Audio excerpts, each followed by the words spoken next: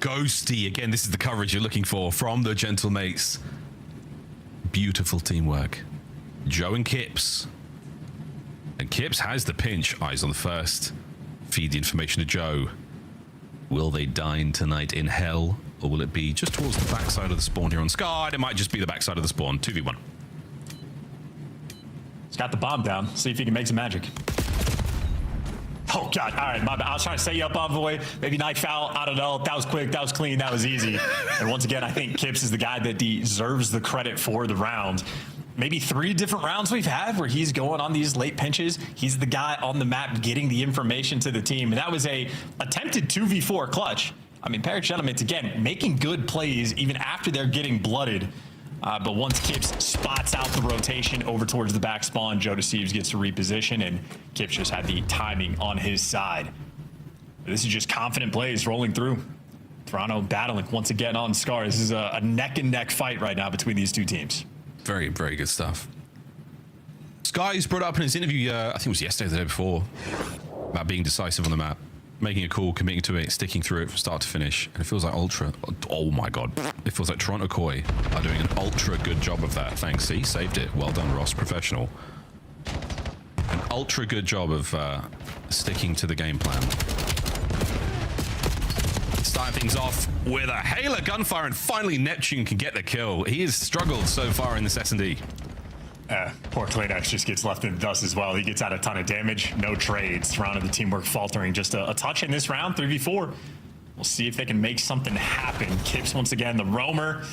And unfortunate for Inside, his teammate gets zapped by a guy up top. And, yep, earned that one. And Ghosty is cruel for stealing that kill. Stat padding. Nah, unreal. Yeah, that's not okay. Smiling. I'm not. None of us are smiling. That's a steal. Yellow card. Yellow card. 3-3. I don't think Ghosty realized what was happening. I think that's what he knew exactly what was happening. Ghosty is one of the most locked-in players we have. You had Ghosty in the dead hard point, called out Insight spawning out when it was like a 0.2-second difference of when the hills are going to rotate. Ghosty is dialed. He absolutely do. No, look, he saw 2 people fighting and he was like, I need to save my friend. He didn't know what was going on, and he is, I mean, that was a good shot not to light his boy up. Now, Ghosty saw Sib snaking in a way that would make Celium blush, and he was like, you know what? He doesn't deserve this kill. See you on Reddit. Nice nades here in round 7. Good shot save from Nep. He's going to get his as well. So finally, the old 1-2 wombo combo connects. Sprees right now from the Gentlemates as they got all the time in the world to work with, and they've got the numbers over towards the A-bomb site. Well, pairs have certainly fought in these 3v4 situations. I've had a little bit less faith in Toronto on this map. They're all grouped up together. Joe Deceives worried about the timing, and Envoy tries to jump on it. Lovely idea. Either way, though, Joe gets the kill. Still, though, man advantage for pairs. Oh, he saw Nep in mid as well. Joe? I mean, that is a team shot from hell. He was in interlocking fields of fire there, not getting away with that one. Kips, here we go in the clutch. You are damn hurt as well. Show us what you got, Kips. Different look. Neptune's giving it up. Oh my God, 1v1. I love this too. That was a great aggressive play call. Try to get the timing and then just completely reset the position. Going on a world tour, the time is definitely going to be a bit of a concern, but neither person has any info. Neptune's on a 3 spree. And now it's a 4. Tough. And Kips is very frustrated by that. Yeah, he played the first half fantastic and then just was not gun up, gun ready for the second half. Probably thinking about whether he wants to square, get the information earlier, but not a fun thing to get caught sprinting. Neptune ends up walking away with an easy 1v1.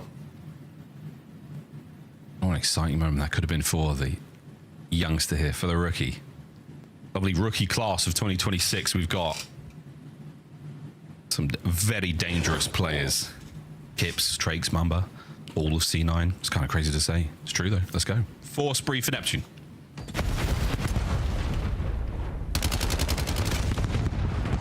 Nobody home, Joe. No one's checked into the motel just yet, but Sib, he might have to stow that luggage a little bit later. The size of that thing, he's brought it to play. Big wrap here from old Koi. Envoy, no trophy. Dodges it all. He's good. So you respect the sniper there as Sib. You try to reposition. You try to work plain heady, and the opportunity was there with the no trophy, but no connections. Now you got to go back towards A, and you've burnt half the game clock on the round, and you know you're going to be dealing with a snipe when you get here. Well, technically, you could make it without being detected, but someone's going to check it. Sib is going to be the man to spot out the play, but technically, the smoke has covered the top side. Oh, good God, it doesn't matter. He knows his angles, he knows what he's working with, and it's a delightful first blood Envoy, now setting him up perfectly for the second, and there it is. Next, eradicated. Map point, gentlemates. All right, yeah, this 0-4 record for Toronto Koi on this map looking to be extended to 0-5. There's gentlemates. Even in the rounds that they have lost when they've gotten first blooded, they've battled every single time. Making the best out of bad situations and making the good situations look easy. Smoke a little bit strange to deal with, but Sib takes the information, knows exactly where to pre-aim, and not an easy shot to hit, but for Sib, remarkably consistent with those. Yeah, very, very impressive. Great smoke as well to take care of that guy in top red. Those stairs are a power position for information and for the kills. Sib with a hot hand here with a snipe on Scar. Players out by no man's land. Well done. No kill, no problem. We're going to back on up. Envoy clearing everything. He doesn't have any teammate support just yet. Waiting for Sib maybe to show a guest appearance over for it before you go for the plant. Meanwhile, Ghosty and Neptune working the B side of the map. So pairs very spread right now. 50 seconds to work with. Oh. And a shot missed, but Envoy creeping near that bomb. He's, I mean, the trust and the patience you have in a teammate like that. Well-founded. Oh, the cheeky bangs and everything. Could be looking at multiple here. Oh, only one. Insight with a delightful snap, though, keeps the flank open. Ghosty will fill that hole now, keeping the pressure on the defending team. 25 to go. Well, if the bomb goes down, this is a great mini-map for Paris. So Sib drops low to make sure he can secure it, and there you go. Bomb down, Envoy survives. Things looking great for gentlemates. Successful planter now, post-plant position. Ghosty has all of the mid-map. Trying to overwhelm the top side. They've made a run for it. Nobody home. They're all down low. Change of floor. A change of plan. Oh, and what an attack from Kips. And now eyes to the middle of the map. Ghosty has shown his hand. The defuse is underway, and Toronto Koi will live to fight another round. Good survival round, and ended up just getting the right play call to retake, and Ghosty gets left in the dust out of position. Interesting setup as well, because I think Envoy down low, he's going to see like the dust in the footsteps if players go top red. He can obviously spot out the players down low, but if Sib drops down and he's worried about the blue pinch as well, that means they just thought that something was going to be open. So ever so slight panic there in that 3v3, but nonetheless still map advantage. Bears trying to tie this series up 1-1. Little timeout. We'll get into the game ASAP. Gentlemates have shown many, many good looks, but Kips has absolutely been the difference maker right now for Toronto Koi on Scar. A transformation. You've already managed to break the perfect record on Den Hardpoint. Can you take care of your own blemished record with a win here on Scar for now? You've got a little bit of extra time to figure out the game plan. Very little conversation on the side of the gentlemates. But for Toronto Koi, this is a very important moment. Everybody just locking it in. Final conversation. Get a little bit nerdy with it. Talk through not just step one, but step two of the process. How you're trying to work together. Kips has been a really good island player, really good floater so far this map. A great tool for the team. I think right now for Toronto, the first blood is probably the most important category, because even when they get them, still have to fight. If they haven't, it's been a struggle. And they're giving Kip the boomstick. He's going to keep it out for the entire round. Kips, will he hit? Oh, we'll find out in a moment. Neptune's going to show face to that top green window. Oh, eyes. No good. Sid with the first blood. Yeah, he messed it up too. He actually wanted to put away, but didn't have the timing. So now Kips in an unhappy, uncomfortable situation with the smoke out. You are terrified about that bomb. Yeah, but now you're just going to go for the world stars. Joe gets involved. The pistola. Oh my goodness. It all comes down to Sib. Only goes for the quick scope and the 2v1. And if the pistols are good and the trades are even better, we're going to around 11. You see, Kips is nervy as well, man. Stressed out. I don't know how his teammates bailed him out there in the smoke, but the pistol shots on point, and this time Insight traded roles. The island player roaming through the middle of the map in there with perfect timing, making sure Sid doesn't do anything fancy. So around 11, as you stated, Toronto took down the perfect record of Paris and are making up potentially for their own. Round 11 to decide it all. We get to find out if Paris are breakers now. Ah, the gentle breakers, maybe not. Gongs out. You know what that means. It means we're flooding through boat. It means we're on our way. Ghosty. Times it right. First blood. Oh, they get back as well. Envoy. Commit towards A. You've managed to get Neptune into a forward position inside of the store. Plant the bomb, post plant. Say your prayers. Here we go. Trying to hold it down in the 3v4. Someone on Paris going to have to step up and get at least a 2-piece to clutch this round. And now we get to watch Toronto Koi work this as slow as possible. Oh, I love it from Kleenex. Connection. Big damage. They still haven't accounted for Nep. Oh, they've got Neptune as well. Sib! Wow! It is absolutely glorious from Toronto Koi on the retake. Round 11 success. And the disasters continue to befall the Gentlemates. Hey, if we're snaking, I'll push the narrative too. C9 is the team that they weren't really supposed to get map wins, let alone series wins, let alone against the team that won Major 1. If they put Paris Gentlemates in such a blender that we're breaking out the snakes, we're breaking out the cheese like that, these guys are feeling the heat. And granted, Paris Gentlemates played a great Scar S&D from start to near finish.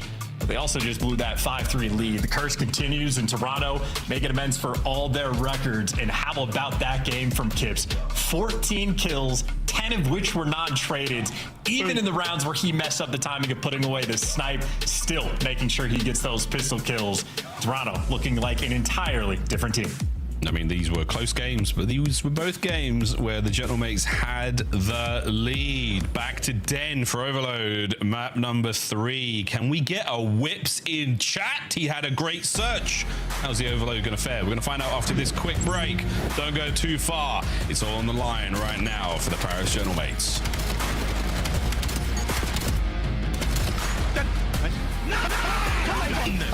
Keep going, Craven!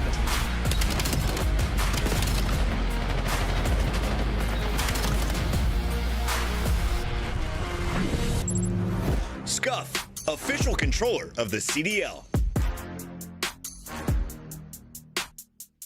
Monster Energy, the official energy drink of the CDL. COD Champs tickets are on sale now. Come see the best teams lock in for this season's grand finale in fabulous Las Vegas. All 4-day passes come with early venue access. Head to FazeVegas.com or scan the QR code to get your tickets now.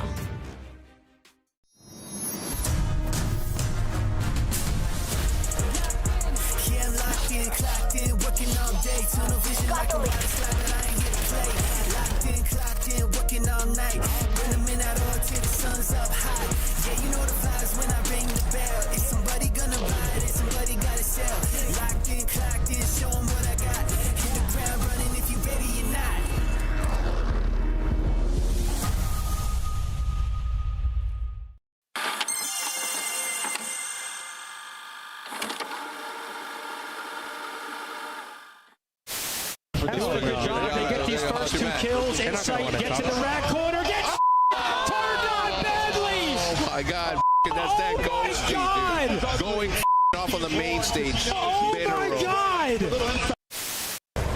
please. Like, you're gonna check it, right? You're gonna check it. Oh, it looks one way. Envoy's on the other. The magic man continues. Envoy gets 2. Scrap gets another. It's all on Nasty 1v3. I promise you, he's in that corner. It's in the 10's corner. It's Envoy's corner. Oh my God! The pleasantries exchanged between squads. Over Chauncey.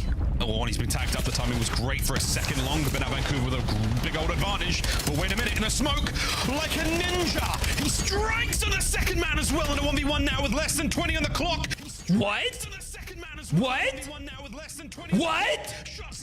Yup! Come on, take it to him. He's got to go plan. He has to plan. Oh my God! If he lives, he wins the round. What a moment this could be! Oh my God! This other guy's tweaking. This guy is trousers. He can't even play. He has his diaper. As long as Sachi doesn't chow this, he's fine. Oh, yo, that guy doesn't play for the win. I keep noticing it too, Oh dude. my God, Quavis, there he is. He witnessed everybody. And he's like, He said, "Oh, I that, want no parts. that, I'm not getting clipped." That's a small criminal. I couldn't play. GG. That was a crazy play. Happy birthday to you. Oh my God. Happy birthday. We were hyping this up, right? It's the 4th matchup. You know, we've seen you guys constantly in grand finals. You guys came out and made that look easy. Yeah, I mean, like I said, we've been saying it online the whole time. Online respawns are different. No sound EQ. We're a way different team, and we just showed it right there. Also, people seem to forget who built that camp. I know how they play. I taught those kids how to play Call of Duty. So don't forget that. All right? Like, let's... Run away. Go and get your chase. Wait, that was you assassinating? Plane, one shot. Going back. Now, I'm one shot. Nice. I thought you were getting assassinated. I heard. That was me. I'm so sorry. I'm so sorry. I just killed your clip. I'm so sorry. It's just one of them. I was right. I knew it, Ghosty didn't mean. No, he Miles. wasn't. No, Miles, do you know what Ghosty was in school for? no. He was going to be a lawyer. Lawyers are liars. Everybody knows this. You cannot believe his lies. No. If I saw you in a knife fight with a guy in bomb red, I'd shoot that guy. You don't trust me to win it? The knife fight? Bad You're teammate not from right my there. ends, That's bruv. why they lost that map too. They don't have any trust in each other. They don't trust their teammates to win the knife fights. Obviously, Sib had that. He'd have been screaming for help if he needed help. Sib's ice cold. He's not that guy to scream for help. He's not that guy to scream for help. Help me! I'm in a knife fight. No one's doing that. Stage 2 stats so far in Overload though. I mean, neither of these teams. Do they need help? I don't know. 3-1, 3-2. They're looking all right. Fantastic. This is stage 2 and stage 1. Both these teams lights out in the game mode. They both enjoy the map. I would say Toronto maybe a little bit more. Very heavy on the defensive end. Their stats in terms of preventing scores, these guys are very on point, which means Toronto could play mistake-free Overload, and that means you've got to bring the A game to beat them. Obviously, no mistakes about it. Rare Shadowbaits have the capability. Big wins for Koi in the last Overloads. I mean, they lose a tough one to Vegas, but Vegas are good. Vegas they're so good, Miles. Say Ultra, how dare you? I've done it a few times now. I can't stop, brother. I can't stop. Right. Knives up, knives out. Let's go. Toronto Koi. See if they can complete the reverse or complete the sweep, or the reverse sweep begins by the mates. We'll find out. But Joe says no. Nep says nah, bruh. Nep is gone, and we're on the run. Yeah, now they've picked up the drone and are trying to work that forward and maybe cut it back over to the Dojo's side of the map. You can have Insight, the lead blocker. Maybe wants to bait out Kleenex. The defense is here, but obviously no trophies early on in the game. The pinch has been shut down, and so has everything else. Kleenex, nowhere to go but to your demise. Ghosty, we're up, we're out, we're running for it, but defensively should be good. We'll watch out for Sib though. Yeah, perfect time. Oh, good shots. Trade sweet though. Comes down to Kips. He's got insight over his left shoulder. Worried massively about the man on the stairwell. Neptune being held at bay now. This is a great look from Koi. Surely they don't let anything get through here. But Nep somehow gets 2. Okay, the play is back on the menu. EMP taking a low route. Back upstairs. Insight gone. This could be a capture. Oh, Kips Kips again. What a save. Yeah, that is unreal. That is, I mean, great setup as well on the minimap. After Neptune pieces you like that, you're worried about the destruction. And now they're parking the bus a little bit because they needed an open lane. They didn't know where the pressure was going to be coming from. So Toronto playing heads up overload for the moment. Doesn't mean you're going to get a score, though. Kleenex just wants to get as many kills as he can. He gives you 2. He's still waiting for his teammates. If he wanted the third, I mean, he would have got it, but whatever, dude. Neptune cuts them out through the mid. Pick up now. Possession back to the hands of the Paris Genomates. Onwards we go towards B once again. Can Kips find the magic again? Not on this life. He will be on spawn. Oh, huge. But it is going to be Joe. His mighty Dravik cuts down 2. And once again, it is end-to-end overload. Well, Kleenex dies immediately, though, so you are forced to go a different direction. Can't run from Neptune, even through walls. He's going to get you, and Insight doesn't know where to shoot. Every defensive stand from Paris has been entirely clean. Really, no pressure of a cap there for Toronto and Paris. Now, they have had opportunities to score. Geared up once again. Trying. Oh, my goodness. Worrying about the flank. EMP rotate through mid. You got options. You don't have that many options. You've got to keep winning these tough gunfights. Joe with another 2. Another. So here we go. Under a moment of chaos, potentially able to get something going here. But again, buying good time. A technical 3 down now, and straight over towards the B goal we go. Koi on the run. And Joe Deceives a little bit of time to work as well. His teammate's going to be playing it quick. Joe Deceives wants to be the nuisance. Neptune playing the default corner. Everybody knows it. You got to expect it. You go for the chow. You can't get it done. And it looks like another defensive stronghold unless Kleenex can pull off something a little bit magical. But no, defense right now is reigning supreme. Oh, fantastic work from both squads. EMP still close to that B goal. Reinforcements from Koi, get the pick up. Oh, does manage to keep it alive. So a few more seconds to play with here. Neptune again, defensive masterclass. 2 players left. Slow peel from Kips. Nothing slow about the second man. Nice. And over the top goes Joe, and it's in. Great goal from Koi. Yeah, and how about that from inside as well? That little dive out just to make sure it does not reset to mid to allow your teammates to make the play. So the setup and execution, now you've dealt with the pressure you at Paris trying to get inside your spawn, set up for a rally cap, but they've taken it down. Again, Toronto, a very well orchestrated team. They play the game mode well, so though a minute left to play feels like a long time to go. A little keeping it in touch, just enough to make that play work out. Unbelievable. Yeah, that minute is going to feel like a long time. Shots from Kips, not enough though. A very difficult gunfight to win, but a sneaky Insight still on the play here. Kleenex is behind enemy lines, and he's doing a lovely job of pulling half of the Paris Genomates roster around the map. Oh goodness, Ghosty gets taken care of now, and over to A we go. Koi, a big attack. The kills are up front. The EMP detonates magnificently. 2-0. And where is Kleenex going? It was the Kleenex diff early, and he wants to explore the outsides of the map. Paris are going to try to rally this. You got Sim, pistol in hand, and the device, and he does have 2 lead blockers. No trophies, though, and going through the guard. Oh, Raj Garrett. Oh, my God. The British is taking over, as is Paris. They get a score. Jeez. The rally was magnificent. Bravo, Chards. Bravo. Final 10. Is anybody getting a touch on this to force the extra time? Let's see what this does to your commentary style. A couple of big ones. And no extra time. Not a soul on the Paris Genomates wanted to grab that.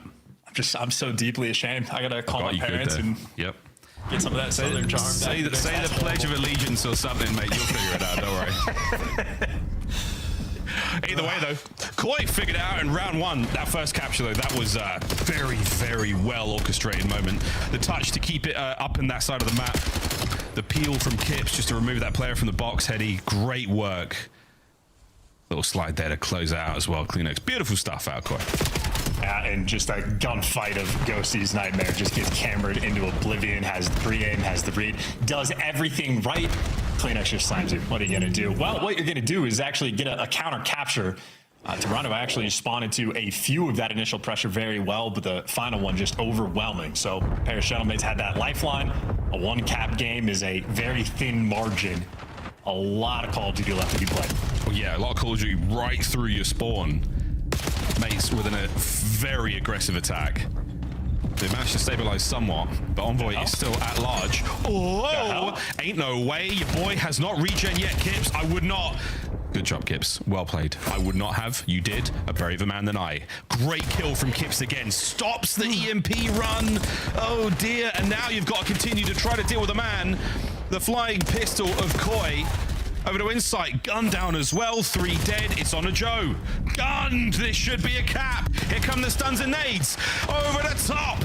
And no one's getting through Kleenex. The slide on the goal line. Magical moment from Koi. Dude, time and time again, I mean, they just make the best of it. Kleenex is having such an interesting map as well. He's been having a lot of fun exploring different things, including the spines of his teammates with the knife. And there's no way this turns into a capture, right, Paris? They're going to have everybody here. No way. You don't get a capture after performing a vivisection on your teammate. Last man, Ghosty. No way. No way. Kips, the lead blocker that Koi said their prayers for. And now the back line is still in danger. The front line has just been saved for a second longer. But Joe, back on the front foot we go. I mean, I want to see Kleenex, right? This is the most interesting man in the map. He's going to show us something new at some point. Well, he dealt with the pinches. No trophy and tin, so Joe Deceive's going to just explode. And Kleenex probably falls off the map here, right? I feel like this is what's in the cards. No, we'll have to ask Puckett. He's got the crystal ball today. 23 and 13 from Joe Deceives. Again, defensively, so strong. Through tin. Oh, it's just beautiful work once again. Neptune with a big 2, slows it down just a touch, makes it 3. That is the EMP, all his. And Joe, through the smoke. Yeah, I mean, listen, we're snaking, we're throwing smokes. Gentlemen to do anything it takes. No way. That's a happy accident. That's an unfortunate accident. That's a good one. We'll take the happy accidents. Well, we'll try to make sure that this is not an accident. This is all deliberate play. Still 2:35 on the clock. Loads of time. Loads of time. You got to get through that Koi. Brick wall of defense of Ghosty. He finds a way to pummel through. Oh, but a bit too zealous on the charge. And Joe Deceives. A quad feed for the young man. Couldn't smoke that out, could you? You give him a little bit of clarity and he rips apart your entire team. 2 minutes left to play. Toronto, you do not have to rush anything. You just need to play for kills. It's the purple haze of Toronto Koi right now. They're flying high inside. He's on the damage on the inside.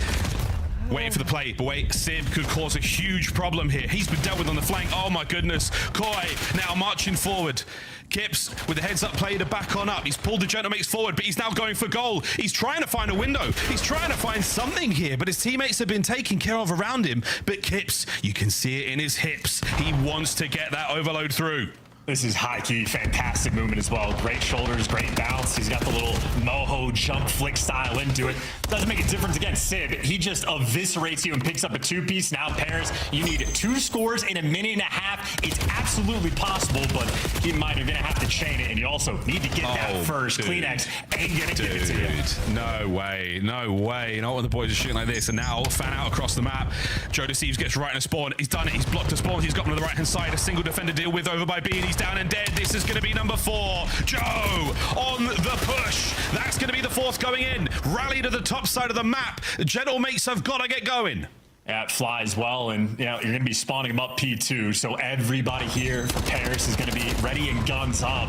They're going to need every single wave, and that is not the start you're looking for. Kips with that nade basically just called game. Called it. Absolutely called it. And now Envoy holding on to the EMP where he wishes he didn't have to. That is a staggering nade. Toronto Koi, they did it for Puckett. His pick'ems have been diabolical.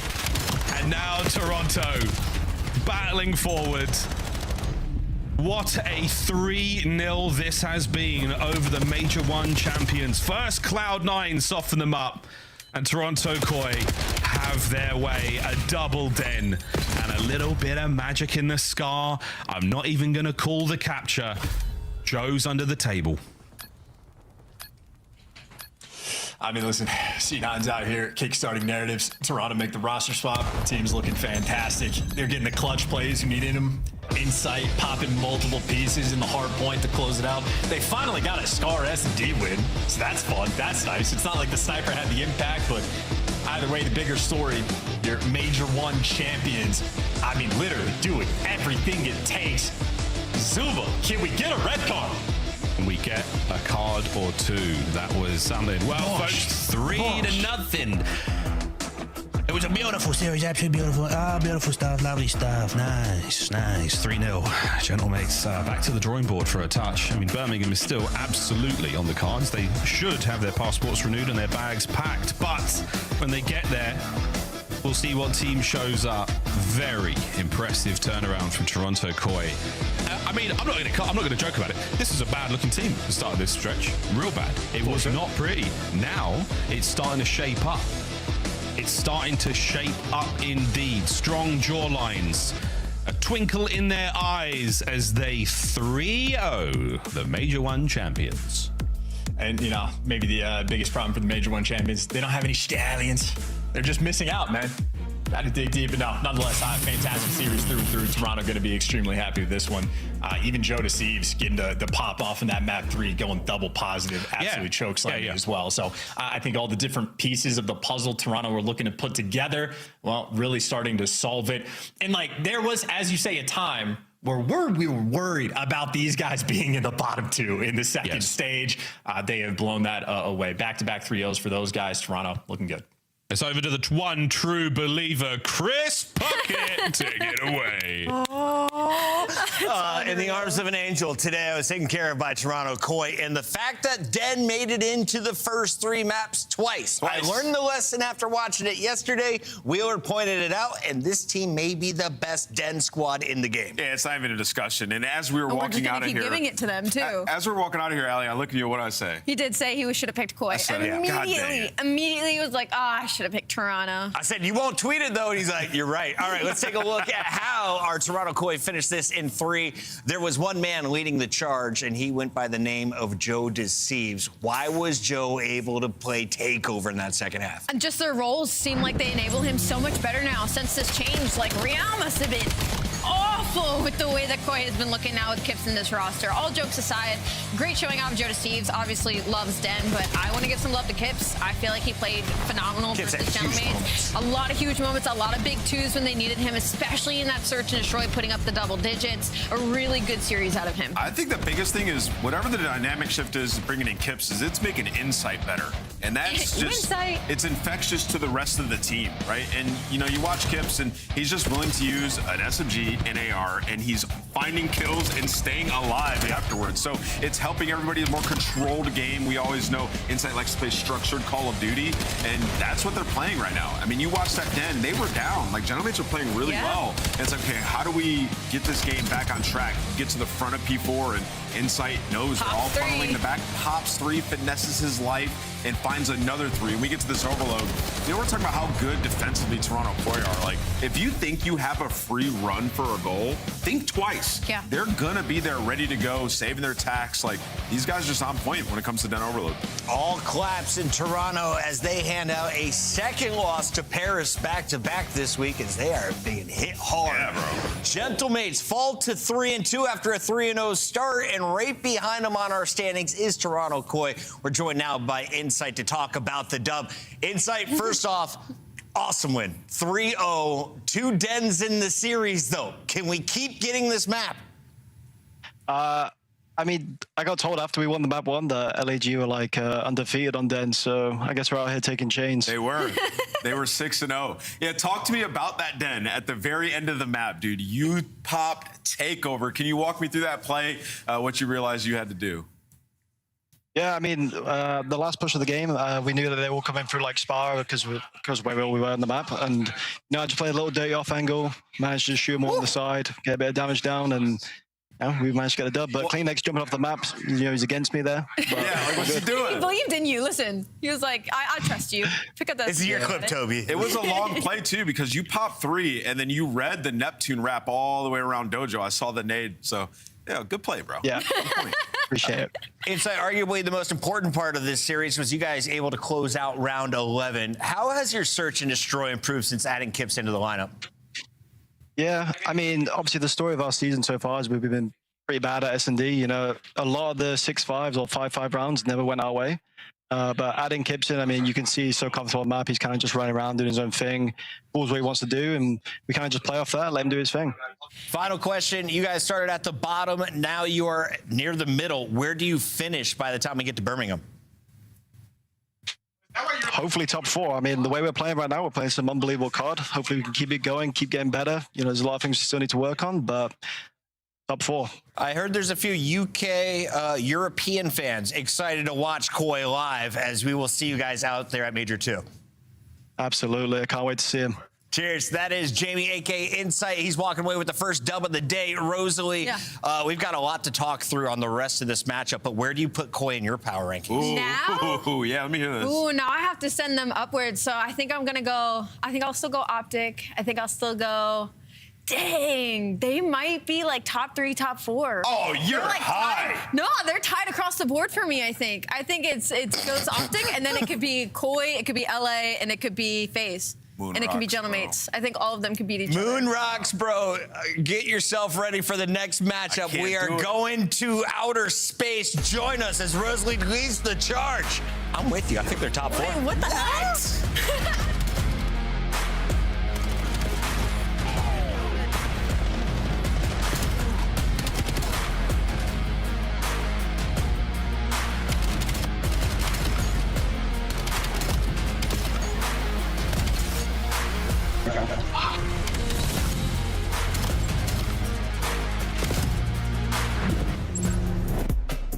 Black Ops 7 returns to the Esports World Cup in Riyadh this summer. Scan the QR code to be notified when tickets go live later this month. Start the season strong with the 2026 Call of Duty League Pack. Grab yourself the CDL operator by scanning the QR code on screen or check it out in the Call of Duty store in-game now. Scuff, official controller of the CDL.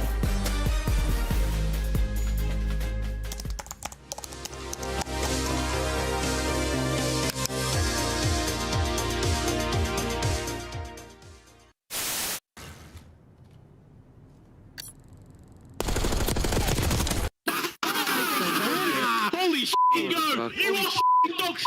F your dog! Oh my fucking god. Mexico beat! Back! People live in one! Let's go! Oh my goodness! Hold the cross! Still attached! Still attached! Done with 2, done with 3, done with 4! Let's go! Wow! Let's go!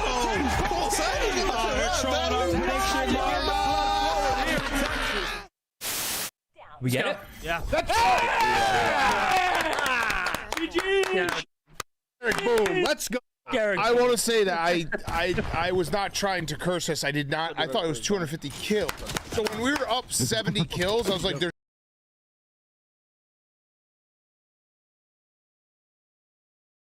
I can do nothing for you. Back time still? Find across the back. No. Behind you.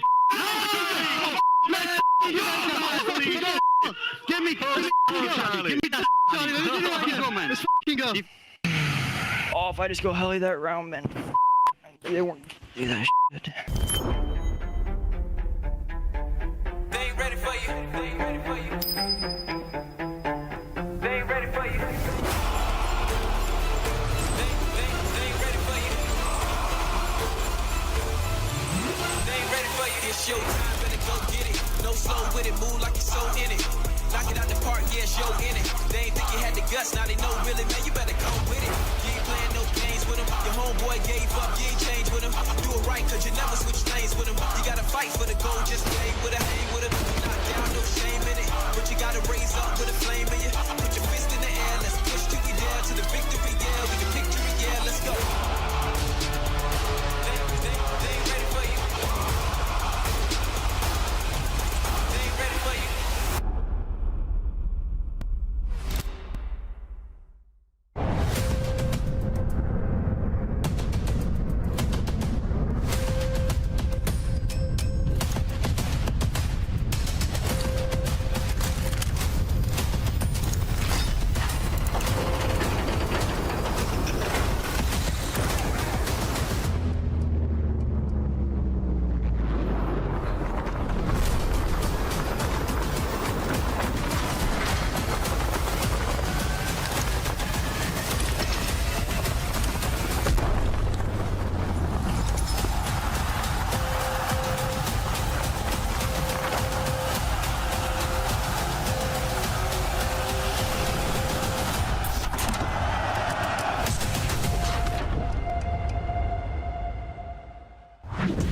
You'll see me poolside at the Mandalay Bay with the Mojito in July. Come join us for the 2026 Champs event. It's going down at the Michelob Ultra Arena, July 16th through the 18th. Allie, this is always one of our favorite events of the year, if not our favorite. And everyone has a chance to still get tickets. If they have tickets, they can buy some sweet gear.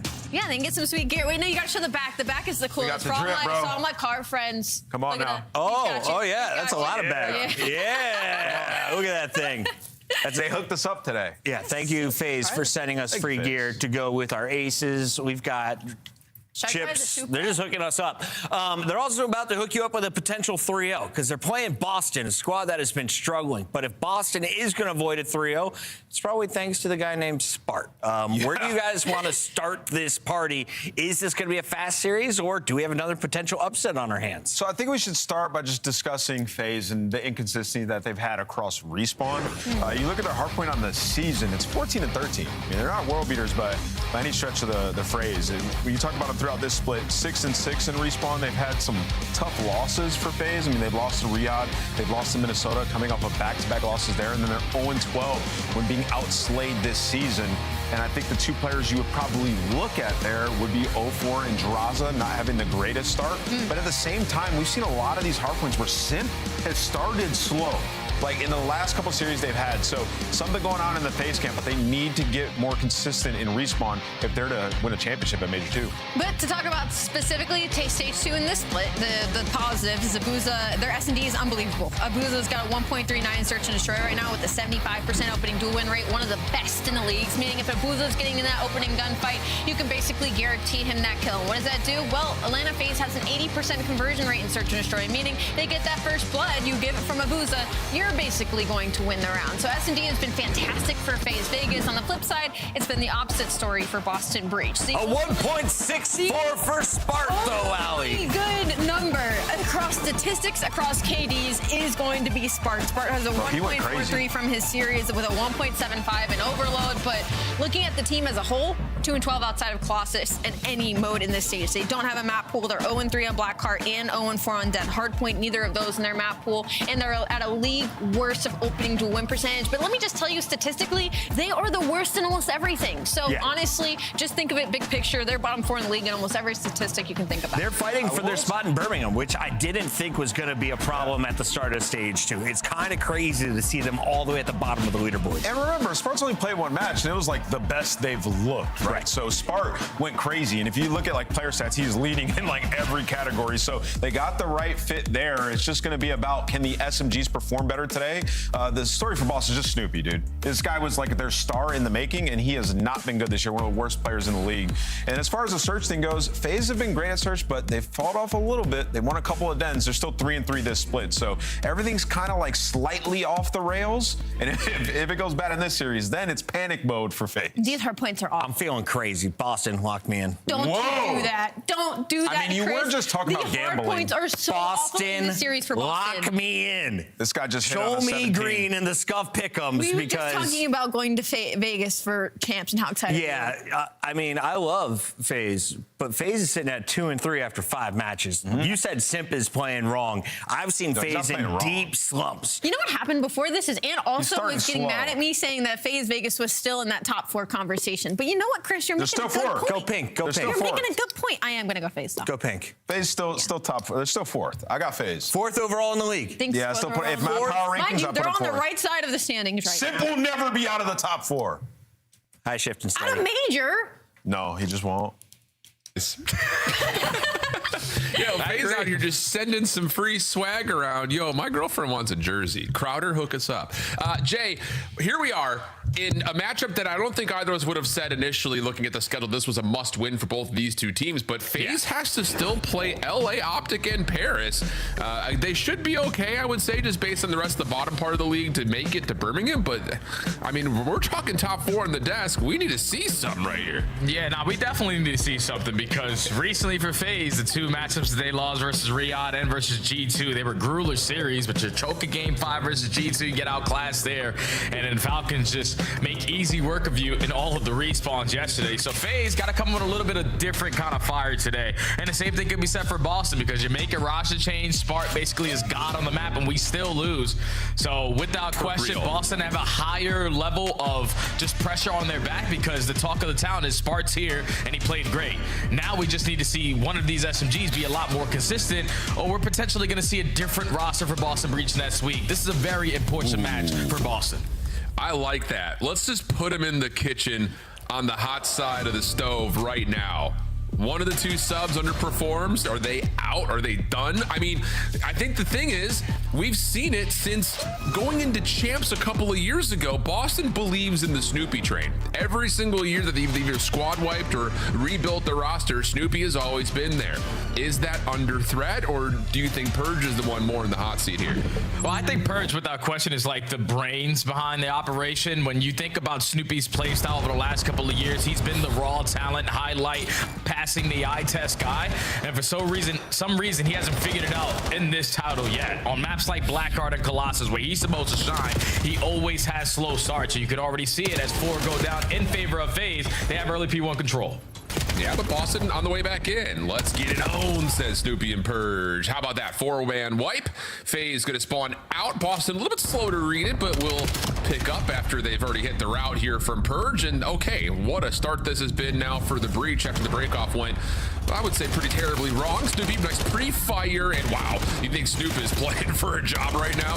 Heck of a start from him. Nasty to follow, and this has been really, really clean, really, except for the break-off for Boston.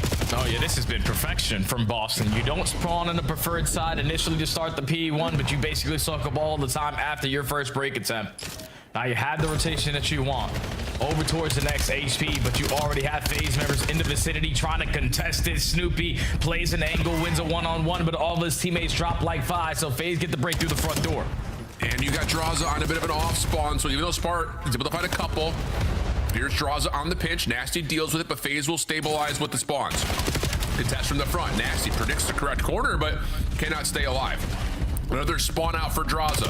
Abuza able to hang things on to the front. Spark, Boston still working on blocking, if not winning back the spawns, but we're at 25 seconds left here. If this is going to work, it needs to start working quickly, and 04 steps up, finds himself 2. Easy trade behind that, and FaZe will have the opportunity to really dictate what they want to do in the last 15, whether they play for old or if they rotate, and they're going to go for the rotate. Yeah, this is their final 15. Now it's all about the rotation fights, and 04 is a guy who I really want to focus on for this FaZe lineup, because the last 6 series, when you're playing alongside Sim, you need to make sure you're bringing consistency, but he's been averaging a 0.8. If you want to hit that next level for FaZe to win championships, you need to be a lot better around the map. So playing Blackheart into the mix, Draza here on the back lines is not able to find the kill, but you go right through the front door, you flip the spawns, and you technically win the rotation if you're FaZe.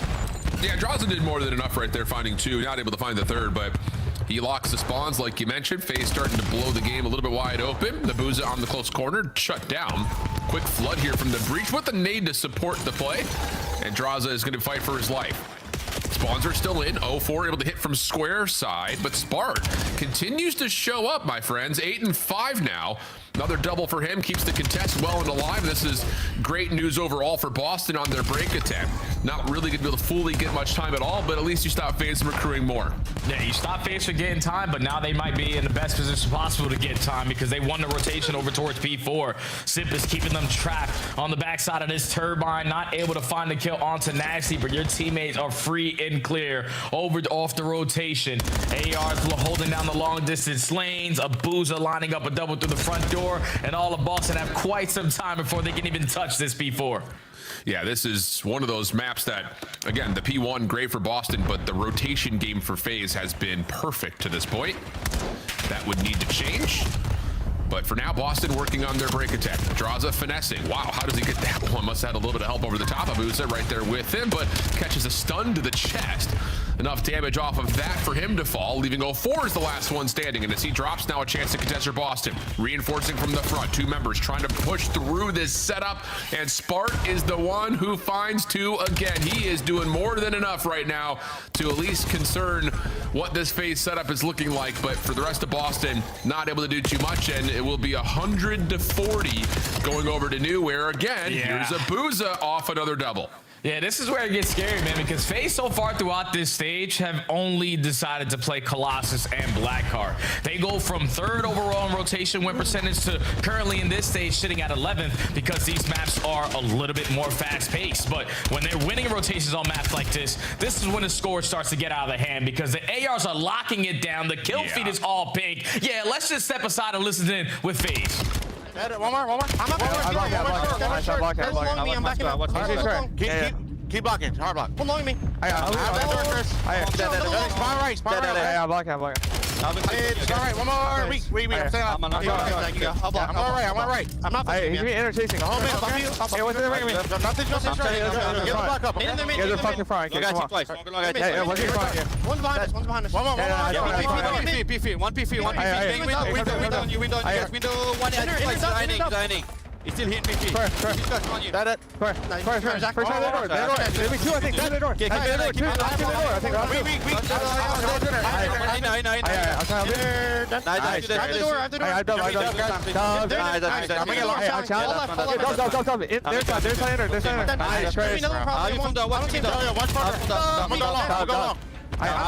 have the door. Hold up. Yeah, I try. They're weak. Nothing full pinch. They're trying to flip. I'm staying up. They didn't flip. I'm staying up. Snoop's gonna spawn with you. I'm trying to get back, bro. I'm winning long. Break time. Nice. Maybe we don't. Get this guy. I detonated door. I'm going out of me. Running to left. Also. Nice. Let's kill this guy. I'm playing the back. Let's kill him. I'm staying close blue. You look to back kill. I'll get time. Stay close blue. There's me too. I mean, woof. This has been an absolute blunder for Boston. Have not won a rotation. And even in the middle of that listening for FaZe, you kind of look over Boston, 30 seconds remaining on P1. You've gotten 4 dead, but we're all staying in the time because we also need the time. Like, it's just so tough to fight uphill at such a steep incline right now as Abuza is taking over 22 and 15. Good help on 04 from the cross. One more to grab. Easy cleanup. And FaZe, if they get Snoopy here, may just put this thing out of question with a very embarrassing scoreline to Boston's dismissal here. Yeah, like, I don't even know how you expect to win Blackheart when you lose 7 rotations in a row. Like, we're never gonna cut our losses. We're not winning one-on-one gunfights. Straza is smiling from cheek to cheek, but the game is just seeming too easy right now. Boston have more than 50 points. They're gonna be able to soak up this final 5 seconds if they want to, but you're down by so much, we can't even get the junk time. We gotta rotate, and we're walking right into pre-aims again. Another 3 dead FaZe and close it out here. You know, I will say too, I mean, there's a lot of things to be happy about if you're FaZe, but I really want to go back over, and you'll probably see it in the highlight reel. It's the little off spawn moments when you have one rotation, but somebody spawns out. How efficient they are on working those as natural pinches. We kind of saw it in the first rotation from 1 to 2 from Draza's perspective. You got a lot of it from Abuza in this most recent rotation. Is he almost able to snap to a second? Draza in the hill now, pistol out, can't quite finish, and Boston will get a break, not just of the spawns, but also of the hill. So a moment to at least get this scoreline a touch more respectable, but it really has been. The moments that FaZe have still held, but had someone spawn out, they are working those natural pinches perfectly. Yeah, it's easy, especially when your teammates are finding multi-kills around the map to even up the numbers, even put yourself in an advantageous situation. So it's just FaZe right now a step ahead, and the Blackheart nightmares continue here for Boston. Yeah. We head over towards P4, FaZe, win every single gunfight off the rotation. Boston all the way across the damn map. And that is going to be map 1. Yeah, sure will. It's just been so good watching FaZe on those natural pinches, but also just how far they can spawn Boston out. Wow. What an unbelievable display. So Blackheart is a map I no longer want to play FaZe on if you're the rest of the league. I mean, unless you're Falcons. Well, unless you're Falcons, that's fair. But I mean, realistically, they have beaten teams by at least 100 points, it feels like, on average this stage. This one will obviously help the average quite convincingly, but they look really, really, really, really good on this map, and that's not good for the rest of the league, who have often, I would say, outside of Riyadh, avoided this map like the plague. Yeah, because FaZe, like, the Death's touch on it. Their hard points are around, like, basically 500. So you get like 15 and 13 now after this win. Yep. But FaZe right now are just one of those teams that I truly have a lot of respect for, because they are not sitting complacent of just being dominant at certain maps. No, all right, these are maps that we were auto-videoing all throughout stage 1. We're going to play them all throughout stage 2. We want to be the team the most well-rounded on every single map and mode combination. So that's what, the 7th Blackheart between Blackheart and Cross that they played so far throughout this stage. Yep. So right. It's just FaZe improving where they need to improve. And when you get beat up the way you did versus Falcons, you're going to take some plays out of their playbook. And when you win rotation after rotation after rotation, after rotation after rotation after rotation, yeah, the score just becomes really easy. The game becomes really easy. And unfortunately for Boston, another map 1 loss here on Blackheart puts them at 0-5 on the season. Yeah, it's just, like you said, when you're losing rotation after rotation, it's hard to play this map. It really is, because you're trying to make the most of weird situations. Like, you kind of maybe unpredictably get blocks when you don't necessarily expect them, and that turns into those natural pinches that we saw from like Draza and Abuza. It just, it's so hard to read the map if you're not taking some convincing steps. And that's kind of like why I point to that moment on P1 the second time around, is like, you've got 4 members alive, 3 inside of P1.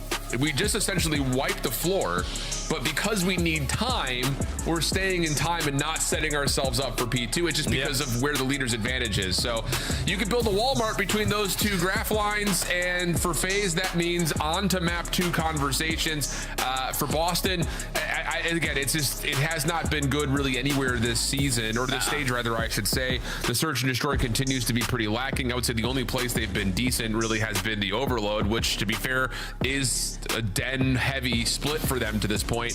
What do you think about the raid, though? Because we really haven't seen a ton of it from Boston, and we've seen next to none of it from FaZe on the same token. So where's your headspace kind of looking at this map coming up for map 2? I feel like for FaZe, I'm happy to see this map, because the only one time that they played it was like 2 months ago, and they lost it all the way in around 11. Raid's been out for 15 years. Simp's gonna understand how he needs to play this map. And then the opposite side for Boston, it kind of scares me, man, because they played it versus Carolina in a game 5, and they're trying to develop new strategies on a map that's been out for 15 years. It didn't make any sense to me. We're taking the bomb on the backside of Laundry. When we have Laundry control, all we have to do is get it down. Like Snoopy, I don't know if you want him to be your bomb carrier on this map, because he was those guys. He was the guy that was taking all those risks, and it wasn't really leading to high rewards. But Raid has been out for a minute, man. We know what strategies we can get away with, so don't try to make it, a little fancy.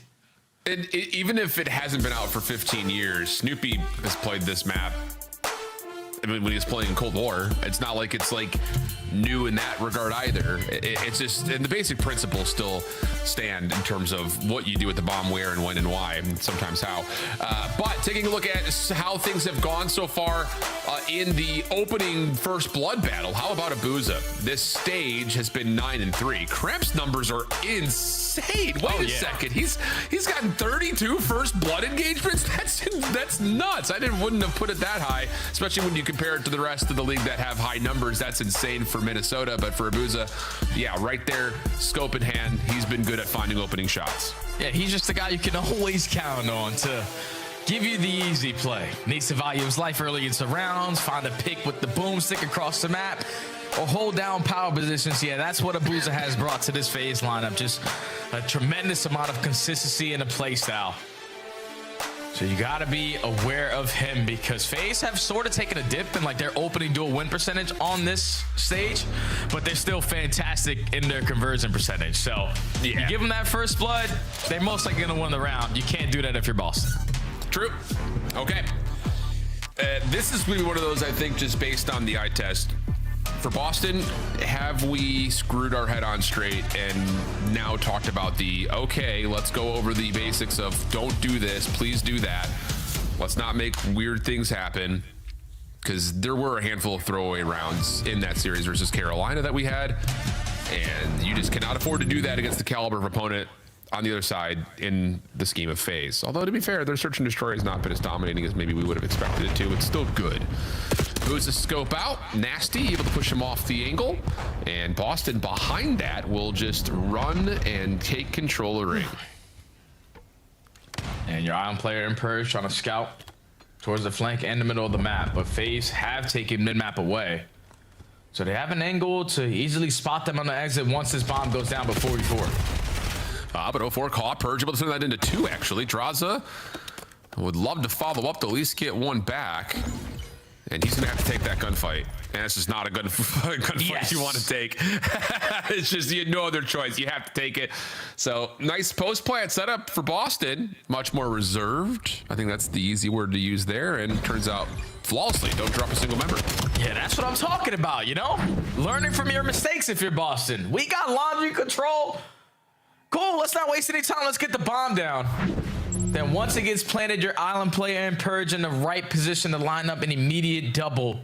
Basically guarantee you the round win as soon as those kills go down. So Boston already making their adjustments early into this S&D. Clean. FaZe's turn to attack. And 04 will just cut through Zig behind cover of smoke at kitchen to immediately get over to the bomb. Purge is being held by some gunfire, but looked like from Simp, so he may have an AR in hand here. Purge not able to see the exit. Post plant setup leaning towards mid J. This is interesting. Oh yeah, this is a beautiful round so far here from FaZe.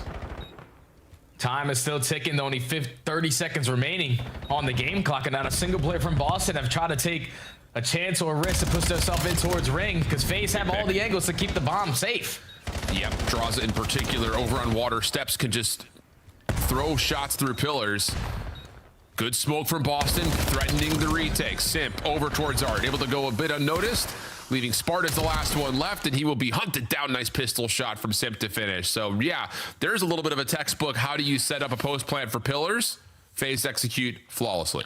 Yeah, that was like perfection on that kind of play call. Oh my God, I don't know what the hell just happened there, but frog in your throat, brother. Are you here? Yeah, you get the smoke grenade at the front side of kitchen. You're not able to spot out anyone if they're getting aggressive through the middle of the map, and then 04 just catches his time and gets the bomb planted. Water steps is clear. B side of the map is clear, and everyone on your team had an angle to keep the bomb safe. A clean round there for FaZe to tie the game. Yeah, realistically, for Boston playing that 3-man flood to retake from Laundry, that smoke coverage at pillars, you need to be able to double hit to Art. You need to get Simp out of that position and then hopefully have Zig as a muse as a different point of ingress. But we get into this round. Boston, similar idea in terms of how they want to execute over towards ringside. Snoopy will clear out Laundry. No bomb in hand. I'm sure Ant's happy to see that. And Nasty will wait for a moment, looking for contact as Boston behind this. Spart, deep shoulder, punished. Snoopy still alive and kicking, though, is able to turn a 2-for-1 exchange into favor of Boston. And now you got your numbers. Yeah, let's just play the gunfights. No need to try to risk it by someone working on the bomb plant. So you just send it for the gunfights. And you clean out house on the backside of Laundry. So FaZe, they're prepared for that A push, but just that nade hitting that player at mid square, you force the rotation back towards kitchen, and they're thinking, hopefully by the time we get in this position, they are working the bomb plant, so we instantly have the advantage. But Boston took their time, we're playing for the fights, and it works out for them to take their second attacking round. Yeah, really aggressive stature in terms of how you set up aggressively for offense, but it works out mostly because both SMGs are also there to support. Of course, we had Spart's POV on the outside of the ledge, but Purge was right there with Snoopy opposite side of Laundry. So a little bit of extra aggression that time around. Smoke to take away line of sight through kitchen as FaZe are looking to once again put pressure in the middle of the map. This time, though, I believe they did see Snoopy out towards B with a couple of shots, and that's going to be enough for 04 to swing the bomb and plant. Really, you got to keep your eye on Purge here. What route does he want to try to take to foil this setup? And he's going to go back towards water steps. Yeah, he's just going to get to his teammate. Snoopy finds the first blood. A boozer there for the trade, but you got this guy isolated in towards Tiki. Smart and Purge combined for that kill, so now it's a 1v3 for Draza, and he's trapped. He's gunned down, and Boston perfect there on their retake. Yeah, it felt a little interesting, I think, just for FaZe. Similar idea in terms of their opening approach to get out of spawn, smoke up towards kitchen. Maybe you're thinking Boston's going to bite on the same A setup that you just gave them, but instead this time Snoopy gets just enough information to say, okay, well, there is still someone over towards pool. And I don't know, maybe if you're phased, do you wait a little bit longer before you make that rotation over to plan? I understand you're trying to play for a quick post plan and you're just going to survive through bedroom, but Boston had a really good adjustment there, reflooding back through mid and having a free retake through steps. Yeah, and it all, like you said, starts with Snoopy. They're just gaining that information through that B site because Draza's given the comms to his teammates. He's on the bomb. We could potentially isolate him, but the fact that when your teammates get to the bomb site, Snoopy's already gone, you're forced to commit yourself at B because you gave up all the space on the opposite side. So Snoopy traps them and wins that round for his team. Now back on the offense they go, and they find another first blood. It's the same rollout for Boston in all three offenses to this point.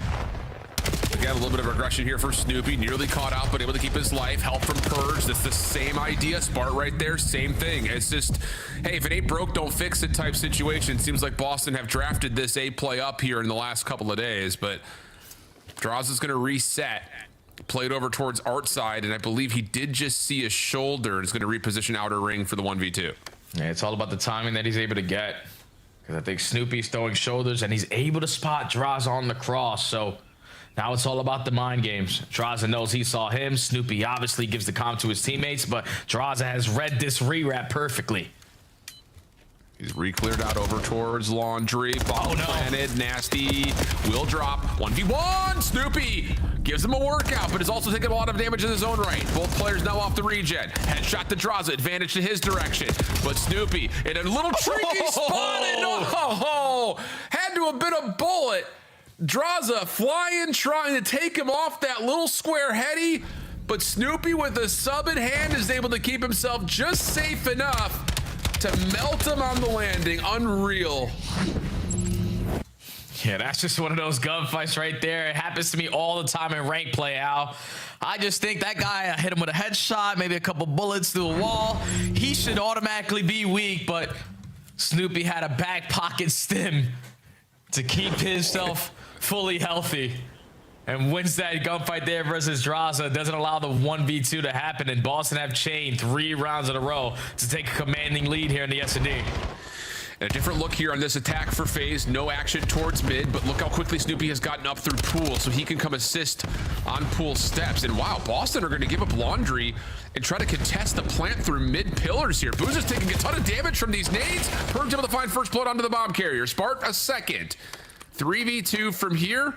And FaZe are without the bomb on this rewrap. Yeah, they did that so fast, man. Like, FaZe need to react to that quicker because 04 spots them on the exit, and the only way they can stop you is if they retake through mid. But when you give them a window, they capitalize on it. Now they have the numbers. Spart locates another one onto Sim. 1v3 for 04 with bomb down at A. Yeah, good luck. Well, he gets the first one. Had damage into Nasty. It probably had him down to about a bullet. But like you mentioned, the bomb being down on A and everyone knowing it for Boston makes this 1v2 a little bit more tricky than normal. But, okay, there's the isolation over towards top ring. Snoopy firing back, has 04 down to half HP. Just trying to play a little bit of mind games. Not going to work out. Boston not fooled. And yeah, way better than when they played Carolina. Way better so far. Oh, yeah, man. And big shout out to the new guy on the block in Smart, because I shot him a DM after this series versus Carolina. I said, you went crazy. Just got to get the boys to lock in on Search and Destroy. And he told me all it's going to take is a day or two to get everyone where I need them to be. And just an immediate switch up from how they played Raid last time to this time. They are locked in on their setups. They are locked in on their play calls. A completely different lineup here on Raid.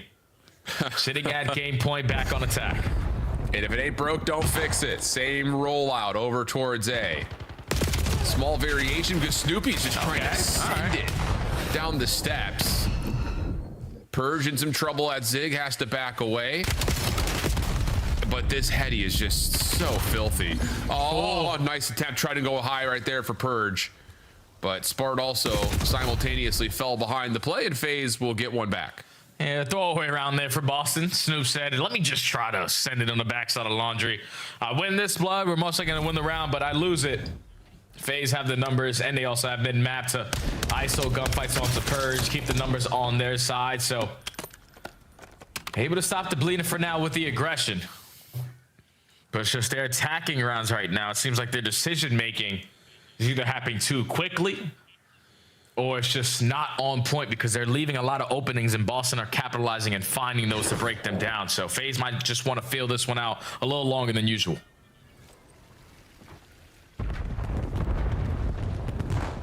Well, these are obviously rounds that you cannot make mistakes in moving forward. And another interesting look as Snoopy runs it down over towards top bedroom. We've seen that play from him defensively before.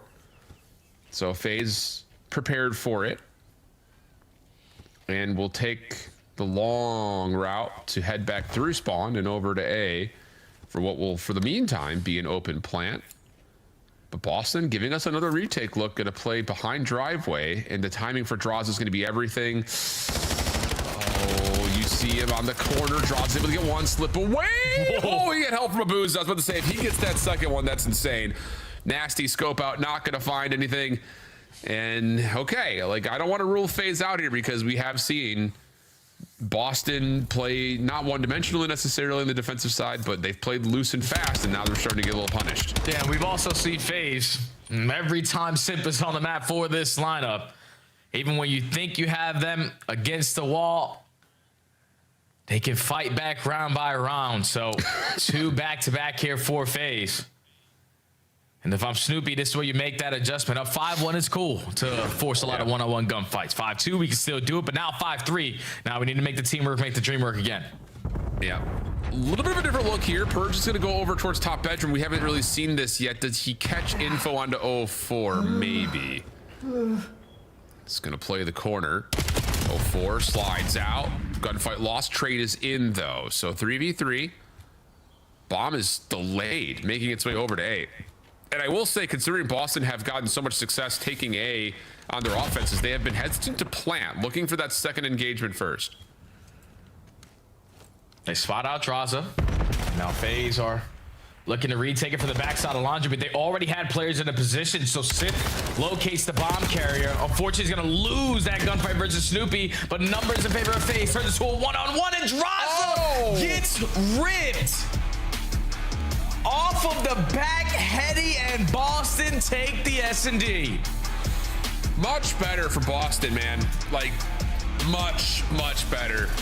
I mean, the frenetic retake pace, but I say it's not the right word. It's been fast, it's been hasty, but it's been dictated. Like, you could very easily tell that there is a complete shift in mentality as far as commitment is concerned in terms of what they want to do defensively. And then obviously outside of that last attack, everything for Boston you could frame up on a platter of like, all right, Purge is going to watch mid through zig steps. Everyone else is going to go either through art or through driveway. We're going to take outer ring. We're going to push up to laundry. Like every single offense was the same except for that last round for Boston. It's just interesting because reflecting back on that Carolina series, where they got in the most amount of trouble was electing to take one step further to play back laundry. That didn't change. They actually threw a third guy into the mix. So it seems like Boston really, really want to do their laundry here on Raid. Yeah, just take the bomb out of Snoopy's hands, man. Allow him to be, you know, that aggressive SMG style player that he wants to be. Catches his timing towards back laundry, and then Nasty just being the veteran. Hey, I know when's the right time to get the bomb planted, and it all starts when we have laundry control. So not missing a beat, quickly making their adjustments from the last time they played it. They tie the series up, and they look great in that search and destroy. Now the pressure's on for FaZe. Agreed, especially considering it's Den for the Overload. Boston have played it a lot. Let's put it that way. They've played it a lot. So have FaZe, to be fair, though. So it should be an interesting one. We'll check out the scene when we come back after the break. Don't go far. You're watching the Call of Duty League right here.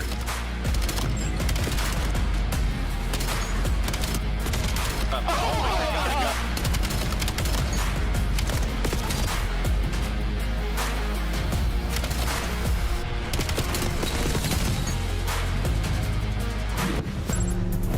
Scuff, official controller of the CDL.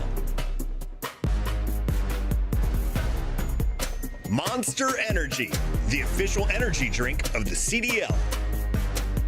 COD Champs tickets are on sale now. Come see the best teams lock in for this season's grand finale in fabulous Las Vegas. All 4-day passes come with early venue access.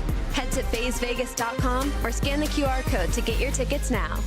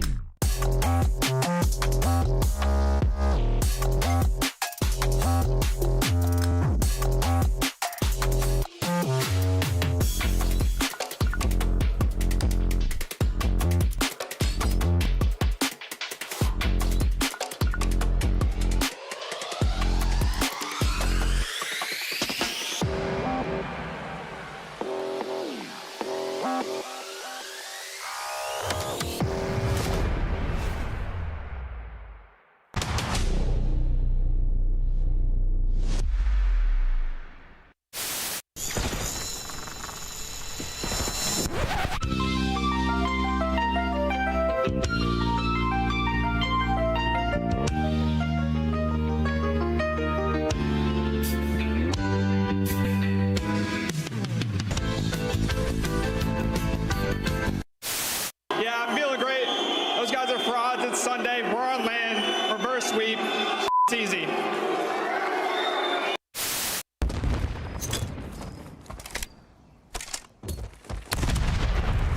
Aaron Doe just does it all now. Go bait. Oh! Unicorn. That's true. Well, why, bro? Why are you going? Why are you going? Dude, you're gonna get in trouble, bro. Why is your You're gonna leg get here? fined. All right. What the f is that? Hello. And then Actually, about looking in the thing. You're an idiot, bro. he's not in here. Join the game. Oh, we got Fame here. Fame, how you feeling, man? I'm feeling good. Happy to be here. Fantastic interview as always from Fame. Wonderful lad.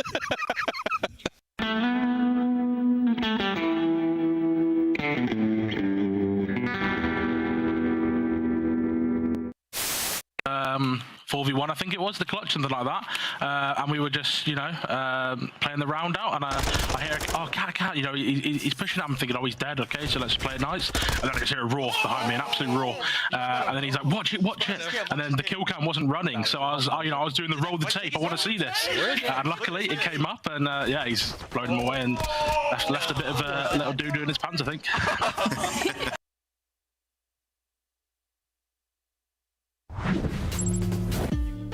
Oh, the tales of Boston search and destroys continue potentially now with Raid underneath their belt a little bit more securely.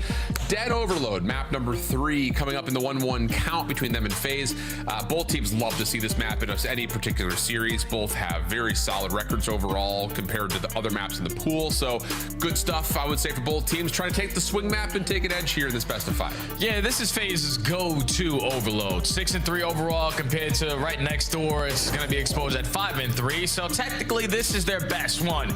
But it's just the last time that they played it.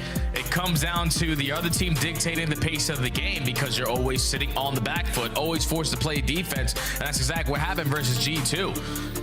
And it could potentially happen here versus Boston because Boston, the way that they manhandled Carolina last time, everyone was slaying to bits. Everyone over 1.0 KD. The new guy on the black had a 1.7.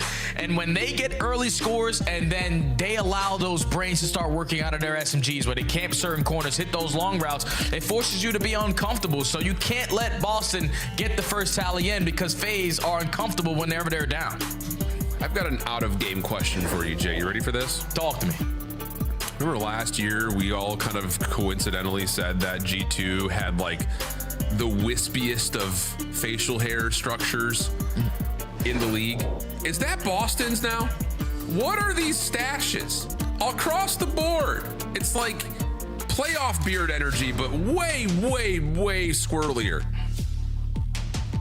What you want me to say? They can't grow facial hair. They young, bro. They can't grow facial hair. It might not be in the genes or something, but it don't matter about the facial hair when you're tied 1-1 versus FaZe. You get blown out the water in the map 1. You make your adjustments and dominate on the map 2.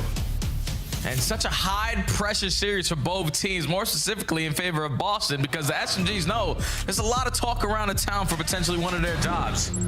You got to keep on fighting, and Den Overload is the next map in front of us. I'm going to go ahead and say Boston has the squirreliest facial hair game in the CDL this year. You got it, man. You got it. Sparf gives us first play. Let's get locked. Follow up behind that, though, is good for 04, but good map position here. Snoopy finds one, slips into Broken, and has an opportunity for possibly more than that. Yeah, good help over the top as Nasty confirms the trade, and Boston could potentially possess the EMP here. Yeah, they have been map control. Now it's all about just looking for this next wave of fights, and Purge starts it off with the first, but you can always count on the safety net of the Boozer. to bail you out of situations. I mean, he might find himself quickly into another, but he gets gunned down by Nasty. You had your lead blocker and Snoopy over towards the A site, and now FaZe are just trapped. They don't know which way to look.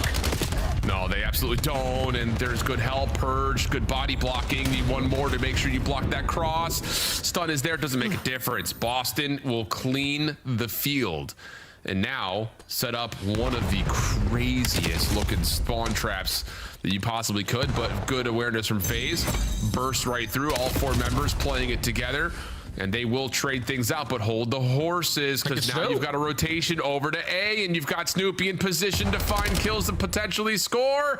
But from behind, Simp will stop that, and EMP will be grabbed and given a little bit of separation. Oh, but Purge is still here, not going to make them an easy play for them to have the exit. But he eventually does get cut down, and FaZe are able to have a good goal line stance, but now approaching over towards rooftops, you were getting cut down by Nasty. Spark camps the corner for the 3rd kill. Now you can go forward if you're Boston. Yep. But moment of pause as Draza at least confirms some space to work around P2. FaZe off spawn, looking to play off where the reset is for the device. Purge there first, though, and that's not what you want to see if you're FaZe. And now you've got Spart on a nice long pinch. Draza has seen it, scouts it out, comms it. Abuza turns, finds 2, and Simp will confirm Dojo as a position to use for FaZe. And you already have lead blockers on the opposite side of the map, too. So Simp, who was the lead blocker for an A capture, is just going to be the EMP OBJ runner now, because 04 clears out all the space. You work your way through bottom servers. 04 finds another kill. So quickly, the game is going to be tied, and FaZe have an opportunity for another one. From behind, though, Purge able to get some control over the top of the new device location. 3 members will drop for FaZe. Simp just trying to put pause while teammates come off the spawn, and he's good for 1. Anything more behind that? Going to the pistol, and will actually take himself off the map. Follow-up from Boston, looking pretty decent, but now a pinch from Draza.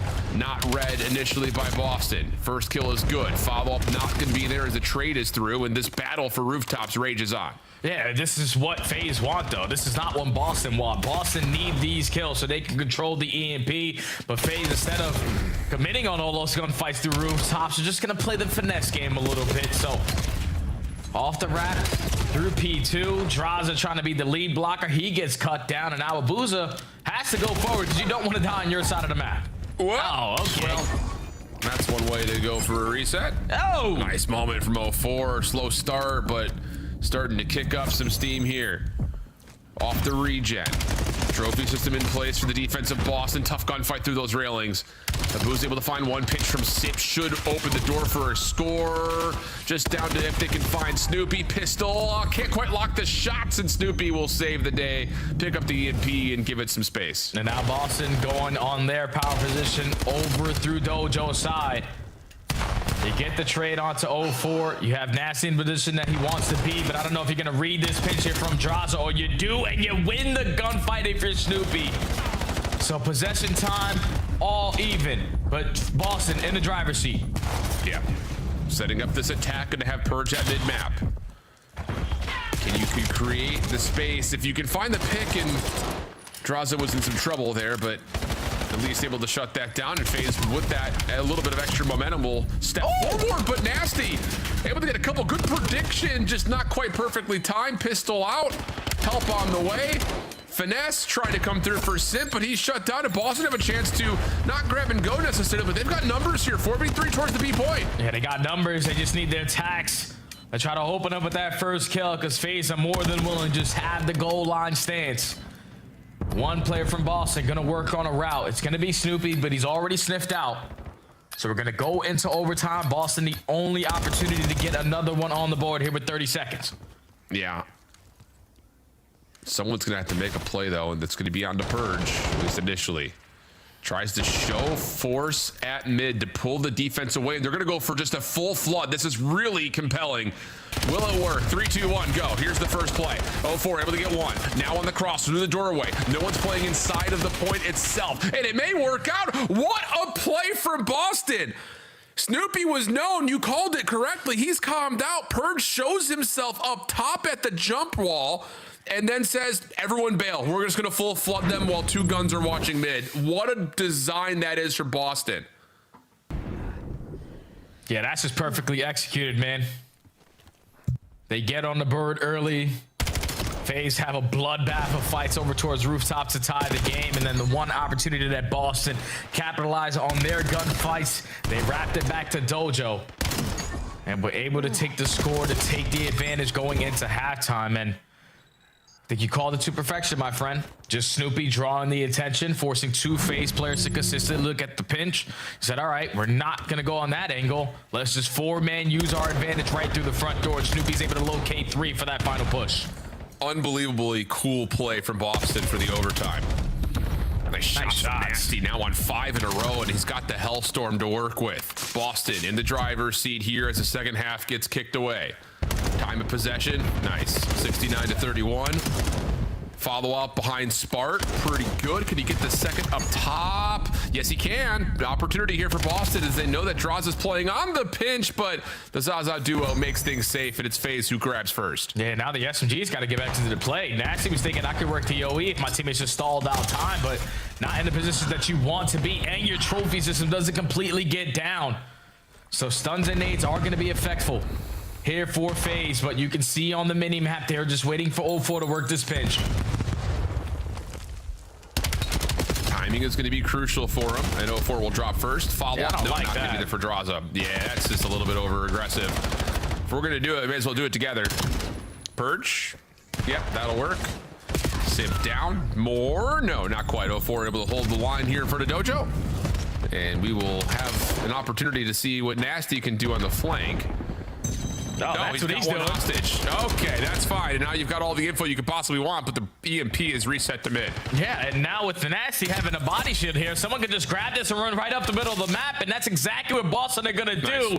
Playmaker Purge said, let me just hit 99 speed and take another score onto the board. Boston up 3-1. Yeah, that works out really well. Nasty still holding position at middle. The battle rages over towards Dojo. FaZe want to get out of spawn, but are not able to because now Spart's stepping up, but Nasty's pinch is made safe. EMP can be grabbed likely by Purge here. No, they're going to play for the kills first. And just not quite able to lock down the shots, but Purge maybe able to go from one to the other. Problem was there was 3. So everything resets once again. FaZe now with a little bit of map control being established. The Boos trying to play forward. Numbers will still stay with the team in pink, but Boston are safe off the reset to defend for now. Yep, they got your trophies down. Nades hit for the opening kill, so you can be the aggressors to not give up all this space to FaZe. But now the finesse game is developing. Abuza has cleared his way out through couches, trying to take space over towards A, but gets caught by Nasty. Smart finds a second kill. Now the last guy standing is 04 with the EMP. Yeah, just trying to stay alive. He's in some trouble, though, and at mid-cut, Nasty gets involved. More than just involved. Oh, my goodness. Little hot swap for Nasty. Gonna do a try to grab and go, reset this thing over to B. Stun will slow him down, but you've got a lot of help around. You don't necessarily have to commit this to B either. You could just reflip this back on out, but FaZe are watching all things at once, and Draws is able to catch Nasty before he can fully get back to safety. This is so difficult to play when you're at a disadvantage, when you're down by 2 scores, because you got to clear out every single corner, and when you don't, Boston are making a lot of impactful kills with it. So 3 go dead in the feed. Nasty trying to add another one to the tally. He gets cut down by Sim. Snoopy almost scores that one on the top of Abuza's head. But another goal line stop here for FaZe, but I'm pretty sure Nasty has a Hellstorm to make sure it's a little bit safer. And you're able to get 2 from Spart, and you could just delay this as long as you'd like to. See if you can catch anything with it. 2v2 over towards A to see if there's gonna be a follow-up score. And whoa, Spart just preferring to take the pistol shots rather than trying to slide in for the score. Has Abuza saving possibly the map for FaZe as 04 is pretty far forward. Can't win the second fight onto Snoopy though. And now it's on to what Abuza can do with the pistol, and the answer is he can't do all that much. Yeah, there's so many situations with FaZe, so looking for a scoring opportunity, and they need their lead blocker to find the opening kill. They haven't been consistent in that category. So 40 seconds left to go. EMP right in front of you over towards Dojo, but Boston are more than happy to keep on making the kill feed pinstripe because they have the map control. Only 30 seconds left. looking good for a finish. You'd have to score here and get a pickup for an overtime situation. Score is in. But now you're on the scramble back over to rooftops, and Boston will have 2 members there. Snoopy fighting all 3 on the cross, just all of it right in front of him. So last 8 seconds, and that's the right call. Spark's gonna grab the EMP, run it backwards, and Boston are gonna be up 2-1 on FaZe with a great raid search and destroy. And like we saw versus Carolina, similar reactions here. Really polished ideas and great execution for Boston on the Den Overload. Yeah, the teamwork is making the dream work, man. And you can even tell at the end of that first half on that overtime push that teamwork was going to make it happen. The fact that they understand there's no need to force one-on-one gunfights on these pinch angles. We have an advantage through the front door. They just outclassed FaZe on these little moments. FaZe found themselves in a lot of situations where they got a lot of good goal line stops. It's just when your lead blocker isn't finding that opening kill, it forces you to slow down. Boston playing certain corners when they had the advantage makes it even more difficult for you to have map control. Just Boston dictated the way this game was going to be played from start to finish, and now they have an advantage in this series. Absolutely they do. And still, we look over across the scoreboard. 23 and 17 from Spart, 19 non-traded. Nasty 24 and 17. The ARs have been great for Boston, but again, like we kind of talked about with Carolina, everyone popped off in that matchup, and we're seeing that here again. So Den Overload, it's been played a literal metric ton by Boston this split. It's been in every single one of their series, and they're really starting to get locked. Obviously, map fluency becomes the next question mark for Boston and Overload in particular, but hey, at least you know you've got this one set and ready to go. No, without question, man. Versus one of the best teams that we have on Den Overload, you were making it look pretty easy. So Boston, even with the new lineup, have found consistency on certain maps, and Den Overload is their go-to. So now you're up 2-1 into the series. You're going into an exposure hardpoint that you have yet to play as a team. And you're playing against FaZe, who realistically don't really have the best record on it, but they are on a 3-game win streak on exposure. And for some reason, this is the map that 04 always has takeover ability. So you can't allow him to get hot, because without question, if he does, we're going game 5. Yeah, I mean, it's been since the Major 1 matchup versus none other than Boston that we saw Vegas play this map, but I will say, kind of reflecting back over those most recent times, which was a while ago now, FaZe plays the map very, very well. I think they've got really sound and fundamental understanding, over how they want to play P3 and how they want to prefer timing rotation over towards 4.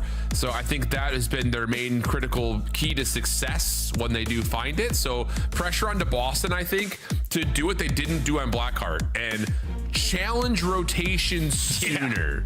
You know, like, just generally speaking, just really you could just say challenge rotation, because they really didn't even do that on map number 1. A little bit easier on exposure, to be sure, but the timing of which you decide to challenge rotation when you don't have natural spawns for it is going to be critical for Breach to try to close the series here. Yeah, and even if you don't find yourself winning rotations, understanding the moments where we need to cut our losses to be the guys early off towards the new HP. Not consistently playing from the back foot, because if you give FaZe 8 straight rotation wins, the score is going to look like what it did in map number 1, 250 to 77. You do not want that to be the case, but I don't think Boston are even thinking about that now, because the guns are hot. Purge was almost triple negative in that map number 1, and a lot of that is due because they're beating you to the punch. They know what the recipe for success is. We need to be the team early towards the money hills. So that's got to be their focus on the AR. Spart and Nasty, a lot of focus on those mini-map rotations, on those one-on-one gunfights to lock down the map. Agreed. Okay. See what we get here. It's been a really good series at this point. It has, man. I wasn't expecting it to be this good either, because I was like, the turnaround from Boston, usually expected to be a lot longer in search and destroy, but the fact that they instantly flipped their progressions or the way that they were developing on raid was great. They stayed strong in the Den Overload, and now you're going into a hard point where realistically it's going to rely on your ARs, who have been the backbone for this team. You're in a good position. Indeed, indeed. See what we get. Map 4, exposure hardpoint, FaZe. What do you have for us here? Haven't seen it in a while, but like we mentioned, when we did, Rotationally, they were really, really sound at the Money Hills. Great start here as well. Spart was pushed off the angle, couldn't really assist over the middle of the map, and he's continuing to take damage across that long inner hall. So Purge, Snoopy gonna try to work on that, but we're a little bit lined up here if you're Boston. Doesn't make a difference. Snoopy just cracks the code, finds a couple. 0-4 with the response though, and FaZe will stabilize around mid. Telling you, it's just something about exposure HP in 0-4. He has it locked down. He whips out an AR on certain hills, and so far off to a 3-1 start. FaZe in firm control all of top mid, but Purge and Spart fine too. Gonna walk away with that final 10, but FaZe have the roto. Nice shots from Simp, make sure of that point. 0-4 will be by himself for a little while, but that nade landing will slow Boston down from the front and put FaZe in position to assist on multiple fronts here. Nasty showing a little bit of effort over through stairs. Sabuza going to keep his eyes up and has to watch two things at once, being this far forward. As he gets caught, now it's just how to can Boston find the kills. An unfortunate teammate takes Purge out of the picture in 0-4. Responds not just the one, but takes down Sparta's the second. And this has been a really solid P2 for FaZe, looking to take extra space away now. Yeah, I love how FaZe just banked on a tight setup there, knowing that they didn't have the spawns that they want, knowing that they had no information on what the setup was looking like for Boston. So we might as well have our irons up and play for all the gunnies before we decide to take some space. Now the final 15 seconds, spawns have flipped. FaZe are not willing to give up all this time for free, but again, in another position where they're in the driver's seat. Yes, they are. 0-4, not done. I'm telling you, bro. What a start he has had, my man. Holy cow. 8-2. Simp not to be outdone. 7-3 with 5 in a row, and the rotation into new is locked in with some steep certainty that they've got spawns. So look at this setup, dude. This is not fun if you're Boston. As long as the Buddha doesn't scam inside the hill, FaZe should have an opportunity to do more of this. Simp on 7 has the Hellstorm, but Boston have found an opening from the front, and they're going to try to dive on in, but FaZe are prepared for that. Simp still challenging, and this has been another really good hill for FaZe. Yeah, now the spawns flip, so Boston are banking now on this contest fest to go their way, and for now they're the last team standing, but there's no way in hell you're going to read this route from Simp. He's able to locate one, try to set up his teammate for the final, but it's Nasty, able to come out on top in those engagements. So Boston, great job of at least getting some time off of P3, but now the task is a lot more difficult because you got to haul ass all the way across the map for P4. And this is just another one of those moments that I really want to take a second to highlight for FaZe. Is like, it's 15 seconds left, and you're sitting there like, do we really need to hit ult? Well, when you find 2 kills at mid-map, sure, why not? Because you, like you mentioned, you already have spawns in lock. Abu's a little bit of trouble finding Purge underneath the railing, but finally confirms elimination, and that the transitions from 2 to 3 and 3 to 4 for FaZe continue to look really, really clean. Yeah, now even with the back spawn still, they have the reinforcements to fly their way through the back doors, but it's Spart and Nasty combining for 2. Now Simp tries to set up a repinch. He gets caught by Snoopy. So even though you still have the spawns, Boston are making this one very scrappy. And now they take the back spawns. They're going to secure this final 15 seconds. Boston are keeping themselves in it. Yeah, I like this from Purge. Put yourself on the opposite side from your team on this new hard point, so you could pick apart FaZe as they try to make their way in, but he may have missed his window. No, not quite. Wins the first. Trade should be here, and it is. So FaZe will still open up P5, but the game has gotten much tighter thanks to that last little push from Boston on the 4th hill. But FaZe regrowing their lead, looking good to get past 100 points. They can stay on the hill, but good nade over the top has Boston fighting evenly. Yeah, Boston continuously are just keeping themselves into this game by breaking through the front door. Like, all these long routes are consistently getting cut down, but every time they say, screw it, let's just go right through the gates of hell, it has worked out to perfection. And this time, Spart has top mid control. He's able to be on 6 in a row, potentially getting closer and closer towards his own Hellstorm. But FaZe, with the space that they have, I know that Simp still has a Hellstorm in his back pocket. He's not going to invest it here for the final 15 seconds, so Boston's still being in it. Okay, let's go back to P1. 100, a little bit more than that, playing up against 70, favor to FaZe. 0-4, slowing down since the first couple of hills, but a nice moment out of him there for 2. Has FaZe, as we continue to talk about, winning another rotation to new. Boston set up for a break with numbers though. 4v3 situation, and they're going to find advantages all across the map. Nice moment for Boston. Should be able to get a read into 04, but can't deal with them.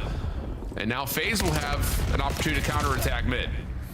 They're trying to do it all through bottom window, but the crossfires being set up out of the AAR players is phenomenal. Snoopy holding down long alley, wins his one-on-one, but Nasty the entire time through bottom dirt does not give FaZe an opportunity to jump out of that window. So what was just a 40-point game is now only a 20-point game, and they are soaking up all of this P1 time still.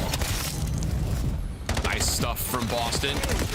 Can they win the rotation over to 2? These last gunfights may dictate that, and Nabuza up top has gotten 2 eliminations, now setting up FaZe for a quick rotate over, and Nasty gets caught kind of in no man's land between the old time and wanting to rotate to P2. So now it's again FaZe early advantage on the hill. Desperate effort right there from Purge, shut down. Snoopy can't find anything off the bench because that's right as well. And the last one standing will be Spart, who at least is able to keep the hardpoint neutral. Yeah, and this is where FaZe usually flip that switch on exposure on that second half, because they get trophy systems and they basically have it locked down. So Boston currently down by 40 points, trying to close this series out. Let's go to a listening with the new squad in green. I'm sending. He turns up window outside. I think he's outside. I'm not sure. I think he's outside. I don't see him. I don't see more. He's not. How's someone outside? He's not. Contest. They're in 04 dead. You want me. Left. I can try it. Right done. Nice. Go. I'm looking top left. I'm not pinching. I'm not touching. Backstairs. I'm one time. Let's put it right now. One shot. Pillar, left pillar. Weak, close up. No, one top again. He's... Yeah. Good play. Keep pinching, Zig. Mate, I have it. Play backdoor, John. Here. I didn't send him. I'm needing time. I need it low real quick. Here. I didn't need him. Walk back side. I'm waiting for you guys. He's in me front. The Boozy's close probably. This is good 30, bro. I have her back door. Zig. Here. He's low. Lower Zig. You name me, bro. He's low.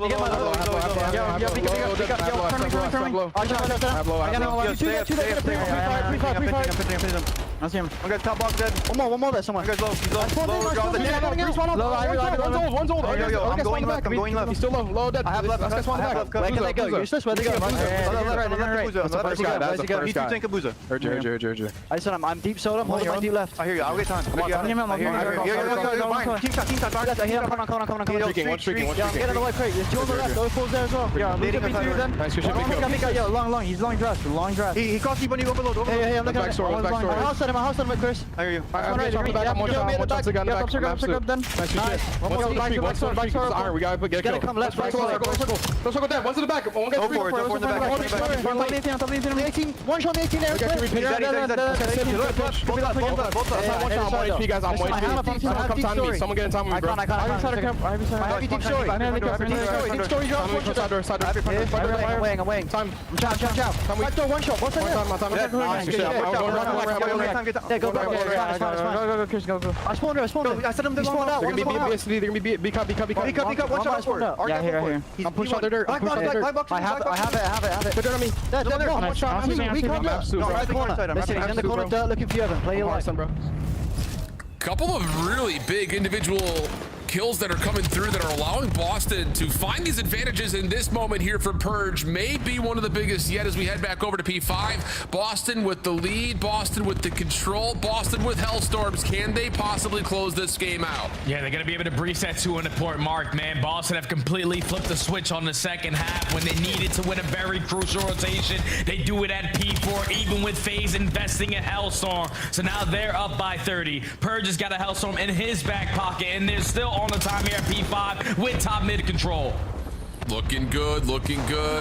Nasty, Spart, Snoopy, all finding kills. This is essentially full time on 5 to the breach. Oh, man.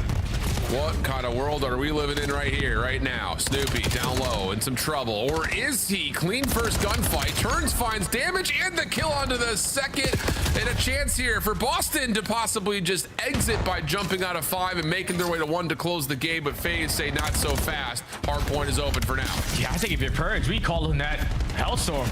Try to close the game here at P1. We didn't even think about the next HP, but he just wants to make sure he's always going to be in a fight. It's still a 2v2 for top mid control. It's all about managing the chaos, and Purge at least finds one, but Abuza equalizes, finds a double. phaser in. Good angle from Spart, clears out the hill. No more time being earned right now for FaZe. Nasty gives you another, and there's the Hellstorm for Purge. Will allow a chance for Boston to get more time towards 250, and of course also give them the default win over towards P2 rotation if you need it. But this may call game here. FaZe have to make a round. 04 slips past, not able to get in to find the contest though. One more chance, not gonna happen in the Boston breach. Take down FaZe 3-1 in the most unexpected of results. And I don't know what's going on in this last week, Jay, but it's all of our top heavy teams are getting surprised by squads that you would have thought would have ran through them. Yeah, console dated that, Al. We say it all the time, my friend, but sometimes when you're one of these top teams and you're just trying to expand your map pool versus one of the lower teams that we have in the game, things come back to bite you. You dominate the black on hard point. You throw in a raid, search and destroy that you only played one time before this series, and you get ran over by Boston. But the biggest map, without question, was that Den Overload, man. The fact that FaZe used to be the best at Den Overload haven't really figured it out as of recent. They are lackluster in their slaying. They are lackluster in their playmaking ability, and it seems like they are defaulting to pushes and getting easily read on the overloads. Boston take care of business. A much needed win at that too, Al, because they didn't have the head-to-head versus Carolina, versus Vancouver. Obviously, we expect that versus LA and Texas, but those two teams in the beginning, you were expecting to be the two at the bottom, potentially going into Birmingham. This was a much needed win here for Boston to give themselves a better chance of even making it to the event. But for FaZe on the opposite side, I don't know what the hell is going on with them, but they better figure it out very quickly. LA, Optic, Paris, still on the docket for FaZe. I don't know, man. I feel like we're going to be in a weird spot, and I'm ready to see Chris Puckett gloating with the Boston He's prediction. Back. He's so back. He's just casual. What's there to gloat about? What do you guys see there? That's crazy. That's so weird. What a snipe. Yeah. Okay. You have to break it down for us. You knew something about Boston we didn't. Should we just do the scuff play of the game first production? Can we do that? Because I saw something in Challengers when I first ordered my Bush hoodie. Your Bush hoodie? Yeah. Spart was playing for them back then in the Challenger scene. I saw the Gunny then. I saw the Gunny when he was on Cloud9 last year. Hold on. Okay, We're taking and clearly this map? He makes the it's highlights from the whole series. Yeah, it's just Spart doing Spart things. But clearly he is leveling up his SMG's play this week. Yeah, he is. For Spart, he's just incredibly clutch and consistent through these two games we've seen so far. He definitely brings like the knowledge of search and destroy to the team, which 100%. You could see they fixed a lot of their issues in S&D, at least in that raid. Like it was the most refined raid we had seen from them in a long time. And yeah, Spart, every time you need him to make a play, he's been making it so far. So he's catapulting this team back into a decent discussion. Ali, on the other side, you have FaZe Vegas that everyone thought was the easy favorite on the day. They're supposed to be the better slaying squad. What's going on in the kill feed? Because it's not enough pink recently. Let's take a look at the highlights from Game 4 and talk to me a little bit about the hard point. Where is it going wrong for this squad? I mean, it's going wrong the slaying. I mean, we had a really huge statistic as we were going into this. If FaZe is like 0-10 on maps that they have been outslayed on, and the most uncharacteristic way that it does happen, I think 04 and Draws unfortunately just didn't put up the numbers that we're used to today, and Boston Breach just was playing at another pace. I mean, you could see it. FaZe had the lead for the first half of this game, and then it was like Spart and Purge just started taking over. Yeah, to me, it's just like a couple of their rotations on a phase were so bizarre. Like the 1 to P4, we dropped double streaks in the back, and we just didn't have everybody in position to actually take the spawn. Nobody was actually Another in the one, hill, like... the P3, they tried to get to like this super masterful endgame setup. Meanwhile, they let Purge flank all the way around through connector and find a kill.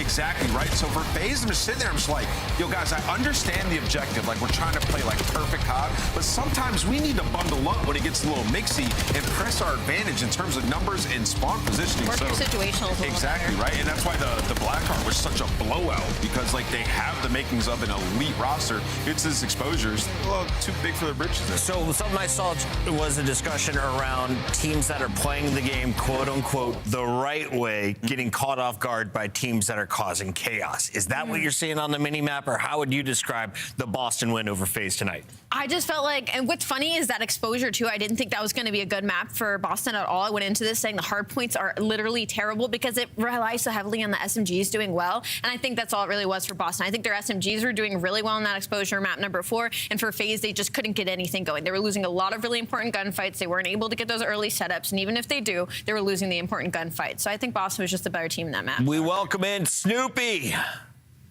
In the Monster Winner Spotlight. I'll be honest, these guys didn't think you'd be here today. I had about 25% faith, and I thought it was worth the gamble. Talk to me about today's performance, though. I love seeing the smile back on your face.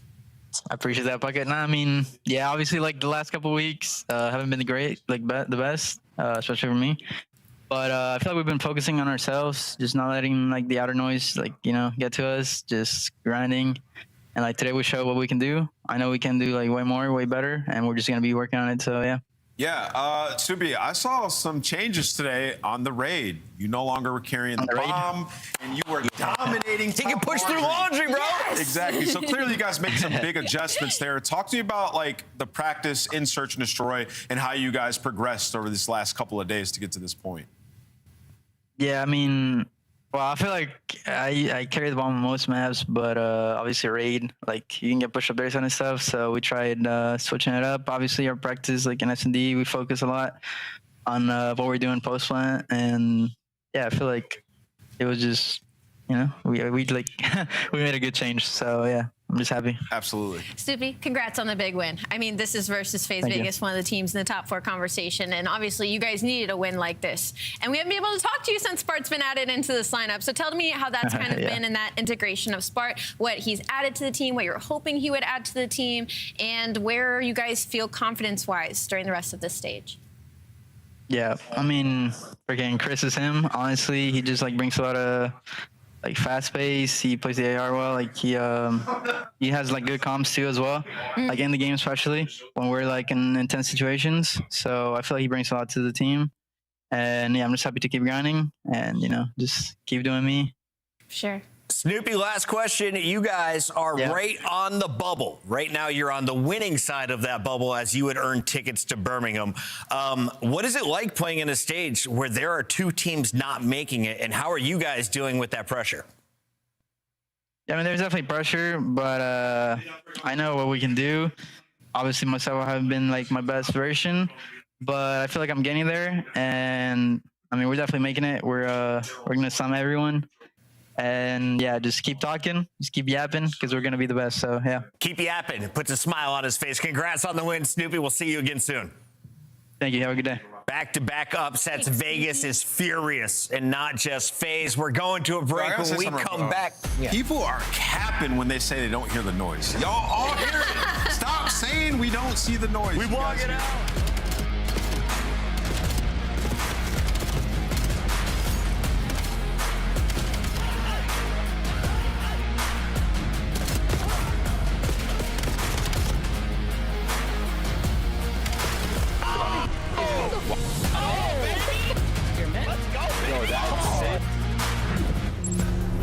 COD Champs tickets are on sale now. Come see the best teams lock in for this season's grand finale in fabulous Las Vegas.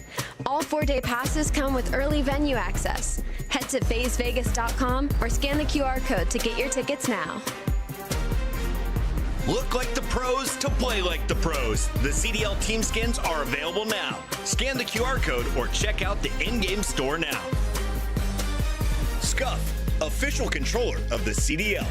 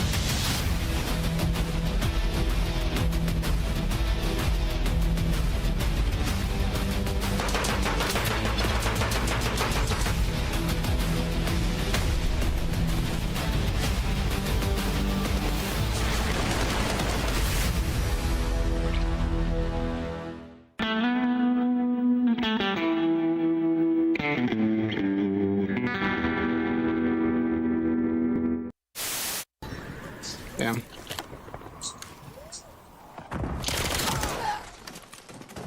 Hostiles are setting the device. You're our last chance. Think smart, move fast.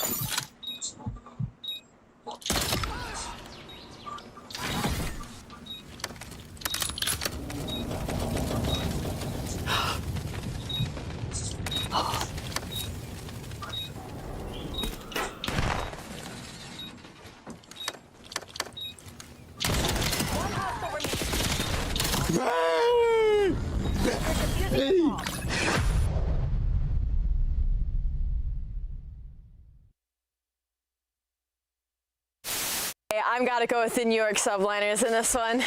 FaZe warmed up the subliners. Vibe check, bro. Dang, man. Paco has carried me in a rank. I'm going to go with the New York subliners. That's crazy. This is awful. I'm going with Toronto. I got Toronto winning this series. I think they get it done at 4. You're like a mix of George Washington and a Disney Prince. What does that do? LAG! Oh, okay. Production, this is a sick, weird joke. Give me my pick back now, bro. Flipping this. I'm going LA Thieves.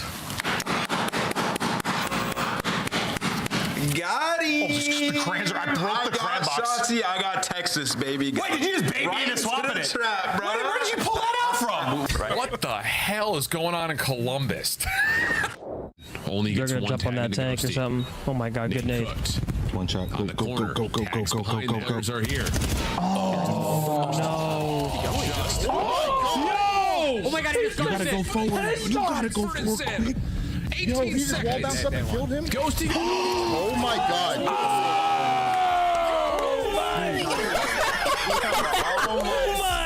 Oh God! What in the world have they just done? Am I tweaking? Nah, what? Welcome back. We're halfway through the day after 2 major upsets. Now we have an even playing field. If you're looking at the standings, Miami and Cloud9 are right next to each other. You look at their competition, who's had a tougher road, Nameless? I was just about to bring that up. You look at Miami, and they've played Toronto, Texas, Genomates, and FaZe. And for Cloud9, they've played Genomates, Texas, Riyadh, and Minnesota. So both these teams, this is technically their easiest matchup so far. We're going to really get an idea of where they both stand. Which is great news for both fandoms because you, in theory, have a much easier route to Major 2 from here. So, Rosalie, let's break down our squads. Let's roll the footage and introduce the people to the starting lineups. Who do you like in this matchup today? Are you asking me Cloud9 or Miami, or are you asking teams? Well, we're going to start with Cloud9. And on this side of things, honestly, I know we've got a lot of Hyde because of the numbers he put up in Search and Destroy and the crazy plays that Ogus was able to make. But honestly, I was looking at on Courage in the last series. He turned around that overload and then dropped a 1 point forward to help them get to that game 5 in that series. So I'm hoping to see that same sort of performance today out of them in Cloud9. And Search and Destroy, it's going to be their best mode right now. 3-2 so far in the split. That's top 3 in the league. But they're allowing 5 goals per overload. Did you call him Uncourage? Encourage? Okay, there we go. There. You nailed it. You nailed it. Sorry. One thing to look out for in this series is, you just mentioned Hyde and how good their search has been. He's been popping off. Super's a guy who really punishes, over-aggression. He does. We saw that a lot yesterday in the Toronto series, so they have to be very weary of that, or that's where they're finding a lot of success. Fighting somewhere on the map and then Hyde taking a route and just closing the distance and making a big play. So stylistically, it's a really tough matchup if you're Cloud. Let's talk about that Miami Search and Destroy because, as you mentioned, Super really good at punishing aggression. He went 12-4 yesterday for the L. For the L. So what's going on? What do you need to clean up if you're a Miami fan? I think for them, they're still a great search team. They just leaned a little bit too heavy into that. They do a lot of these, we're going to show pressure here and then delay, take bombs somewhere else. And they just did a little bit too often where they kind of got left out alone, right? And you saw, some of those rounds Super would be all the way at A by himself where there's pressure through the middle of the map. So it's a fine balancing act. They started off the game really great and then just need to show the team a couple different looks because people are going to start to catch on as the game goes. I love this pregame just because they're best at search and trying to attack and 11th in defense during this stage. And I just think that's a really good point of how Miami Heretics just approach the game so much different.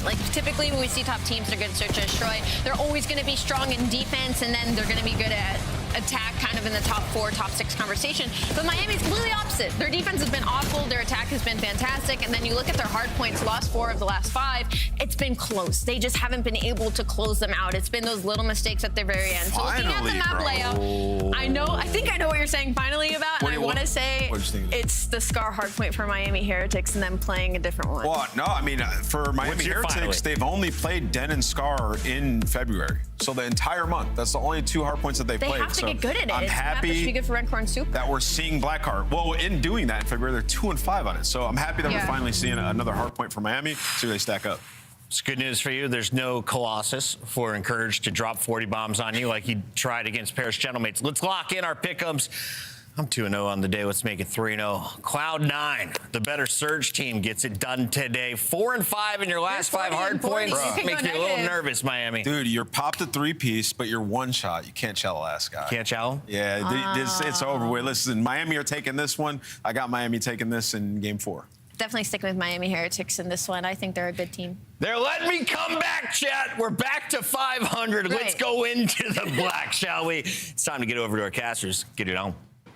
Talk about that. You're going into the green today, Chris. You're on a generational run, and I have a smelly suspicion we could see your result come true. Hello, Chance. How are you? I'm doing all right, man. I'm very excited. I think, if you'd asked me a week ago how excited I was to cast C9, I'd have been like, I'm interested. You got some cool players on the team, new faces. Now I'm like, let me get in. Let me watch these guys. I want to watch Hyde play S&D. Very curious as to how Miami's going to handle this battle. I think they've become one of the more exciting teams in the league. You beat the Major 1 champs, and everybody now is going to pay attention, which means even for Miami, they're going to be locked in for this series, ready to go.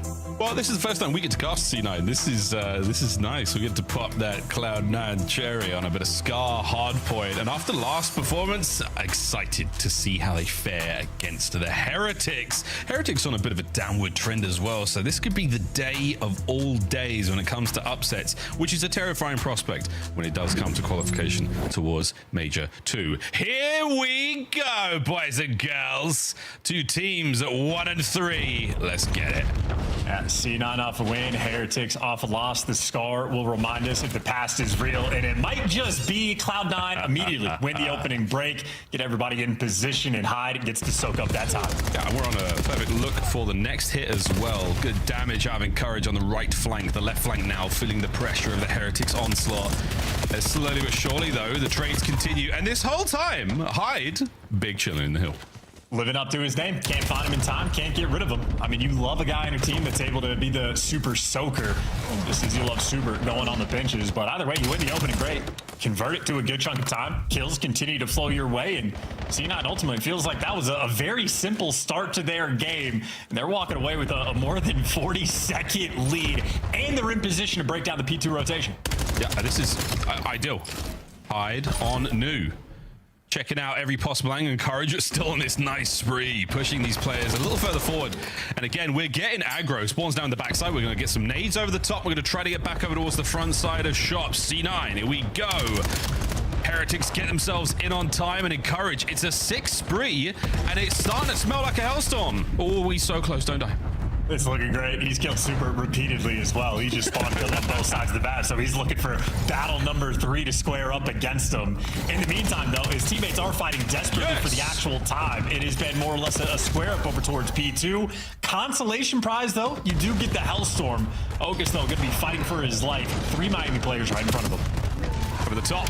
Hyde gets at least 1. Okus good. 4-1 and a little bit of extra damage. And Encourage helps out at long range. Technically counts as a trade, but I don't care. Going in a P3, what a delightful hard point we have seen so far from C9. All that work in the lab paying off. And they win the race to playing Heady as well. They got green pushed out. They got blue pushed out. Encourage is challenging everything because why not? On the bottom side of the minimap, Okus was there to take down Drake, so no pinches rolling through. You are now being spawn trapped effectively or placed in the far left side of the map by trailers. I mean, this is the most distance that's been created on P3 seemingly all year. You consistently at that. So first 20 seconds to C9. Heretics, though, eventually do get the pinch spawns rolling through, and they break it down. Of course, though, you do have a Hellstorm here if you want. Yeah, if you want to just throw some hate their way, put a warhead on a forehead. For now, though, this is a 20-second chunk of P3, more than enough time to take and get you right back into the game, Miami Heretics. Welcome back, boys. We have missed you. As the shot's looking great across the board. Another 3 down. A good look, though, no, on the other side of the map for a moment longer would have been perfect. But now the Heretics with full rain across Scar, they should be good going into blue. Yeah, and a nice little comeback as well. I think with the way the minimap is looking, C9 could have gotten a little bit more from the situation. Nonetheless, 40-point lead, certainly going to be happy for it. Swarming around now, trying to block these back blue spawns. That is what Hyde is doing on the minimap to force everybody away and at least try to buy your teammates a little bit of time. But Heretics, so far, so comfy on time. Still good. Great caught. And a 2v1 he cannot win. Players towards the back. All good. Trakes and Metals now trying to flush those players. That last man left alive on time is going to be Metals. Heretics have been wiped from the point. Super now diving in, but he's doing it alone. Gets tricky with it, but he eats the powder in a big way, as that's a nice looking kill feed for the Heretics. That's a nightmare looking kill feed. Invisible people all over the place. But yeah, Heretics happy for the rotation. Again, C9 could have had him in the spawn trap blender starting from P3 and absolutely run the score up. So Heretics now, as badly as they have gotten bullied, completely hit the reset button and now have even taken the lead going in towards new. So a squandered opportunity, but Heretics just trying to capitalize. Sniff out the guy in the back corner spot. You are going to overwhelm these back spawns. The break will eventually be it. Oh, good timing there on the nade there. Wow. Drake's is going to get in there. Fantastic work over the top. Miami Heretics. The C9 cyberbullying campaign has been dealt with, and now we are looking at a lead change. The Heretics, your Vamos has been taken. 3 spree for Wrinkle, 3 spree for Metals, and here we go with Courage, trying desperately to slow down the run. And that is a P5 Hellstorm. Well, it's not hard. There's 2 windows you can jump up into to sort of dodge him. Ghosty has been in this window with a Hellstorm landing inside of it and has survived. So a lot of weird things happening. And Courage does pick up a single kill, but I mean, yeah, it's just P5, so Heretics are right back in time. Yeah, right back on it. 3-2 in the sprees there as well. Metal's still rolling. Brinkor. Yeah, man, get out of his way. Man's shooting right now. Let him have it. Hyde and Co trying to make their way towards hardpoint, but you do have to kind of chalk this one up. C9, well, good news, we go back to a P1. You looked good. Bad news, you're on the wrong side of the board this time round. Can they find a break, and can we start to get back on the horse? I mean, they're taking the world tour to make this happen. This is an S&D setup for both of these teams rolling through a battle on the plane heady. That was 3 players squaring up over towards like P2. So that is an interesting moment. Finally, C9 actually do get on the time. Problem is, Super's looking to take blue control from you. That means the shop now, you have the routes to go through. And if you're a Heretics, you just want to get this guy off the time. But they've killed everyone but the time guy in Courage. Well, last man standing dealt with. Rancor and Super break him down. Another quad feed for Super. Beautiful stuff. Rancor. Is it? Yeah. Son of a... Okay. I know, I'm sorry. Great stuff, Rancor. You're right. Yeah, okay. We'll edit that in post. Rancor, 6. Rancor cooking. Big splits here for C9. As they've slowed down again. But they're battling what they can with this little bit of scrap. And this is a big old fan out across the board. Right-hand side of the map, all clear. A couple to deal with here. But you still have Trakes dancing on the inside of the map. He's now gone. It's going to be a 3-man hit with coverage from Green on the attack towards time. Good luck, boys. Yeah, maybe Hyde toying with the idea of a pinch, but outside of that, it is a square up where Rancor shooting nukes right now. Got the Hellstorm to back it up in case he ever falls, but this has just been a feed up, comfortable game for him. Exact same chow over and over and over and over. C9 getting picked apart in the slow trickle of Heretics players pushing forward, taking space, and really just dominating you here on P2. Yeah, we are struggling here. C9 unable to get anything going here. Another attack. First man gone. Second man good for the trade, and it is Super. Well, Metals actually who gets the 3. Or maybe it is Super. Who knows, boys and girls? It's a lot of kills, and the Heretics once again with them. That is Uno by Uno as well. Hellstorm perfect. Let's go for the listen in. Did you say that, Mouse? I did not. I did not. Heretics. It's time to listen in. Market no te escucha, Super. Que me haga Market yo. Arriba verde uno, Market no sé qué hace. No. Estoy dando. Vas conmigo. Aguanta. Aguanto Market. Tengo el Market, ¿vale? Te gusta. Vale, dos en el punto y no marques. Dos en el punto y no marques. ¿Me matas a los del punto? No puedo matarles. Mato a dos. Alguien verde, Dale punto. Estoy bloqueando. Estoy bloqueando, ¿vale? Escuchado. Voy a abrir medio, Nico. Ahí no vienen por azul. No veo nadie con. Corremos por medio. Dos, escúchame, tengo racha. Puedo pegar la racha yo para romper la izquierda. Dale. Tengo racha, esperar. ¿Estás uno a otro de barco? No sé qué hace. Estoy pegando racha. Digo, vale, ahora hacemos mal, uno verde, uno market y dos azul, ¿vale? Dos azul. Dos azul y verde, azul y verde los que quedan. Azul. Azul no veo. Verde otro, a corrio medio. Tiene que haber corrio medio. Tiene que haber corrio medio. Área verde en coraje, va para el medio. Medio. Izquierda caja, una bala. Medio. Allá a la izquierda, azul. Pueden estar al fondo. Ahí está market otro. Marque. Ayúdame. Nacer en con, ¿vale? Nacer en con, estoy bloqueando P2. Pueden ir por derecha solo van por derecha. Puedes subir a la derecha. Ay, Dios mío, what a listening from the Heretics again. Furious comms, a couple of words here or there, but that is absolute devastation on the attack now. Clean 3, last amount of time gone. Perfect break from Miami. Yeah, Rancor's been able to put his feet up on this game and just walk all over him. 27-12, another spree for him. And I mean, we talked about the Hellstorms rolling through. They invested 2 there on the P3. Heretics looking to call game in emphatic fashion. Maybe one final push for C9 or one final rotation. Heretics, they're going to end it on a P5. They have ended it on a P5, but they might have won it a little early on, it feels like. A few more seconds here on the P5. One man making the run across no man's land for it. It will not account for the man in the back, or will he? Drakes gets it. That will be game. A strong start from C9. They fizzled out. Heretics, strong stuff on Scar. And yeah, I mean, you know, losing is learning here in the CDL. And it's a situation where there's 3 buildings on the map, and even shop isn't a good place to play to dodge a Hellstorm. But Encourage calls his Hellstorm in on the hill that's right next to one of the really big buildings we have. So ineffective. Heretics called 2 different Hellstorms in on a P3. And I think that was sort of the moment for C9 where they got off to a ridiculously hot start. They butchered the spawn management just a little bit, which absolutely happens. It's Call of Duty. That's going to be a constant. But the ability to stop the bleeding, they just did not have in that situation. And I mean, you know, mistakes happen. And I mean, Heretics definitely a team happy to capitalize. 250, 133, and everybody across the board fried. Feeling good, feeling great, feeling strong. Again, the strong start though from C9. We're going to see the game flow here.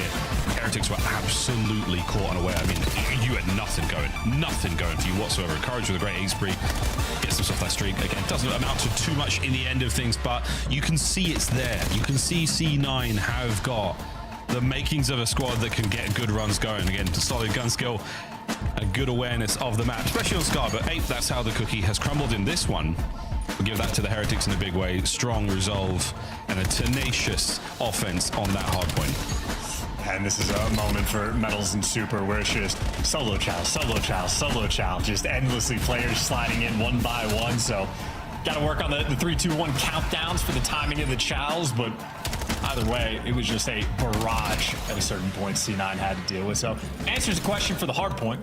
I mean, you know, Aimless touched on it. A couple maps that they are very accustomed to seeing at this point, but it's been a struggle in the stage. They came out and took care of business. The game flow gonna look crazy. Yeah, just a meteoric run after that P3. Yeah, there was a cough, and then it sort of stayed there.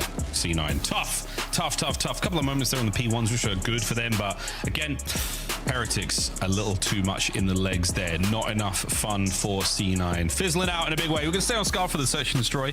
We'll see what the boys have got there. Again, we know they can find the dubs. We know they can win it.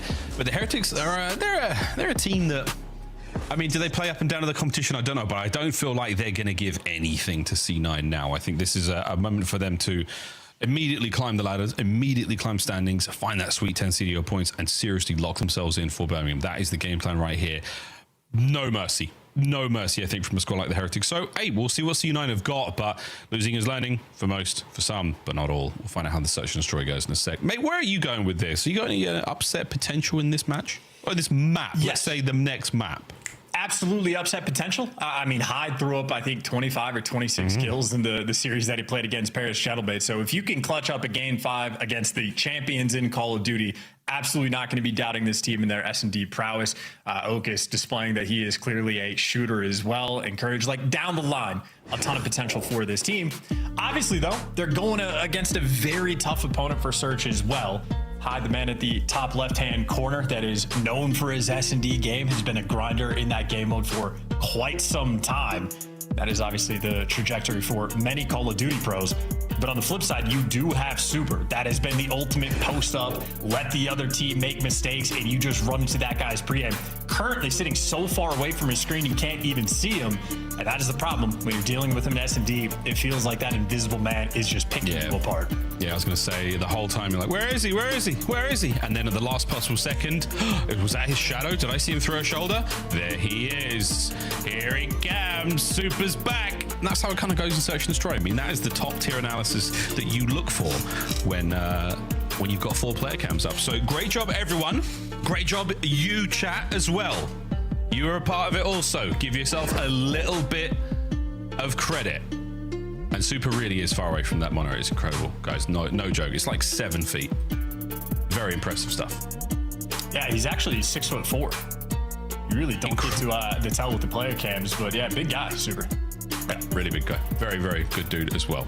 Here we go, boys and girls. Scar, Search and Destroy. We'll see if C9 can muscle up a map win here and force us into what could be a very, very exciting game of Overload. We know they've got the goods there as well. Spicy team that like to make runs and throw caution to the wind and take sort of, aggressive runs with the objective. It's very, very fun to watch them get things done in Overload. But we'll get to that in a moment now. Time for Search and Destroy. Well, actually, standings. Yeah, 1 and 3. Technically last, but when it comes down to the head-to-heads, that's where things are going to get real dangerous. And it is a shock above all else to see FaZe at 9th place. But after a loss like that, Boston, book your tickets, boys. You're going. You're going. I don't care. You've won me over. The standings are delicate too, because I mean, as you say, it is a shock to see FaZe down this low, but same thing for Miami. 1 and 3 sitting in the 10th slot does not feel good. They are quite literally on the bubble of not qualifying for the next event. And a team mostly comprised of European players missing out on an EU event would certainly be devastating for the squad. Don't get me wrong, ton of Call of Duty left to be played. That is not an expectation that I have, but nonetheless, when you pay attention to it now, this would be the fearful one. And losing to C9, a team that you are right next to in the standings with, means you lose out on that tiebreaker. So dangerous potential here in this series. But Hyde, the man on a mission. Devastating series last time he played, known for his S&D gameplay. Phenomenal there in the opening duel win percentage, but it is the kills per round. That is obscene production as well. I think Heretic's probably going to pay their respects and got to lock in for this series. Yeah, Super will be hitting them snipes, hitting those routes. They've definitely done their homework as well. So let's see if C9 can shake things up just enough. Oh, they cross no man's land real quick. And Netra knows that's a big old stun on the back up. Ah, it's the big gun on the front lines. Super with the first. I feel like sniping against Super this year has been an experience for many pro teams and many other snipers. Focus on the receiving end there, and now Heretic's paying their respects. I mean, entirely stagnant in this setup, and that is just because they have everything covered. Great shots in from Encouraged, not quite enough. Metals is going to be there first on the trigger, and that's a man advantage now in a big way. Could work on the nade. Keeps that bomb safe. No flanks just yet. Trades are all good, and surely now the Heretics together as one will take care of Nedry. He's on the dance here, and he is alone. But wait for it, boys, and get... Oh, my good God, get that knife out. You never know, Heretics. Truly, though, Chance, you're not wrong. Showing a lot of respect. I feel like that's so menacing when we had the X-ray, when he's staring at Jens, and all 3 players just L-triggered, waiting for him to pop out. That is great execution by Heretics, making sure the teamwork looks good, as does this snipe. Give him a pixel, he takes your forehead. I mean, like, what's the reaction to that? What do you mean, snipers at boat? What do you mean by that? Why has he done that? Well, first blood, that's why. Super is a very annoying player to deal with. Oh, he missed the set though, down to 6 HP. Is he washed? No, he ain't. Well, okay, he hits it. It counts. He's not washed. Hold on, he's not washed. 1-for-1 trade. We're happy for it. These tough sniper boys eat their vegetables. They are sturdy, strong, built diff. And Heretics again. They are not leaving spawn just yet. And if they're going to do it, they're doing it together. This is a well-coordinated team. Yeah, what Rancor going to be watching the pinch, make a late play through mid. The other three just in and around the bomb site. Cleared absolutely everything out. Looks mostly safe to plant. Obviously, C9, the stun connects. They know what the play call is going to be. Oh, Rancor manages to thread the needle. Oh, and a little too much. Encourage shows far too much. Oh, boy. We go back for it. The double dip. Here comes the potential trade, though. Metals up close on the slide. Second man as well. Metals. Bueno. How about that test of his reaction time as well? That second snap was filthy. I completely understand the guy was one shot, but that just... Check it. That's good lord. That was nice. 4-0 for Metals. A quick look at our snipes again. Pardon? Snipes again. Perfect coverage there. Rancor, he was the red dot on the minimap that Encourage was going for, and a little too zealous there. Heretics playing around each other very, very well. Pretty psychotic as well to stand that far up in green. Whether or not there's a sniper, you just got the stun. You know they're over towards P2. Somebody's got to be looking at it. Either way, though, back on the attack. Got Hyde with bomb in hand and spreading the map once again. Nedra, definitely the guy responsible for the flank. He's having a little square up battle just to make sure Super's not going to pinch with the sniper. Ooh. But yeah, the play is going to be over towards A. The blue arrows creeping up, as is the creepiness from the Heretics up top. Oh, Hyde. I love this. Oh dear. He's running out of teammates though. Hyde. That's the go button. Their attention diverted. Oh! Unlucky. He wanted it. Damn, gets it. Smoke and joke, it's on, but wonderful patience there from Drakes. No trade, good enough, but Hyde. Nearly went for the highlight play there, 2v2. That's a trade that needs to happen. Now you can isolate a gunfight though. Wow, yeah, Rancor just gets caught. That is bombed down, but Drakes is in Narnia. They have the intel on him. You play for the plant, you play for the chow. Toying with both. We'll find out if he is the lion, the witch, or the wardrobe. In this play, A is gone. B being planted, and he's moving with pace. The boys will be out. He's hoping to catch somebody squirting away from the site. Don't you dare defuse that. 1v1.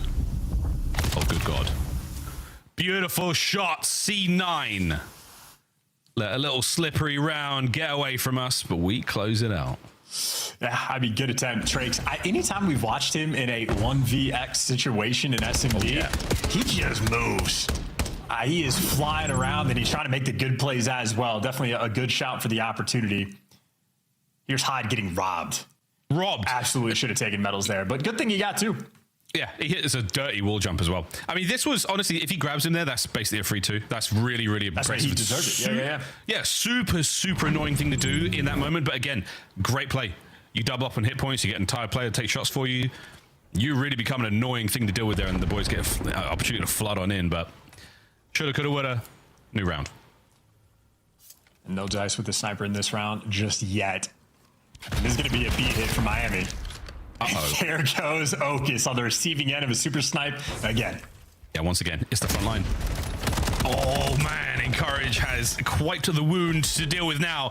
Well, Nedra takes care of one, so this is not over yet. But Super, I mean, the positioning with his snipe, it is so brazen and aggressive. Over the top we go. Super and Mel's fighting there. The last man, Nedra, now makes it a 1v1, and Rancor doesn't finish it.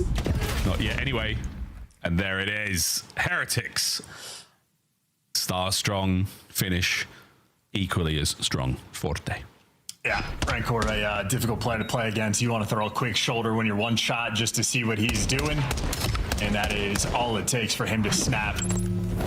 Not the best work there from C9, but ultimately, I mean, they did turn getting first blooded into a 1v1 situation towards the end. Whoa. It's just so much action on that poor man's screen. That is so scary. In slow motion is even worse. Like, brother, they're all here. One of them's got a snipe. I am dead.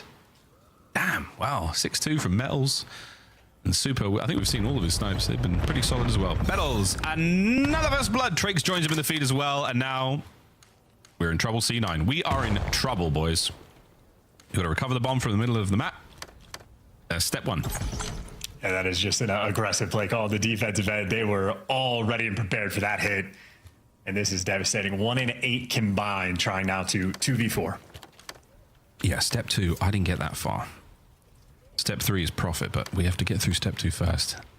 Actually, step 2 is encourage, get a kill, because once you see one, and just sort of make it rain after that. Yeah, good instincts, lad. They're in there. There's 2 of them. Little did you know, catches a metals on the jump up, sees it. And this is definitely a hole in the setup right now of the Heretics. Encourage has found it. Will he do anything with that hole? That is the question. The answer is not today. 4v1 now for Okis. And 20 seconds to make something happen. Immediate trade outs to the Heretics. Once again, a suffocating round. I feel like those first 2 kills just totally shut down the entire move from C9. Yeah, it's not just that. It's the fact that in the setup after the fact, Heretics making virtually no mistakes. You were right about the opportunity maybe from P1 to shoot a Metals in the side, but once Metals gets out of dodge, really nothing you can do. Teamwork not quite there for the 2v4, but Heretics quite literally gave you nothing to work with, so they're trying to make sure they secure the scars here at the start of the series. Map 1 dominant. Map 2 shaping up to be the same. Yeah, it's as close as Metals plays that trailer. He's giving away so little from mid-map. Really, really lovely setup there from the Heretics. Once again, Super just like, I'm going to quick scope him in the shop. Not today, brother. Hyde finds a clean 2. Does he spot Rancor? We know it's on now. And this is absolutely a map for C9. Or a round for C9. A very clean one indeed. 3 for Hyde. We are back in it. Beautiful. I mean, that's the play calls you're looking for. They got picked apart last time, trying to push out through White Wall, and Heretics squared up by Store in and around P1. Hyde does virtually the exact same thing. Runs it down in towards the shop, picks up 2 kills. Good win on Rancor after the fact for the 3rd. And I mean, that is a blitzed out round there of S&D. C9, quick to go back on the attack, see if they can cook something up. And sometimes you got to throw it. You got to just send it forward, get them kills, hope for the best, and then react to whatever the hell they've got. That was great stuff. Encourage still donuts for him, but if we chat can encourage him to get on the board. Again, the sky is the limit. Okis spots out a lot, manages to run through all the fragmentation, and lives to fight another day here with a snipe. Bad news, Trakes, damn son, sends it forward. Oh, Skeet shooting out the air, Encourage dead before he hit the ground. Caster Curse. You didn't have to do Opus like that, Miles. That's not cool. Oh, no, it was tough. 2v4. This would be 12 and 9 combined, though, for the attempt. So you get to see how these players work. Unfortunate for them, they have to go and recollect that bomb and worry about jumping up because of the snipe, but Hyde, maybe if he somehow gets just immaculate timing, can work on up. His teammate has created the opening. Yeah, Nedra's there for it. Oh my God. Oh my goodness. I would love a replay of that headshot. I might be asking too much there, but Super knows. He knows he just hit something. A very, very strong defense from the Heretics. And again, Encourage, man, he's there for the trades. He's there for the callouts. You can't say he's not trying, but he is just being played so well by the Heretics. Still on that donut. I mean, at this point, I want a reaction of like player cam reactions for a montage of all of Super snipes. Because when he hit that one, Nedra just put his heads back. He's like, what am I supposed to do? Like, all I did was jump up an off angle as well by the satellite, not towards Bob. Just wanted to take a gander. But yeah, Super, he's been taking names all year long, and they're giving him time to work. Yeah, he shot him on the upward jump as well. He wasn't going back down. He was killed on the up. Hello? Super's out. Well, all of the Heretics are actually back. Everyone back to blue. All of us go back to blue. C9 have taken mid-map. They've taken the shot. I like this nade. Azul. Oh, Gracias. Oh, hit it. You had the damage there as well. My goodness. Okis, can you land one? Aha. The smoke. Oh, the flank. Nedra there for one. Here comes Hyde. Good for the next. Oh, the two-piece slams them. Encourage. The curse. Wrong courage. But he has got on the board. Actually, a very, very nice round from C9. Yeah, I mean, listen, Heretics on the minimap, very, very slow, very turtled up. I mean, it was a late wrap where the entire team re-hit blue. They left the bomb guy there as well. That is just a ton of real estate Hyde was able to purchase. Gets around behind him. Great catch on Super, who's already tagged up one shot. And I think he had the intel on Trakes prior to that as well. So Hyde, very well prepared in that round. Another big one where he gets the multi-kills to more or less seal the deal. And I've heard rumors about a 5-3 curse. C9, they'll put it to the test. We've been here before. Slow. Creeping in towards A, but we found this not terribly successful for C9 in the past. Whether it's an off angle or whether it's just a gunfight that a man could use a little bit of help for. No, ladies and gentlemen, it's bad looks now. It's 4-2. It's Encourage and Okis. We have not learned from our mistakes here on Scar. We do manage to catch another, though. Encourage backs up. Okis wins a big one through mid, and it's now a 2v2. Oh my God, he was a bullet away from Magic there, and Encourage has been spotted. And an unbelievable snap onto the first man, but now Encourage. I love this wrap. So fast. And as of yet, so successful. 1v1. Good God, it was from donuts to a big breadstick and then an ace, but no good. Heretics. Thank God, says Trakes. But he didn't let that get away from them. But C9 will fall in the search and destroy on Scar as well. Now to Overload we go. Yeah, a couple nice tries there by the C9 players. Hyde had a few nice rounds. Nedra threw up a decent stat line, but ultimately suffocated. I mean, Heretics doing what they do best, and that is pick you apart in the first blood category. Metals had at least 2 on the defensive end, just on like the backside of shop. Exact same angle, but he made that his hot spot. Multi-kills he was able to deliver from that section as well. But yeah, I mean, just the first blood battle against C9 there, getting picked apart. And for Heretics, again, showing respect to the opponent as well. They're getting the first bloods. They're getting the 4v2s. No mistakes being made. No one's scamming on the map. They're keeping it nice and contained. I think the league is officially on notice. C9, you need to make sure you wake up and play them on the day. Heretics doing exactly that. Do not take anyone lightly here in the league, and that is exactly what we're going to be doing. In the next map, we're going to go play some Overload here after the break, folks. C9, it's bounce back time. Or will the Heretics keep this vicious run going? We'll find out after the break.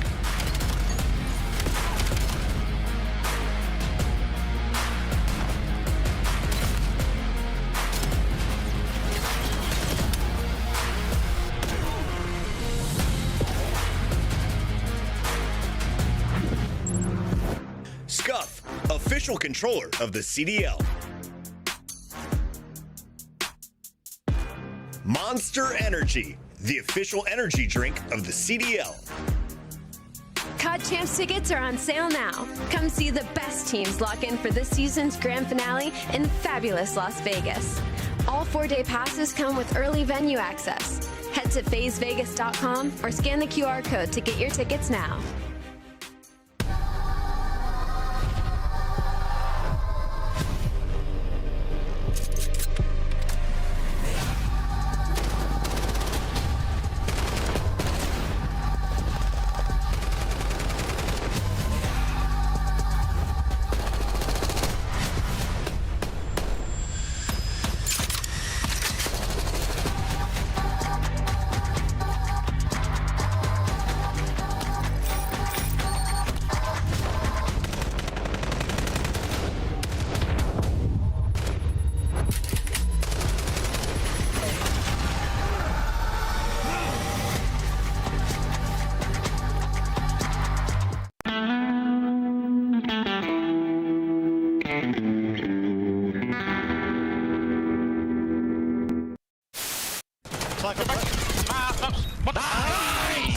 Come on. Get up. Hey, we got the orange challenge, bro. You go. Let's go. Holy shit. Let's go clutch up there. Hop and look over him. You can see everything. Are they planning for us? No. Back circle weak. Yeah, back circle. Obviously. Back circle. 3, 2, loads bomb. I'm ready to move. Weak. No. Come at. Let's go, man.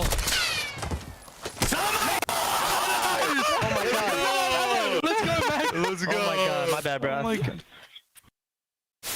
That's the problem. You gave them all the time in the world, and now Ultra have set themselves up perfectly for the barbershop hardpoint.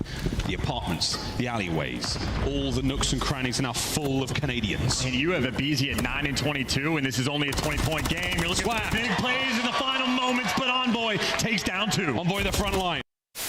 Slow this down. No.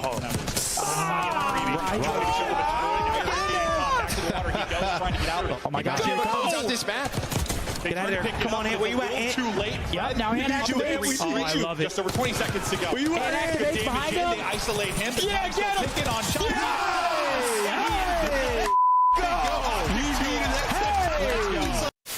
Piss on him. Wait, shot the bomb. We're playing the bomb. Oh my god. God, ball, come on, give it to me. Bomb is armed.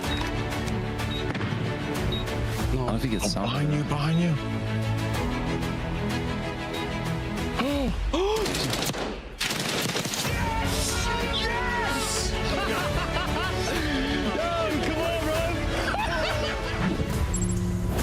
Osborne, I still think of you, just as we still think about these snipes from that game of Scar. Good lord. Oh, there's one. There's the devastation of, oh god, how did he pull this one off? Oh god, he got me again. There's 3 there. Increasing levels of frustration. Dude, oh my god! How does he keep getting away with this? What am I supposed to do? Yeah, what am I supposed to do? Well, we just go next. That's what we do. We go to overload. That is frustrating, man. Super. I wish he were on my fantasy team. He is that guy, especially in Search and Destroy. Big time sniper. Excited to see what he does throughout the rest of this year. The Black Ops 7. It has been a lot of fun so far. Nowhere near done.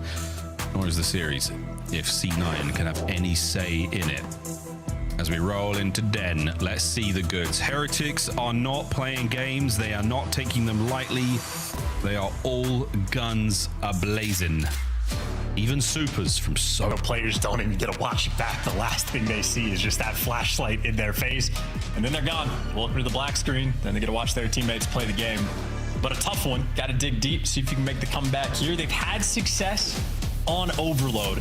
C9 has. Admittedly, this is the most difficult game mode in my mind to develop as a new team. Maybe a strength that guys like Oak is coming over. He was going to be learning new game modes anyway. Might as well give him an even start here on Overload. But nonetheless, Heretics, see if they can close this one out. Here we go. It's a nice 2. Hides on the flank. He's going to be an issue in a moment, but the boy's going to read this one. If we can get that EMP, pick it up, get it moving. Nezra, nice work. And again, that might be enough clearance in the backline. Maybe not. Super. He's an issue. Man, so is Encourage. He's back. Big 2. Yeah, fighting to keep the map even. Great reads on the flank by Heretics as well, so I don't speak Spanish, but the comms on point. Metals is the one that picked it up, and from what I'm told, Miles, Metals has the best comms on the team. I literally cannot confirm that for you, but that's just rumor. Problem is, you just ran that device backwards, helping Super out to try to score. Yeah, he gets it. Wait, pick up and run. Go, boys, go! It's a wide open A goal. Just send it. You got to worry about a single player. Super is going to be in position. He's going to be on the head. Oh no, he's not. He's pushing up a little further. Oh, but they've cut through mid. Ah, the spawners. Oh my good God! Nearly makes it off the pillar. That would have been disgusting. And now back to square one. Oh, go Heretics, go! Goals wide open. Go! Red Crow on the defense. Strong arming it with a big old nade. Okay, maybe turn it around. Maybe turn it around. Drakes is up. We're in Gills. Oh, what a save! And what a pickup from Super! Man, what a chaotic 45 seconds that was. Take a deep breath, indeed. C9 making it weird there in the overload, running that device backwards in a time where wasn't looking good on the minimap. And now the minimap, they just have the bottom lane entirely covered. And Courage doing enough to slow him down, and just like that, that is an instant response from high to low, north to south, doesn't matter. Tied 1-1. Yeah, man. We were up, we are down, and now we are about to go back up again. Here we go. Hide. Yeah, man. Play this dirty. Play this slow. We're going to wait for the Heretics to get moving forward. He's getting two here. Actually, maybe not. The other guy's in the far side of the wall, but that's fine. You've got top control as far as I'm concerned. Waiting for the reinforcements now from the Heretics to make their way forward, and C9 is going to muscle their way through P2. Well, we'll give it an old college try at the very least. This is going to be every single player on the minimap right next to each other. Nedra off spawn? Interesting. He just ran 10 feet up Dojo and decided, let me actually try to be here on defense. So they don't have the timings as well anymore, but hey, wins the gunfight and slows down the push and square up for the final battle. Trying to get through is super and successful at that. Heretics, the bully ball paying off, 2-1 lead. Super is as Super does, which is sneak those over the B goal. Back over to mid we go. Rencor, though, is the man behind enemy lines, and this is, for now, a lot of control over mid-map. There he is. Surprise! I don't know what the Spanish is for Batman, but I'm sure it sounds nothing like that. Big defensive opportunity right now for C9. They have to win this fight, though, against Metals with the device. And now an opportunity to go forward. They've got space. Well, your space is on the top side of the mini-map, and instead Hyde's running it through mid. Now Heretics are going to have to read like the awkwardness of this. Nedra clearing space over towards A, but the device is stuck in mid. Yeah, stuck. Not getting out anytime soon. Flying to B. Courage is going to have to give you two. All the usual spots covered now. Super gets up close. Trophies are sweet. Trophy now having Courage's own, but not the teammates to get the job done. A little moment of disconnect, and Metals has just sniffed an opportunity to cut across the entire map, and he has done so. He's won another battle in lobby. Metals has won another fight. He has slain his way through C9 New York, and now it will be the third goal, unless Okis. No good. Trax gets it in. Yeah, good route. I feel like this is the way you want to play Overload against C9 as well. Put their communication to the test, get annoying in their spawn, force them to make heads-up plays non-stop, and you expect to be able to break them down, but there's some for the IQ, some for the head smash. Now we're going for the head smash strat. Trace with a nade, follow up there from the pistol, and this might be another goal to end the half. Yep, slides right in. Vamos indeed. Heretics overwhelming in the Overload. So overwhelming again. You're right. It's the test of the comms. It's then the test of the close range CQB chemistry. And the more that C9s thrash, the deeper the Heretics hooks find them in the roster. Beautiful stuff there from the Heretics. Again, a couple of cheeky runs. One good opportunity for C9. Not a tremendous amount of possession either. Heretics just a little too much here in the first half. Yeah, and for C9, maybe a route or two off spawn that looks a little bit fishy, and even moments to touch on the communication. When Nezra's pushed over towards that A portal, his teammate picks up the device in the server room or small room. You have to be screaming at your teammate, this is what's open, this is where you need to run it. And whether that's a moment of poor communication or poor listening skills, who knows? But for C9 to disconnect on full display.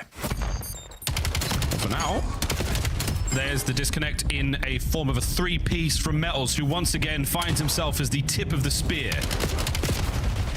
The vanguard right now for the Heretics. Pressure on their spawn. A quick pickup now and a route towards the B portal. Oh, God. That's a great nade from Trax. Oh, that's great damage. Oh, you are absolutely taking a Michael with a kill like that. The third man over the top. Is he going to slide through? Sure will. Super so slippery on the goal line. Don't forget a couple of Hellstones to play with as well, boys. Yeah, it's tough. Once you see no trophies and that little cut there on the defensive end, you just expect those nades to roll through. So we have a trophy by Couches, but not really the focal choke point that we're looking for. And either way, just overwhelming display. Metals has the perfect opening break. Hitting for C9, they're spawning up, getting stunned from time to time. Now, though, on the defensive end, it looks like C9 able to string together a score. Nedra, nice little 5 spree. 21 kills he has as well. So trying to do everything for your team, but you're down by 3 with 3 minutes to play. Opportunity for a rally, though. Here come the boys. Okis has given up quite a lot of the Heretic side of the map, and he will have now to fight back. Try to reclaim it. A good enough attempt. Oh, Nedra, we're going to bail out on this play. No, we're going to get caught by Metals. Oh, sugar. Oh, no. Metals. Oh, Oh no! We're making a run for the goal line. Which one will it be though? That's the question. Nearly makes it past the threshold. Drake's on the pickup. Rencor on the grab. Goal number 6 was a delight. And I could not tell you why C9 are so insistent on running the device backwards. They're running it backwards and picking the most difficult directions to go on the minimap with the device. Like, you want that spawn if you're spawning at the left side of the minimap, so you can run it over towards B. It's what they're going to be doing now. You want to attack B. Don't make it weird. Don't make it weird, bro. Don't make it weird. Pickups now, and forward we fly. Only man behind him is going to be Hyde, and whether he lives or whether he dies, yep, there he goes. He's done. In, out, done. 2 minutes 35 to go, 6-2. Crazier things could happen. But we are looking at a goal here, and Super is going to guarantee it. He might even get all 4 with this.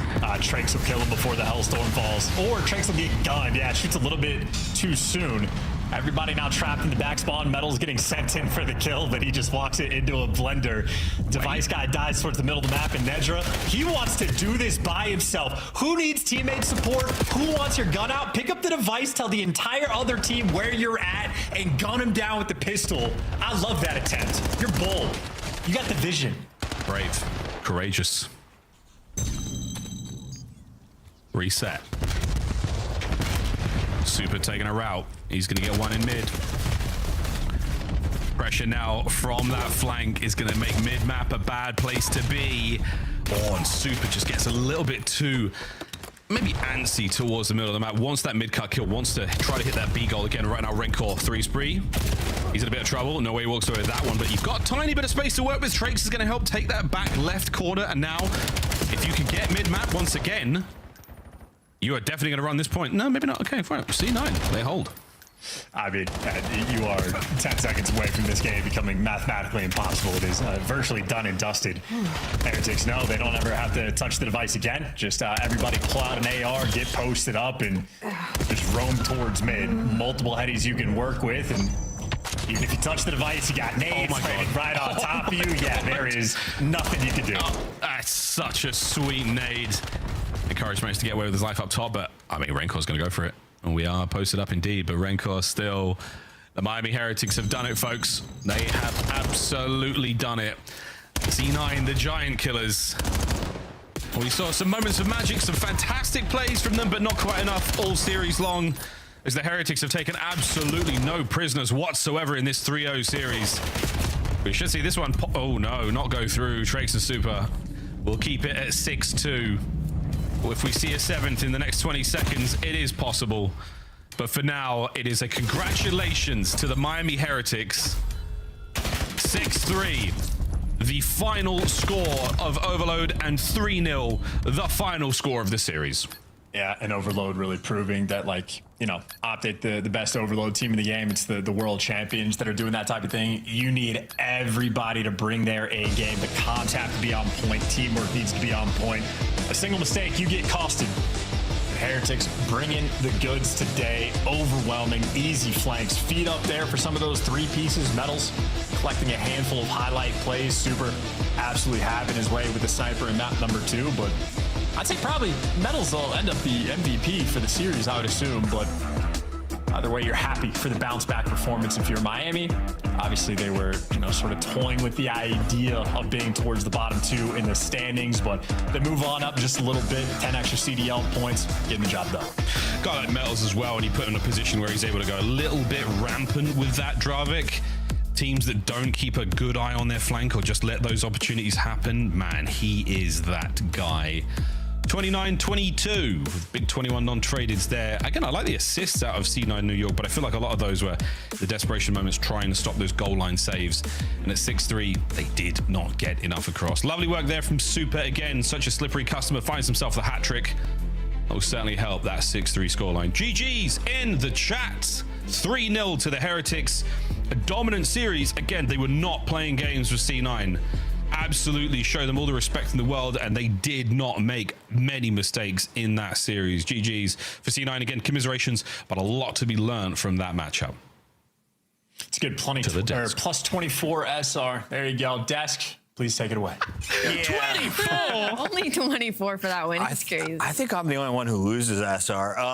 That was a good call from you guys. Miami, hot 3-0. They get it done quickly. Super pop-off search and destroy. But as we take a look at these highlights from game number 3, who was your star in Overload, Rosalie? Did you have a favorite heretic to watch today? Ooh, I might say Metals, just because like it's so fun to watch Miami Heretics when he is having a good map, let alone a good series. They are just the pace at which they play at and just the team chemistry. They approach the game the same way. Like they're always playing together. And it's just so annoying. I would hate to have to go against this team. Yeah, I mean, it feels like the barrier to become like a good team in this league is like you have to show some fight against heretics. They'll just bully you if you're slow. Yeah. And, you know, talking about Cloud9, it's not exactly the players that are slow, it's like the decisions. Yeah. And even in the adjustments in Search and Destroy, it came in way too late. But it came in at least. Like you saw the smoke that closed the distance and flank.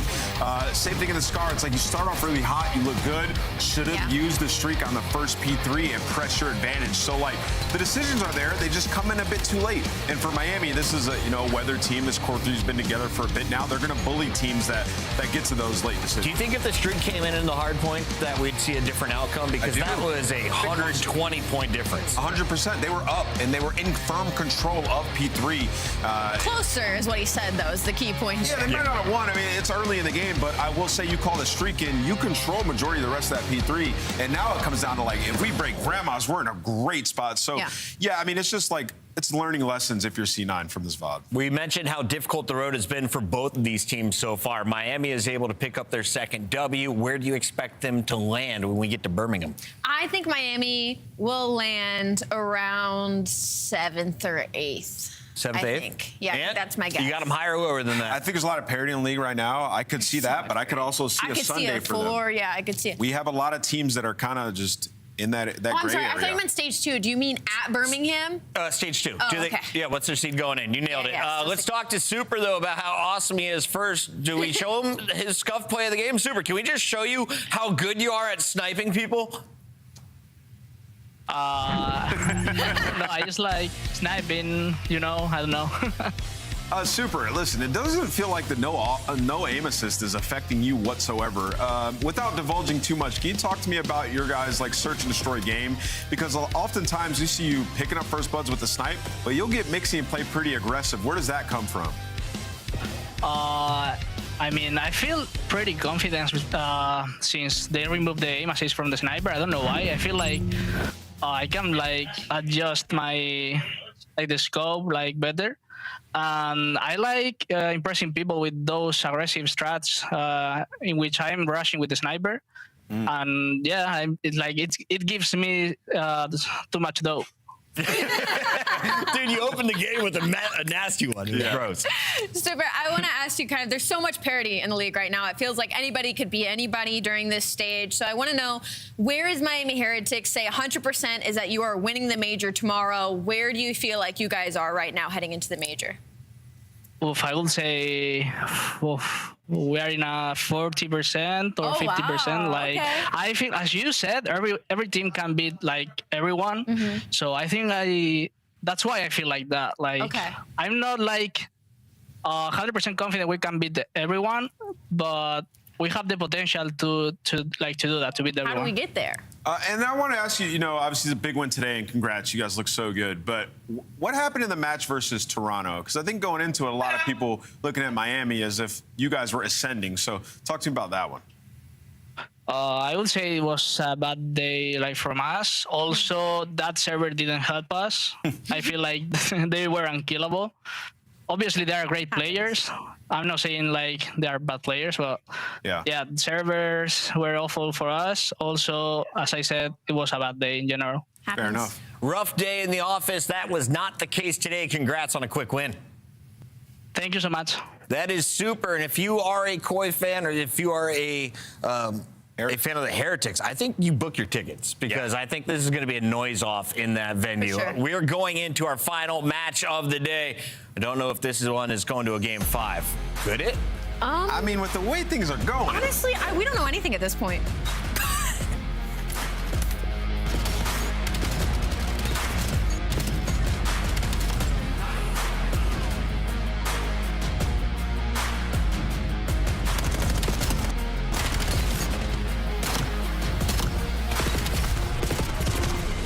side. Maybe come on.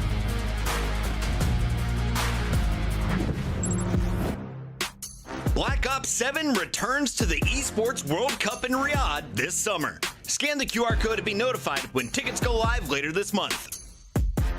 Start the season strong with the 2026 Call of Duty League Pack. Grab yourself the CDL operator by scanning the QR code on screen or check it out in the Call of Duty store in-game now. Scuff, official controller of the CDL.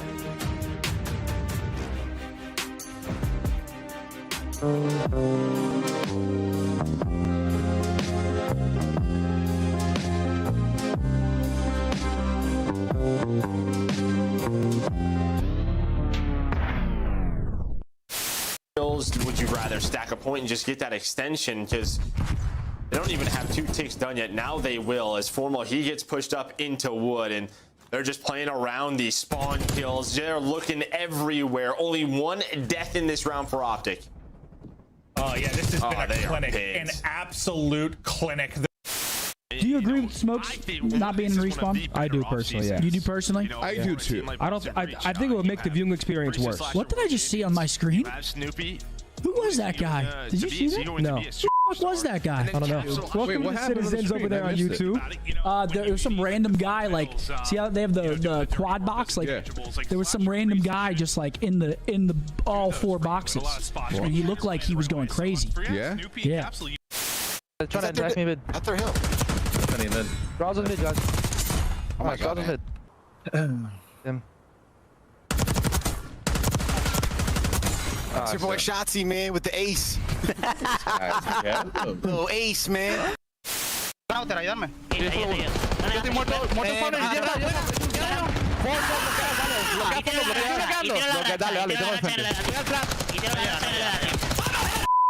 Vaya remontada, hermano. ¡Qué buena, chica!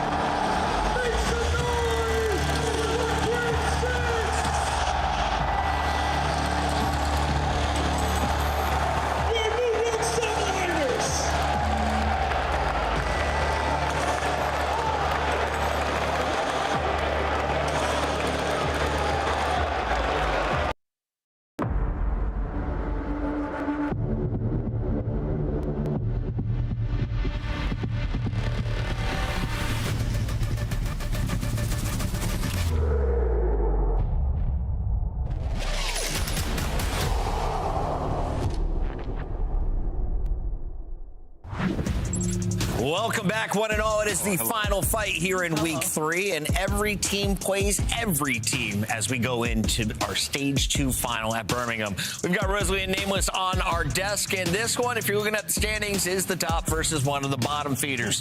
Vancouver Surge got a W, but it was against a team right next to him at the bottom of the totem pole. Meanwhile, Optic gets a win over LA Thieves in very impressive fashion. Let's start here with our Optic squad. Nameless, what did you see from the green team in the big 3-0? Yeah, they just hit another gear that I feel like we hadn't seen so far this year. Dashi and Shotzi took over, man. In the overload, if you go back and watch it, teach tape. Like, you're talking the smallest decisions needed to be made. Shotzi just running past people to prioritize ball. Dashi clutching up with the AR. Like, these guys can do it all, man, and they're getting better. And right now, you'd be hard-pressed to find a better team in Black Ops 7. What do you got for me, Al? Overload win streak. These guys are the best in the game. True. Listen, the best teams are always going to be really good at that third game mode. And for Optic Texas right now, they've been transitioning that into their hard points. And that's what's made it so suffocating in a lot of these series. It's like you think you'll get the edge in these map picks, but they'll play you on almost anything. And for Optic Texas, all they need to do right now is tighten up their map pool, expand it a little bit, make sure they can play everything on against everybody on any day, give themselves a lot of veto control. They're unbelievable right now. They've just hit this part of when you're like a really good team at the top and you've been together for a while. They hit this part in their game where they're The right plays are automatic. You don't have to think about it. It happens instinctually. And then it's like the game-changing plays are happening more and more frequent. It's very scary for the rest of the league. 100 gifted on the line if they go perfect. We'll see if they can get it done. On the other side, we've got Vancouver Surge. Not 1,000. That's a lot of gift. I ain't that rich, Al. Let's take a look, though, at the rich man in the third spot. He goes by the name of TJ Haley. He's been playing since when 16-year-olds were allowed to compete at LAN.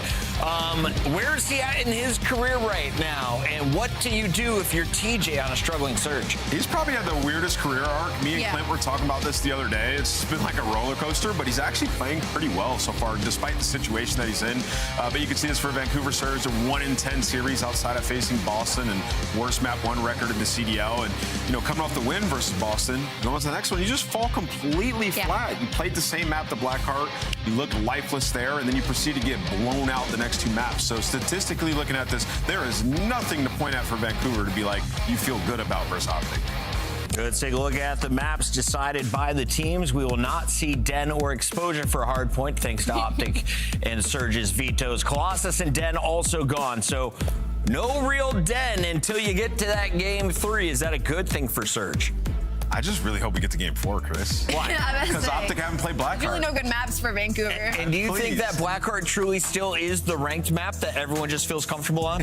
Well, I think we brought that up for C9 because you definitely get the most reps on that and ranked, and it reigned to be true. For Optic, though, there's no reason they shouldn't be great at There's that map. no reason. You got Shotzzy and Hook in your back pocket. Absolutely. They should be disgusting at that map. I'm also excited if we even get there, though. That's going to be the biggest question. To that point, though, I'm interested in it not just because Optic haven't played it. It's because in their map pool, they're 1-in-5 on Den. They played a considerable amount of it throughout this split as well. So if they were to be good at Blackheart and add that to their map pool, it makes them that much more dangerous. So hopefully we get to 4. I don't know how Vancouver could do that. Probably have to be the raid S&D, but I'm about to say it has to be a search and destroy. Can we just say that the biggest improvement from Optic last year to this year is Bruce's barber? Oh, yeah, tough point. Let's get into our scuff pick'ems. I'm going with Bruce and Shotzzy again. They dropped a 1.26, a 1.25 yesterday, but I think it's actually Mercury's and Hoop who get to shine in this series. Optic is the first one locked in on my scuff pick'ems. Where are you going? I agree with you. I think this is a Hook takeover. Hook takeover. Taking this 3-0. Kyler is going to be screaming. Playing really well recently. I'm going to go with Optic Texas too. It's a whole lot of Optic. The fans are going green as well. When we get upsets, it's when we all go one way. Right, Shift? Yeah, typically we saw that across the couple of days so far, but at least for you, Puckett, you continue to be a rogue gentleman. Let's get into this one, though. I will say, I think, well, I find myself about to say what I'm about to say, Jay, and it's the same thing I was going to say when we were talking about the Paris Cloud9 match. Okay. Surely there's no world this happens. Surely there's no world this happens.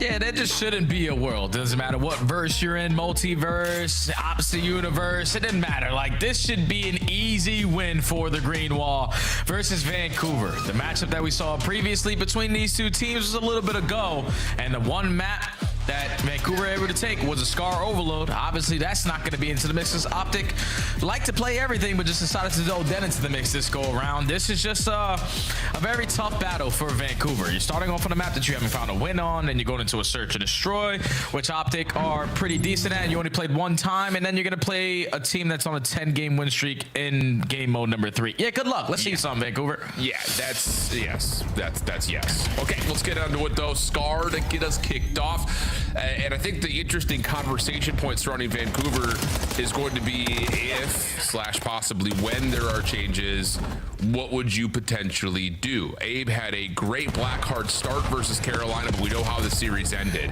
3-0, not what we would have expected. Who would you say, Jay, is your player to watch to maybe fight for their job today? Well, I think realistically, everyone's job is on the line for Vancouver because we already seen it one time this year. It's Cloud9 team wipe. Vancouver potentially in another situation to do the same exact thing, especially what they did versus Carolina. Like, that was just a complete misplay. Like, you dominate them on land, you get to online with Carolina, obviously a little bit more comfortable, but you didn't even look like you were ready for that matchup. But into this B1, you're fighting with the Green Wall. You keep it scrappy off of the mid hard point, but now the rotation in favor of Optic. And for Vancouver, who only have a 6% chance at finding a break on Scar, let's see how they set this one up. That's exactly right. The numbers have not been great for Vancouver really anywhere. And that will be something that we'll keep our eyes avidly on, as Mercules will make sure the opening break attempt for Vancouver gets completely stifled. Hook is also putting a nuisance over towards the middle of the map, so Vancouver are really not even getting a good look to even set up a second attempt right now, because Mercules just takes the space away. Not once but twice. 10 and 2, 5 in a row. Vancouver, well, you may just have to chalk and rotate now. 20 seconds remain on the hill. And this is why it's tough, man, because I tweeted it yesterday after watching Optic play.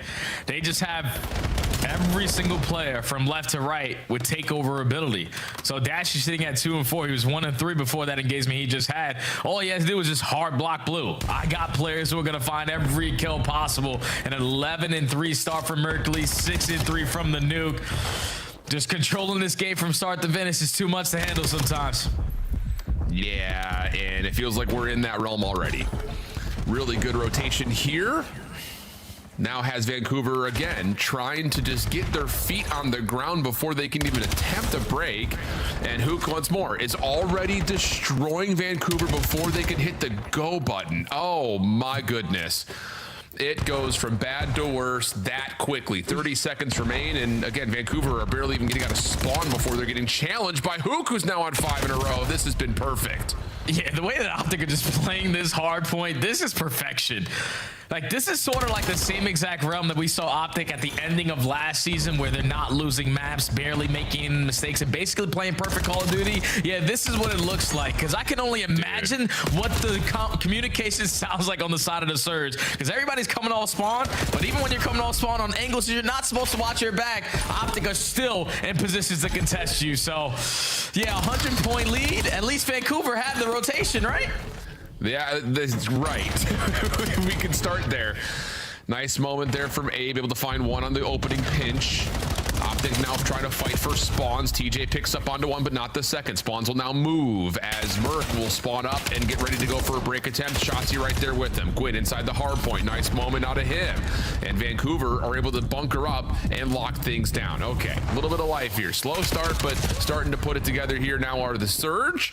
Hook gets one more. 20 seconds remaining. It looks like Optic are just going to full dive on in, see what they can get out of it, because why not with the leader's advantage? But TJ and Gwyn are doing a nice job of at least battling this back. Last 15 seconds, couple of close spawns for Vancouver will have them mostly taking the, I would say, full time here at 4. Really nice help from them. Yeah, this is good stuff from Vancouver to manage the time off of the P4 and also to manage them winning the rotation over towards P5.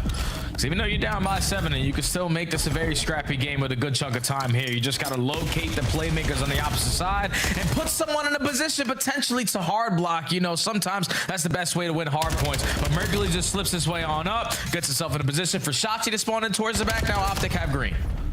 Yeah, and this has just been such a casual game for Bruce right now. He has just been sitting and watching lanes, but all the SMGs and, well, SMGs, let's say all the other players in the map are just pushing forward, finding their kills and an extra behind it. So Dashy is just chilling, hanging out, and at this very casual moment of another 100-point lead brewing, we'll see how Optic are vibing with the listen it. Go, everyone go. Yeah, I'm trying to go for it. Still got a white wall spot, probably. Definitely, most likely. You're at blue. What, back blue? Yeah, deep blue. Some spawned out. Back blue. Top blue. Actually, 2 spawn rolls. I think they all spawned those. Help me. I did not spawn out. Watch out on time, TJ. 2 on time. Another guy's full set in it. I'm full set on time. He's still watch out. What's up, Brooklyn? Gonna be right side time. Their shop, really. One shot. Top blue's weak. Their shop still. Their shop, TJ. They're still the shop. What the fuck? Top blue backed up. One could be on the right on us. I want this shop dead. I'm 1 HP. Another one shop. That's it. Keep walking blue. There's one rest of blue. White wall on time. Left side time. Half health. Nice. There's still white wall. Nice. There's one rest of blue, pretty sure. I'm almost on blue. I don't know where they're spawning. I spawned green. Someone could have spawned wood. Blue, there is wood. He's intergender now. He's top blue. On the time, dead. One's top blue steps. Hey, he's on new. Low right. Not weak. Ace and B. Ace. He's still A-search. A-search dead. I'm nading time. What's up, blue? Top blue. Top blue, watch out. I need time. Top blue, bullet. Right on my running. He's on new, boys. Low gen. Low new. That guy was top blue. Another one top blue. Hey, rush up, bullet. I can. Not peeking. Go on, Burger. Shot by time. Hey, dead, I knew. They're spawning white wall on me. Top blue, TJ, white wall and gens.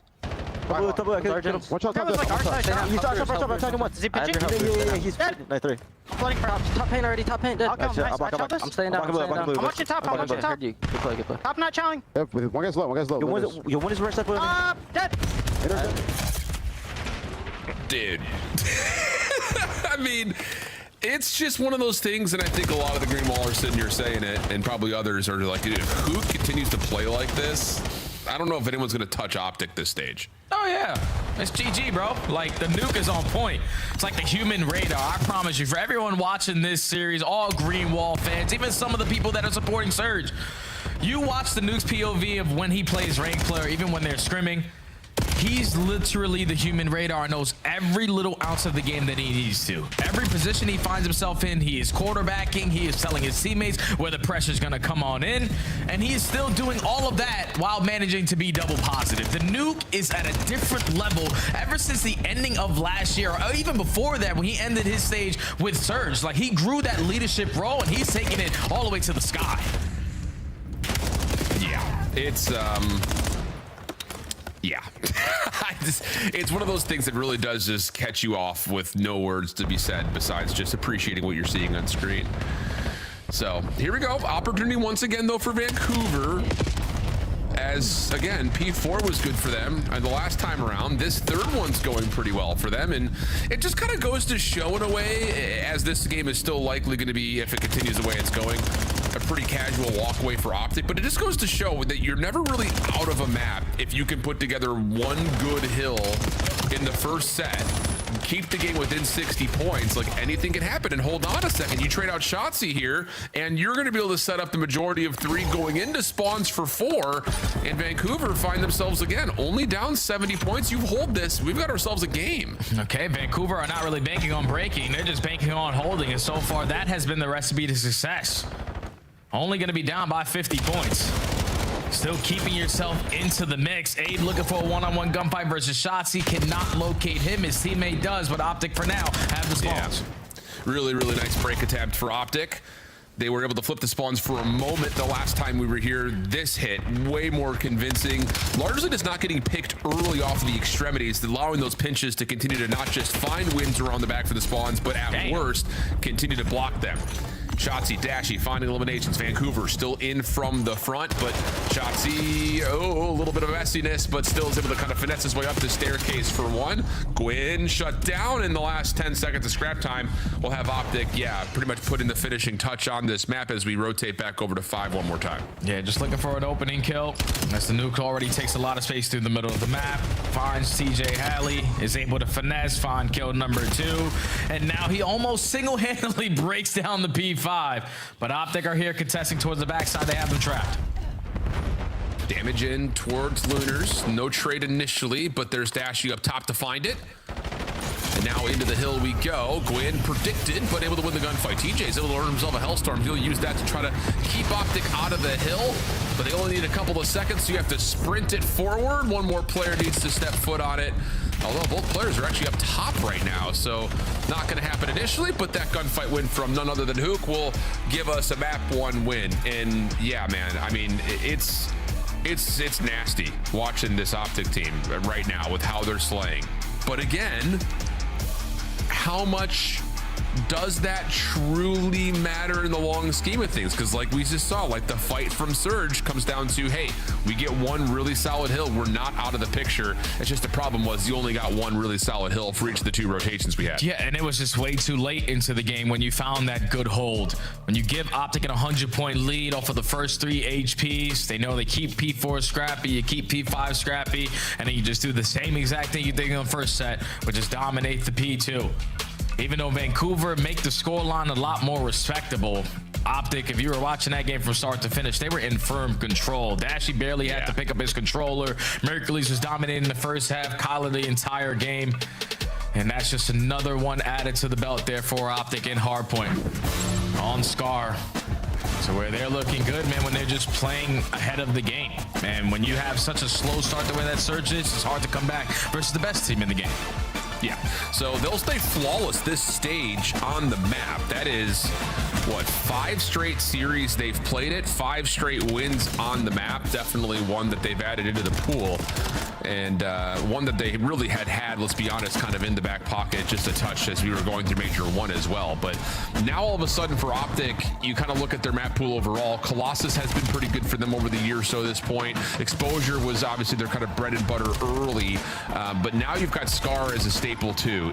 The only real question mark really comes down to, can you finish tight games on Den, which they're 1-4 on it, but you lost one of those maps by 1 point. Another, it was a 200 to 250 affair. Both of those were actually to Miami, surprise enough. And then what are we doing on Blackheart? You know, are we just going to hard veto it all year long, or are we actually going to be able to see them jump into the mix and add it as one of their main maps to the pool? Yeah, I think the Desk hit it perfectly. Like, Optic, the fact that they have been auto-vetoing Blackheart all season, when realistically you look at this lineup, they should be one of the best teams at Blackheart.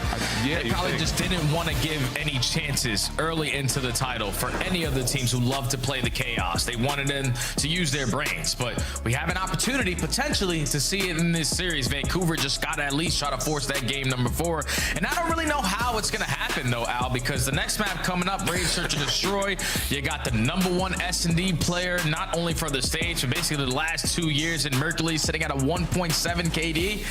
And the only advantage you have versus Optic in Search and Destroy are going to be on the defensive side and retakes, and that's due to the fact that Optic don't really allow you to get the bomb down. So this is going to be another tough map.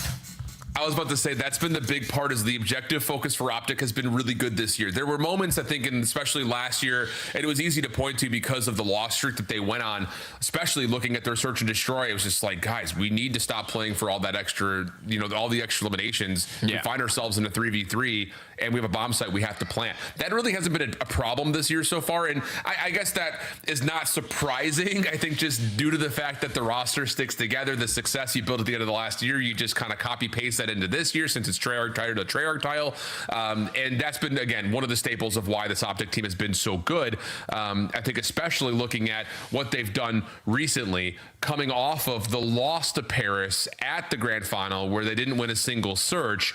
All of the things that he made small mistakes on, I feel like aren't really all that present anymore, and that's great news for Greenwall fans. Oh yeah, without question, man, and it only helps when you got the best S&D player in the game. Like Mercules is true too. Unbelievable. Usually we always talk about Dash being the most clutch player that we have in the CDO, but I feel like I watch Mercules every time in Search and Destroy, and he's always got some round throughout an 11-round potential Search and Destroy where he is just single-handedly going to break you down. So if you don't slow him down, you're not going to have fun. But if he's on point, that also allows Shotzzy to be on point, because those guys run around as an army of 2. And if you can't slow down one, you're definitely not slowing down the other. So that's got to be a lot of focus for Vancouver to just not allow the playmakers to playmake. Yeah, that's easier said than done, though. I think is also part of that. So we'll see. For Vancouver, the lifeline, do you look specifically just at first blood conversion percentage, or I mean, it's just, we haven't really seen a ton of them on this map. We saw it at the major just a touch, but it's been either really good or really bad for them. There really has been no in between, and it feels like a lot of that is determined by what the ending scoreboard tells us for first blood count. Yeah, they are dead last in that category, Al. So I think first blood's definitely going to be something that Vancouver are going to hone in on, because even if they find the first blood, their conversion rate is abysmal. So that tells you the teamwork is completely out the window in this mode so far for Vancouver. But you got players like TJ Halley, who's played Raid Search and Destroy since he was in diapers, who understands the play style, understands the way you need to play versus Optic. So TJ's got to slow them down.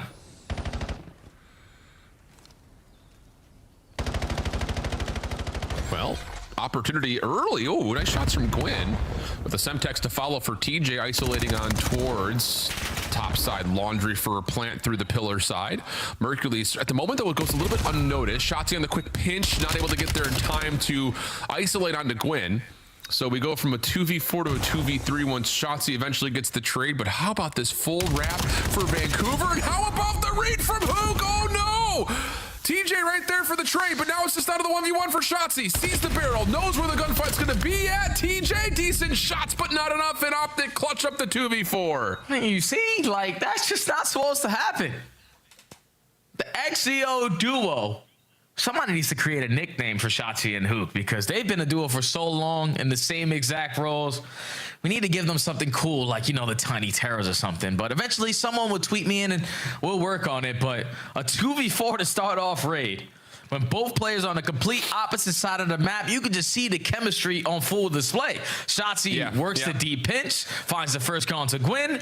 I don't see anyone else in towards ring, so they had to be working on the backside of Laundry. You give the communication to the nuke, he finds a double, you turn it into a 1v1, and Shotzi's able to put the finishing touches on it. If Vancouver were trying to gain some momentum early, yeah, it instantly got taken away. Wow. Ooh, Dashy almost, but it's Gwyn instead for first blood. Abe, cautious, my friend. And how about this? The read on the other side says there might be someone on the flank. TJ gets caught just sprinting. I mean, we don't, again, kind of the same story you're just talking about. If you're Vancouver, you don't see anyone pushing ring with this double setup. You have to take your time on the pinch if you know Optic's not playing forward. And instead, now you get another lifeline to Optic off this 3v3 post plant. Shotzi's in a really tricky spot, and he's going to get a freebie. Hey, spots one. Abe, unfortunately, is not going to be ready for this one, or was he? Because he gets him down to half HP. Gwyn finds one on the pinch as well, so it's a 2v2. Now it's a 1v2 all up to Big Brucey. Man. Bruce has Gwyn.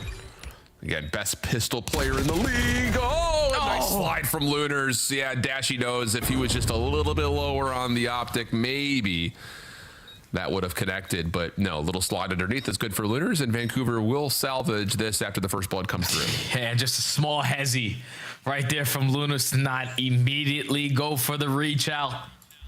But to force Dashy to think for one extra second. And he's not able to line up the crossfire onto the head of Lunars. But it almost works out. 20 seconds left. You spot him, and just that little hesitation of sliding on in gives Lunars the advantage to tie the series. I mean, tie the map. Yeah. Nades from Optic, very heavily focused in towards Zig. Shotzi swimming. Gwyn, did he notice this? Doesn't look like it. Awkward here for Shotzi. Catches his breath literally, and now has the pistol ready to go. Gwyn still seen over the top. Pistol shots from Shotzi are perfect, but he will be traded out by Gwyn's pistol.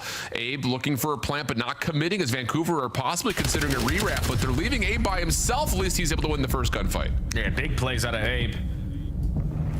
So when his ISO one-on-one, keep the numbers in favor of Surge, but still going to be delayed on the plant. So this allows Optic to take a lot of more space away around the map. Mercury's on the pinch, just looking for the timing, gets info onto Lunars, just going to reposition back to Dashy. Should be all right for the reposition for now. Just comes down to the timing of if they catch Vancouver slipping through Benjamin, though they do not. But back over towards Zig, that's info. And Dashy's going to step up, try to find the first gunfight win. He's in some trouble. Good isolation on the backside, and Mercury is caught a little bit off guard on the backside of the play from Zig. We'll have Vancouver on 2 in a row. Yeah, that's just one of those rounds there. Like, if you're Dashy and Mercury's like, I don't know what the hell they're doing. Like, they had the man advantage. They had all B positioning, but they're still yet to work the bomb plan. And just making that play call on the side of Surge forces Optic to be completely uncomfortable throughout that entire round. So slow and steady wins the race. Not ideal the way I would have played it, but Surge still able to secure that round back to back now with the roundup advantage. Yeah. Interesting battle to this point, because it definitely feels like Optic have made the right reads, but a couple of key gunfights have kept Vancouver at the edge after these opening first blood battles have started to be tallied up. Shotzi thinking about getting aggressive. Trophy system is seen, and he wants to delete it, but can't find the first shot to hit it. And in that moment, Hook will drop. There's the nade. A little bounce pass off the corner. Does not land for any damage. And Optic are going to try to fight for the bomb on top of it here at Laundry. Slide out for Gwyn by himself. What are we doing? Hello? Oh, Shotzi falls off the map, but Dashy's able to find one, and then the second. What are we doing? We can't just solo slide out when we've got a 4v3 in front of us. I can understand the bait and switch because he is a sniper pistol player. But it's like two times now where, yeah, there was just no switch. And Gwyn, unfortunately, was in both scenarios. The first go-around was when TJ just sprints on the pinch for free, thinking Gwyn's got my back covered. But then that time, with the numbers advantage, you don't even wait for Optic to think about the objective. You send it with your numbers, which is respectable, but you don't really send it in with your numbers there. And you get 2-piece by Shotzzy. So Optic tied the game by just being prepared for the fights over on the backside of Laundry, even in the man disadvantage. And now at 2-2, Optic are continuing on the aggression through Ring. All smoke down, making it difficult with the aim assist, but Gwyn still is able to find one. Pistol out, no, and the action quick, fast, furious, only really seeing one perspective of it. Optic do win out the trade battle and take another quick round. Yeah, Optic were sick and tired of getting isolated in some of these fights, like Mercury said. Last time I went towards B, I was met with Gwyn Sniper. So let's just use all of our gunnies on the same side of the map. You stack over towards A. You're prepared for the blind counter if they get aggressive on that side. And when you find the first blood, instantly find the second. Even when the smoke brews, you're able to thrive through the chaos. Optic, secure the defense. Okay. Do we get a second to actually watch the round unfold? We'll find out. Pistol, Freddy Sniper, pistol combo for Dashy. Not going to land. Mercules will be the first one to drop.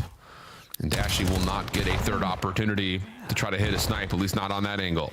Hook, damage towards money window, now focused over towards water steps while Shotzzy picks up the play towards basketball. And this is just down to, yeah, can we allow Bruce to continue to use this sniper? He's not going to miss for all that long. Hook able to find one more before dropping. Pinch easily established from Shotzzy from that position. And the last player, an aid, has been seen and is quickly tallied. Another moment where it just feels like Vancouver cannot get a handle on where Optic are and how they want to play the situation, even when they've got numbers. Yeah, it's just 2 rounds now on the defensive side where you get the numbers early on, but instead of Optic beating you by planting the bomb and playing a post plant, you are gifting them a free kill in return. And then that forces you to be uncomfortable. You still have not accounted for the positioning of Shotzzy because he just pushes right through B-ball, sets up a pinch with the nuke, finding a gunfight win on towards the site, and basically calls the round there. These are just things that Vancouver cannot allow to slip away from them. We're getting early man-up advantages. We're putting ourselves in a position, especially on defense, to win these rounds, but Optic need to beat us by planning, and we're not even giving them a chance to do that. Yeah, exactly right. TJ, good first blood through mid. Thought about planting, and he's got coverage, but the nades for Optic push them off. Gwyn can't finish the kill right in front of him. And another numbers situation has Vancouver scrambling towards B. Dashy is here and he hits. I mean, oh man, dude, Jay, I can't if he wins that with the pistol. Oh my goodness. Possibly last shots needed, and yep. It's just another number situation. I get it. You're pushed off by nades, but once those are out, you still have Gwyn top ring. Yeah, it's like Vancouver are playing nervous or scared. Like Raid hasn't been out for 15 years. You get the first blood with ring control. I can understand you didn't have laundry, but Optic are now forced to make the play. And when they do, Gwyn is ready for it, but he's the only one in a position ready for it when all of your teammates were just there. And then you wrap back to a site with no information. No one spots out anyone in a power position, and Dashy just gets a freebie with the snipe. And now Optic have chained 4 rounds in a row to be at game point. I'm starting to lose composure, Jay. I'm right there with you, brother. First blood onto Gwyn. And look at the position for Optic. Shotzi's in money. And Vancouver, who are already late to the rotation, will have an opportunity to potentially isolate onto Abe here at mid, and that's exactly the case. Yeah, I mean, we're lost right now, Jay. We are lost. Now they are the definition of lost. GG. Wow. At a certain rate, obviously, you give a lot of credit to Optic for continuing to finesse through 3v4s, 2v4s a couple of different times around, but that's just too many mistakes for a Vancouver team that TJ and Gwyn should be quarterbacking this, and it just doesn't feel like we have any coordination. And that's your long-standing, or longer-standing duo for this team, and it just feels really disconnected, like supremely disconnected, to where we're almost borderline playing as 4 individuals. I mean, so many moments that it just feels like we need to be able to assess better what the situation is in front of us with numbers or just based off positioning. Like, again, going back to that round where TJ gets first blood at mid, we're trying to plan at A. You've got Gwyn top ring, and a couple of nades don't just push them off from the plant. It forces them to go to the one spot where Dashy's watching for crosses. It feels too scared. Put it that way. It feels too scared. Yeah, Vancouver are definitely playing a little bit nervous, but Optic are just capitalizing on those nervous moments. These are professional players on the opposite side. Like, man up advantages, you had the advantage, you can't throw them away, but Optic still, even man disadvantages, are using their teamwork to bail them out of these situations. Because even when that first blood goes down at the A site, when they find the first blood, they got all of mid-map, Gwyn's sitting at top ring, they understand, like, our best chance at winning this round is to try to stop them from planning. So they send it through ring, and with Hoop putting down shots, your teammates watching over you to at least even up the numbers, and then the play falls into Dashy's hands. It's just like, even when you think Vancouver are making a lot of mistakes, Optic still made mistakes, but are just way better at capitalizing because they're a better team. So Optic are up 2-0 in the series, and they're looking for a clean 3-0 because they're the best overload team in the game. Let me summarize all of that with one visual moment. It's crazy. It's panic. It's absolute mayhem. We're going to break. We're coming back with overload. I'm going to fix my pop filter. Be right back.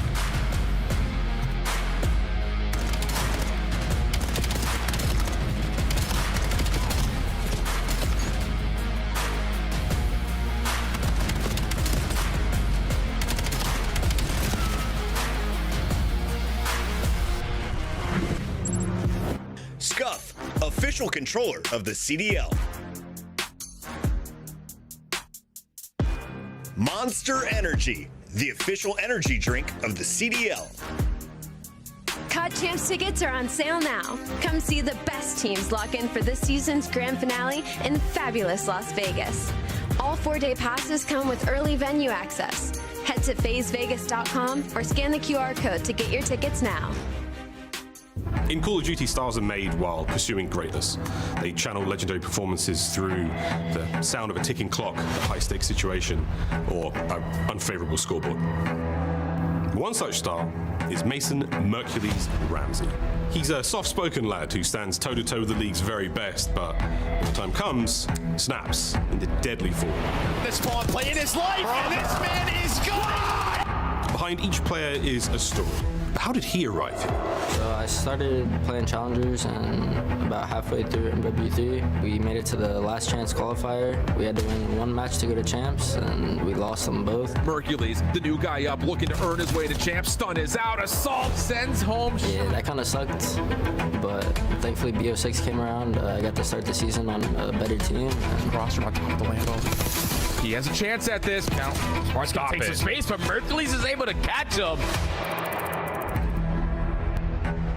I'm not sure if we're really bringing this up just yet, but I think Beans is going to be involved. This is a beansless meal here at the major. Is it officially no beans? I think it's The circumstances were definitely unexpected going into the Toronto major, but Merc is a slayer, right? He's been getting crazy gas, Chris. Like, he's been going off in challengers, so he's just got to come in and find those kills. just made the best out of it. Initial gunfights with the young gun. Ultra. What's the shot on the cross? Remember the name. It's Mercules. No, storylines like that write themselves, so it's easier for us to sort of follow. But when that kid went on there, and obviously like the amount of people talking about him, immediately had him on my radar and sort of kept my eye open. After a crazy series of events, the rookie finds himself on the roster of Optic Texas, and it is there that his newfound legacy would be cemented. It's history in the making! Back to back! World champions! He understands the game really well. He kind of just does him, honestly. Usually when they're new, like, they have like a little ego, but for him, for whatever reason, like, he just trusts us, and I mean, this kid is a generational talent. From a competition standpoint, his future is bright. From everything else, the ceiling is, who knows.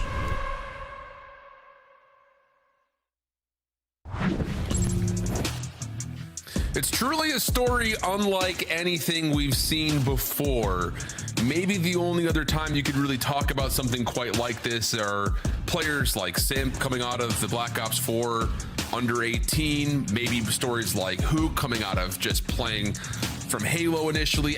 There are so many other stories that are similar, but none quite like it when it comes to coming onto the scene, winning 5. We casted it, dude. We were like 5 straight matches of Elite, 5-0 in their opening group as a bunch of young guns, and then to fill in to a spot that was vacated by mere fluke, make the most of it, and then of course cap with a world championship and a WC championship, and of course keep the dynasty potentially together. Jay, it's something that a lot of teams are trying to replicate. Believe it or not, Mercules is a 1 of 1. No carbon copies of what he brings to the table. Yeah, the golden child effect, man. No team so far this season doesn't want to miss out on an opportunity like that. Because if you could pick up an amateur player and he can win you back-to-back world titles, yeah, we're going to all take that risk. So that's why you see so many challenger players throughout this entire season so far, making their debuts in towards the CDL. A lot have had good success. A lot have struggled early on. But Mercules is the reason why. And so far, he hasn't really been the reason why they have been dominant in this series, because he's been low-key cooling it. Because the nuke's on point, Dashy has his moments, and Shachi's just all over the map. But Mercules, man, what a player. Yeah, it's just been such a treat to watch. And how about this opener for Optic? It's perfect. That's the easy way to say it. Vancouver on their breakoff can't find a kill, and Mercules has already scored, and if he finds that kill versus Lunars, that would have been something different. So back over to Dojo we go. Dashy and Hook have the line established. Long route from Shotzi being red, and they handled nicely so Vancouver can stabilize here early. Yeah, they have control of the EMP, the map control to go with it. They're just looking for the kills now to open up the lanes that they are approaching, but unfortunately the first one goes in favor of the nuke. It's all about stabilizing if you are Optic, making sure your pinches are being watched. Shotzi playing a rat corner onto TJ, catches him lacking, and now Optic in firm control of the EMP until Gwyn finds a double. Yep, Dashy just going to try to keep his life. Woo, tries to actually slip back, knowing that he had Hook working rooftops and Shotzi pivoting at mid, but now all of a sudden Optic are a little bit caught, lacking defensively. Merc, Dashy off spawn, just trying to bunker up. Shotzi off the pinch, no commitment for Vancouver to push forward, and not counting numbers well means that Optic can now start to run, legitimately sprint over towards the Dojo goal of A. Mercules will not like the look of that and will back away, and we'll get to work trying to bombard the point with nades. Yeah, I don't know if that's miscommunication right there out of Surge, because no one on your approach to potentially get a capture is watching the pinch, or you were just thinking that Luna's off spawn was going to be in a position to do so. But Optic set up that flank for free, shut you down, and thankfully you're able to shut them down on a goal line stop and still maintain a map control over towards Dojo. Yeah, this is big, especially with TJ trying to run up behind the play. He stays away from the initial pick up through mid. Gets you 1, but is that enough? Doesn't seem likely. Vancouver will try to back away. Shotzi already in position to get the read on that wrap before it really even develops, and that's 3 straight down. The last one staying alive is TJ, who was staggered off that play, and Optic have members all over the map with the EMP looking towards roofs. And you see what it does, like Dashy finds the first blood, so now that forces Abe to be the defensive player over towards that A site. And your teammates got to clutch up in a man disadvantage. Thankfully, Gwyn and Abe are able to find clutch kills all around to shut down another push here for the green wall. And now it's a bloodbath fight over towards rooftops. And Hook's able to get away with 2. I've done that once or twice. Stray dead bodies on the map. Hook takes an extra shot, but still finds elimination without much cause for concern. So now you've got Mercules watching towards roofs. Shotzi potentially trying to create something over towards A, and Vancouver don't know which way to look, which is odd because you know where the EMP carrier is. It literally shines on the minimap. But a stun lands, and Vancouver will have a gold line stand for now. Dashy trying to keep the play alive. Won't be able to get the better of Lunars, and things will once again stabilize for Vancouver as they pick up the EMP with 1:40 on the clock. Hey, Vancouver have a lot of great goalies so far in this game, because Optic have found themselves in the heavy driver's seat to potentially go up 4-0, and they are so far in your spawn that they clear you off the rotation and are able to get their second score on the board. Now Shotzi being the lead blocker is able to slip by a couple players, find the opening kill. Now all he has to do is finesse. Stun will land over towards small room as well. Hook Dashy right there with them, and here we go again. Only player who can defend this is TJ, and he gets beat by Mercules' pistol. Wow, dude, this is yeah. It's just one of those things for Vancouver. Again, you've had a couple of nice moments, but it just feels like the decisions that they've put together, even when they've been on the attack, have been so slow. It's just like, who's quarterbacking this team right now? And it's because it's just very difficult to keep track of all of Optic. Like when Optic have the EMP in their possession and they're going for a score, you know you have to watch your pinch, you gotta watch in front of you, you gotta watch the creepy angle all the way around on the backside of the map, because Optic are just so good at setting up these pinches and always forcing Surge to be on their toes. Now another situation when you could potentially end the half with for the nuke. It's just hoping that your teammates can find a couple kills through the middle. No. Or I'm just gonna send it and find the kills on my own. Not able to get the second one onto Gwyn, but Shot C gets shut down, and another stop there for Surge. Yeah, I mean, a kill away from being able to get it to a 4-0 escalated halftime. As Abe is in a really good spot if he can find one, but TJ will drop the EMP just before halftime. It'll be a 3-0 half, swap the sides around, and it just feels like business as usual right now for Optic. And it's like nothing that Vancouver can do, because this is what it's like going up against the best overload team in the game. You get your first score off the board in the first 20 seconds by winning 2 gunfights through the middle of the map, knowing that not a single player from Surge are going to be in a position to try to contest this. The only way that they can is if they gun us down from mid-cut. So no need to waste time there. And then throughout the rest of this round, even though the score is still sitting at 1-0, it was Vancouver consistently having to have goal line stop after goal line stop. And that's just because Optic are all over the damn map, man. SMGs are getting lost. ARs are finding openings with the M15 or the Jaeger if they feel need be. But it's just Optic right now have a really good grasp on Overload, and they continue to show it. Yes, they do. See if there's going to be some signs of life here in any way for Vancouver. Opening break off. TJ's able to find the first. That's over towards Dojo side. Gwyn also reads Shotzi trying to play a pinch through the second hill. And that's going to lead to an opportunity to grab. Not fully go, though, as TJ gets shots into Dashy, but doesn't expect Hook to be on that quick play. And they'll hop up. Now has Hook and the rest of Optic looking forward, but Lunars will cut things over at the connector through mid. Go. And we'll stabilize, reset, and Shotzi, hold on, able to get one, and okay, there we go. A little bit too far away from the play. Vancouver on the board. Yeah, Shotzi takes too much of a risk there, and Lunas makes them pay for it because he kept his positioning on the map alongside Abe. Gets that scoring in for Surge to potentially start to build some momentum here, because we still haven't accounted for Shotzi. And it seems like they must have just forgotten about him, because he finds that first kill to go in for free. Should be traded here by TJ out of the Semtex, but all the map control again in favor of Optic. For now, everything's just mostly coming over the top of the ZMP location. Shotzi off spawn, hitting through mid. And Vancouver are just going to opt to receive it instead of trying to find some initiation of their own. Largely respecting the fact that Optic have gained control over the top of the device. Now Shotzi makes his move through couches. Hook from the front. Nothing going their way, though. Now Mercules, what can he salvage? Good for one. Slides over. Really impressive moment there for Merc. Doesn't fully expect the third, but again, enough space and time gained for the defense to reestablish itself. And Optic off spawn, winning gunfights to potentially put the attack together again. And now what can your lead blocker find you? It's going to be Dashy. Doesn't decide to take any space, still sitting at the cobble wall, but you can see up your mini map the player off the respawn, and Hook, it's going to take you sweet time to work a middle route, because you'd much rather have this kind of standoff than be on the defensive side. But Gwyn and Lunars are able to find 2. Shotzi needs to iron up and clutch up on a gunfight with the Jaeger, and he's able to find one and hits the best Clayster impersonation right off the map.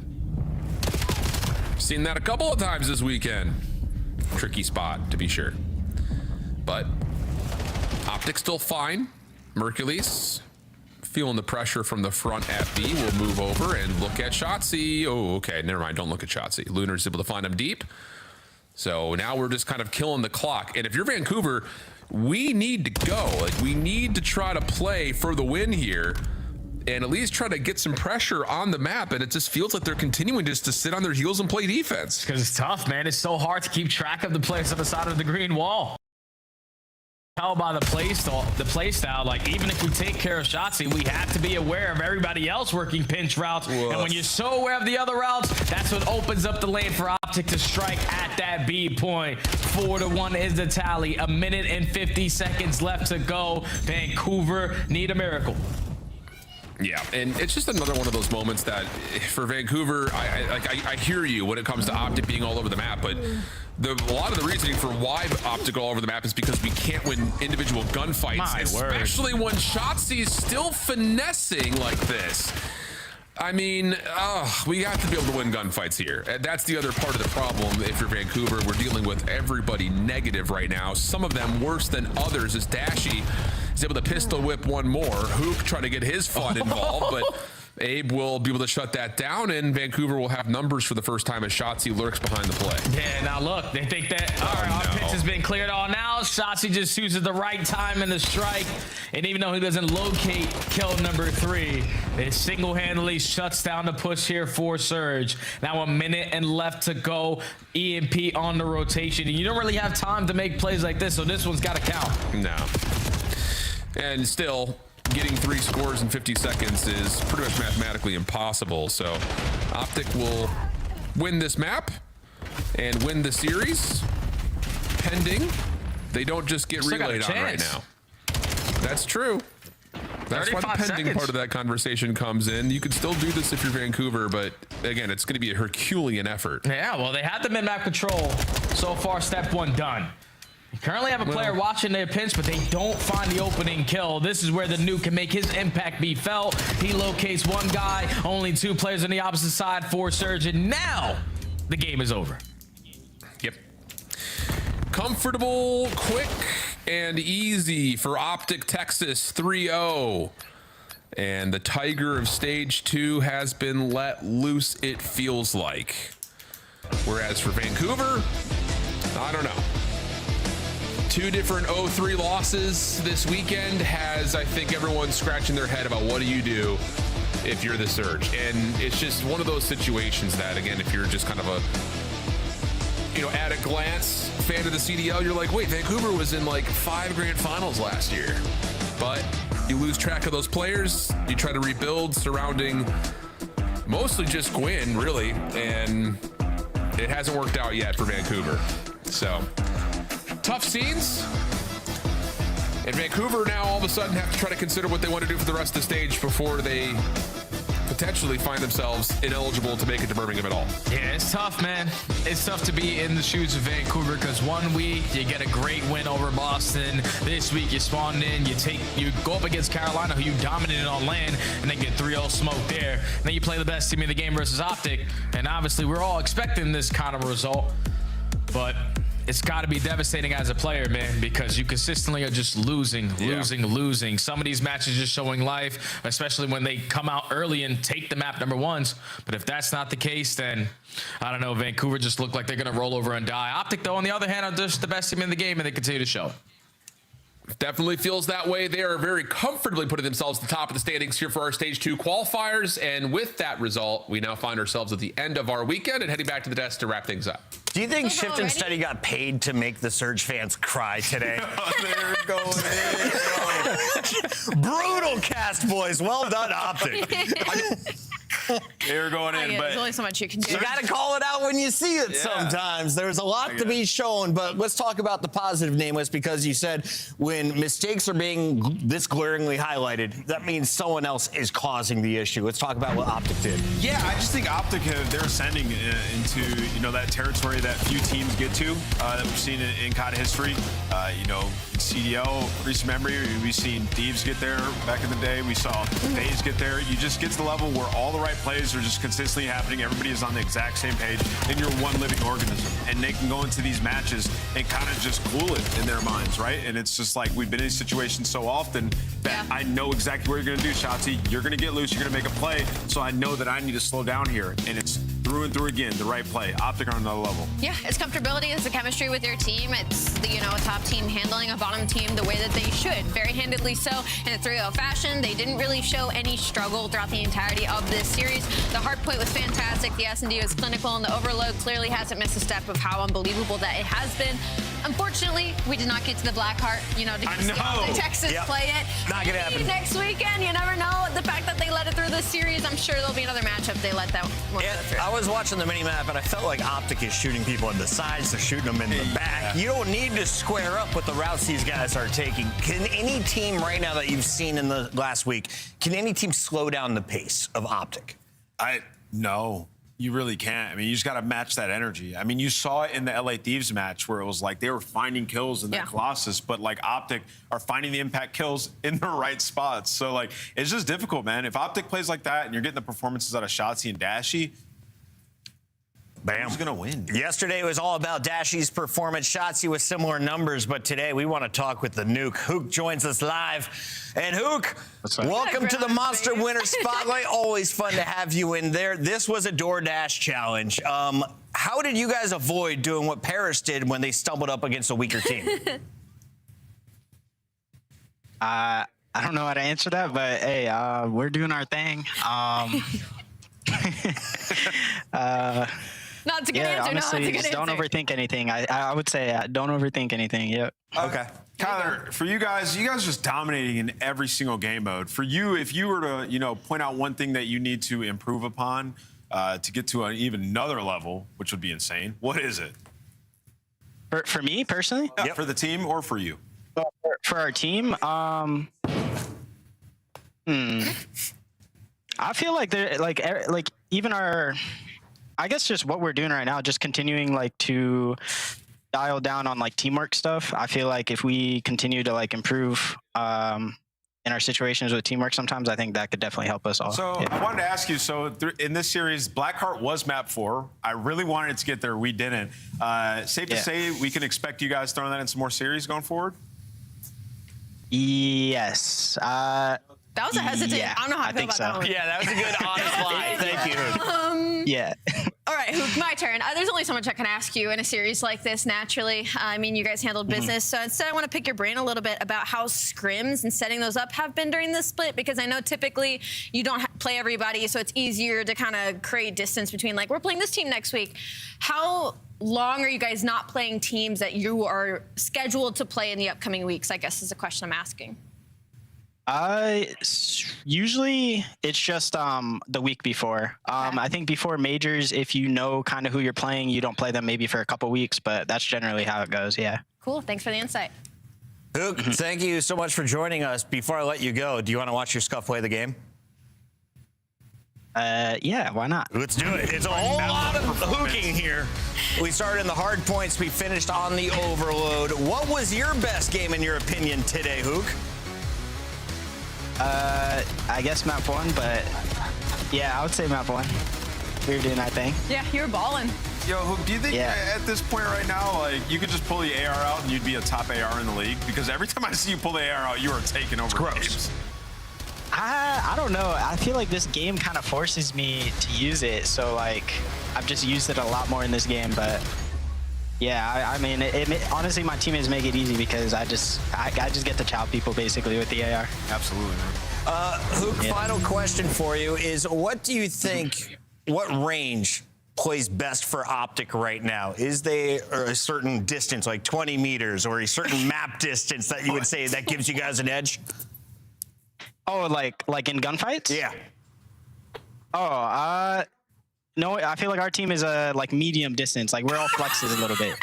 Yeah. I love that you're entertaining. Thank you for that answer. I was trying to pitch this to the rest of the green room. They said, Puckett, you're insane. Listen, they're a great medium range team. That is Hook. They're 5-0, making 6-0. They just keep winning here. We're done for the weekend. We're going to let Hook go party, but we got to recap everything that we witnessed on the day. Nameless, let's start with you. What did you see in our opener matchup? Yeah, I mean, today, coming into the day, we were thinking it would be some blowouts. We were hoping that was a banger. Exactly what happened today. For Toronto. You said 14 maps on the day. Yeah, I did say, how many maps was it? Oh my 3, gosh. 6, 9, 12, 13, bro. It's because we were hoping for at least a game 4 map number 1. Here's a look at your purple team that came out swinging. All the fans, all the experts went with Paris Gentlemates, but they ignored the fact that there were 2 dens in this building. My God, Toronto Koi. Like, the difference is so stark from the start of the season to now, just with this one change in the roster. Like, this is the Toronto Koi that we were expecting when we started the season, you know? And I think it was Jay or somebody said the same thing earlier. And so now it's like you add another contender to the pool of people that could win a major. We got to slow down, bro. Are you serious? I think they're great. I mean, listen, they're playing good, and I think Kips is awesome. I just got to see a little more. The Dens, 7 other 9 map games have been valid. And you cooked us. That's valid. You cooked us. We said they were a top 4 team, looking like it. You said FaZe Vegas was your top 4. Where you at right now, Big Papa? Listen, online matters. I'm going to turn my whole body. Hold on. Online matters. But what really matters is when we get to the land. And just know, FaZe will be on land. Good cop out. They're going to be at land. All that matters is when we're on land. But today was bad. I'll admit it. Boston may or may not be at land. It's looking more likely after today's W. As I rack my brain, weirdly enough, I feel like in the past, Boston always plays well versus FaZe for some reason. Am I wrong in thinking that for some reason? I think you have it confused with LA Thieves. They beat LA Thieves a few times last year. Well, maybe it was LA Thieves. It was LA. Maybe it was LA. So I was like, there's a top team that they kept playing like really well for some reason. But good for Boston. Yeah, Sparta, another good day. Yes. He's the real deal. He's the real deal for sure. He's earned himself a consistent spot in this league, I think. Him and Nasty, nice dynamic. I could see them being a top AR duo in this league. If you can get consistent performances like this from Purge and Snoopy, I did think it was the right idea to play exposure as map 4. Yeah. Because you got the AR in Purge's hand and he was making plays with that. So expect to see that a little bit more going forward. But yeah, Boston showed some fight and Snoopy and Purge bought themselves some time.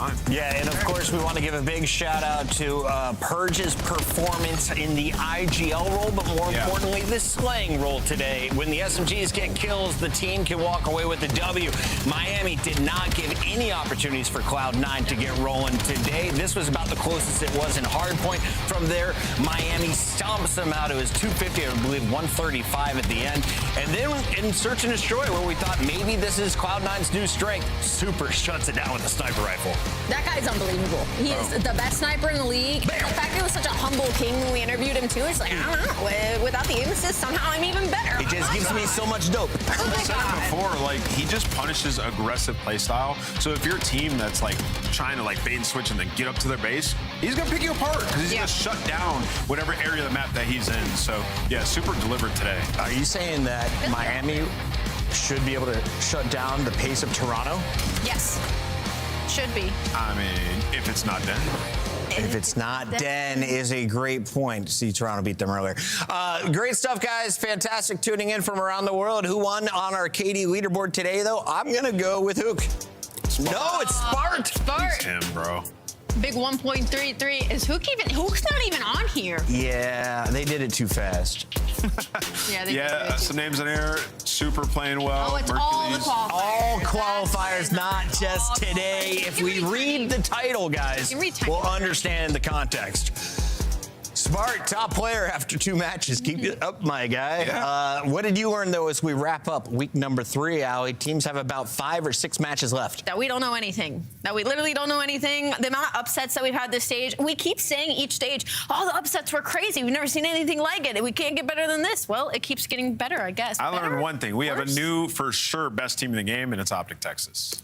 I think all of Challengers is taking their fury out on Envoy. They didn't get it done today, but they're trying their best. Let's take a look and see who Envoy has to face off against next week.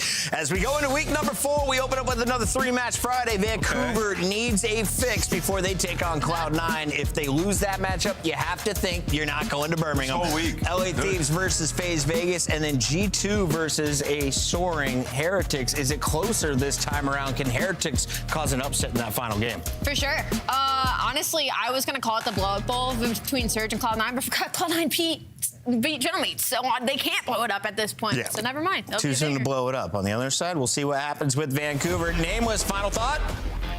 Phenomenal day. See you on Ranked. Great day. That's more than it's only 7 o'clock. Come see me in gold.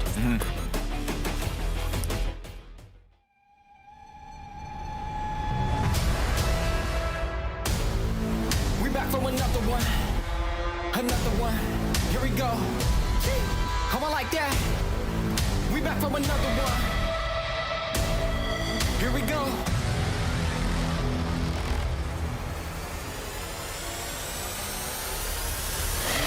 We back on the scene like we never left. Time to go put them back on the shelf.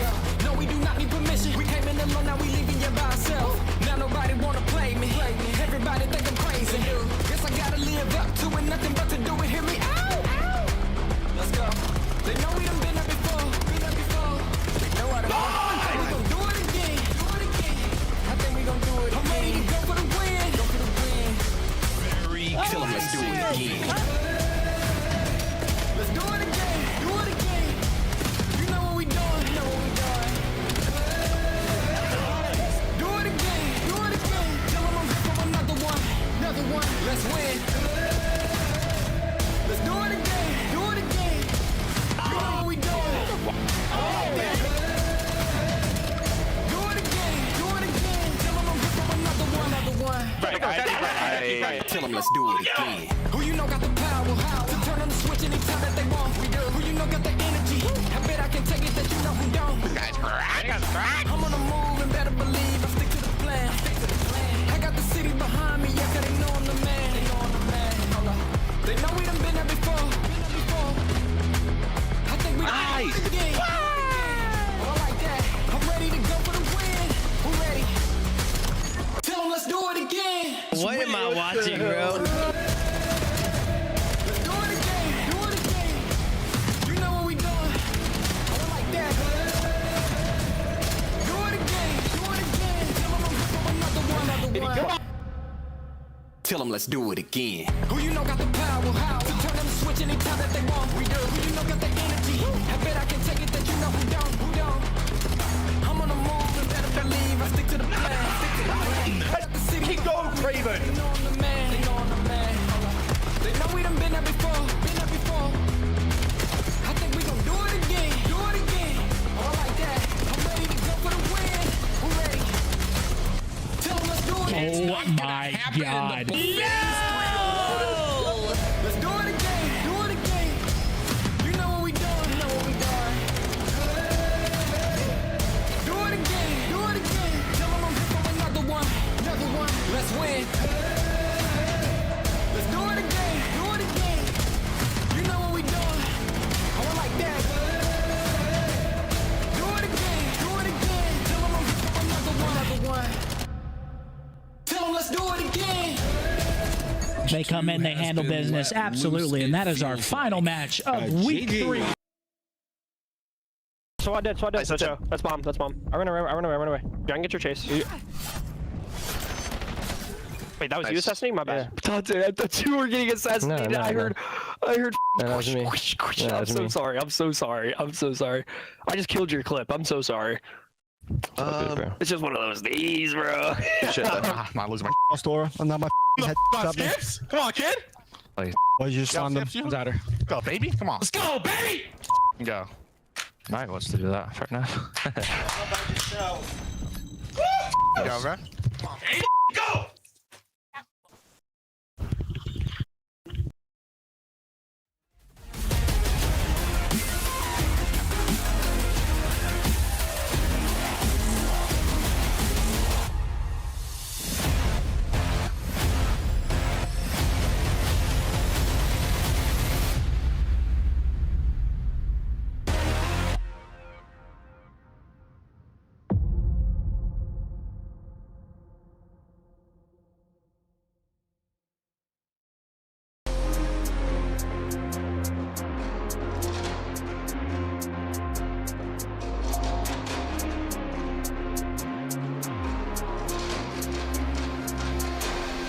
My price went up, you can't afford me. I'm everywhere, I'm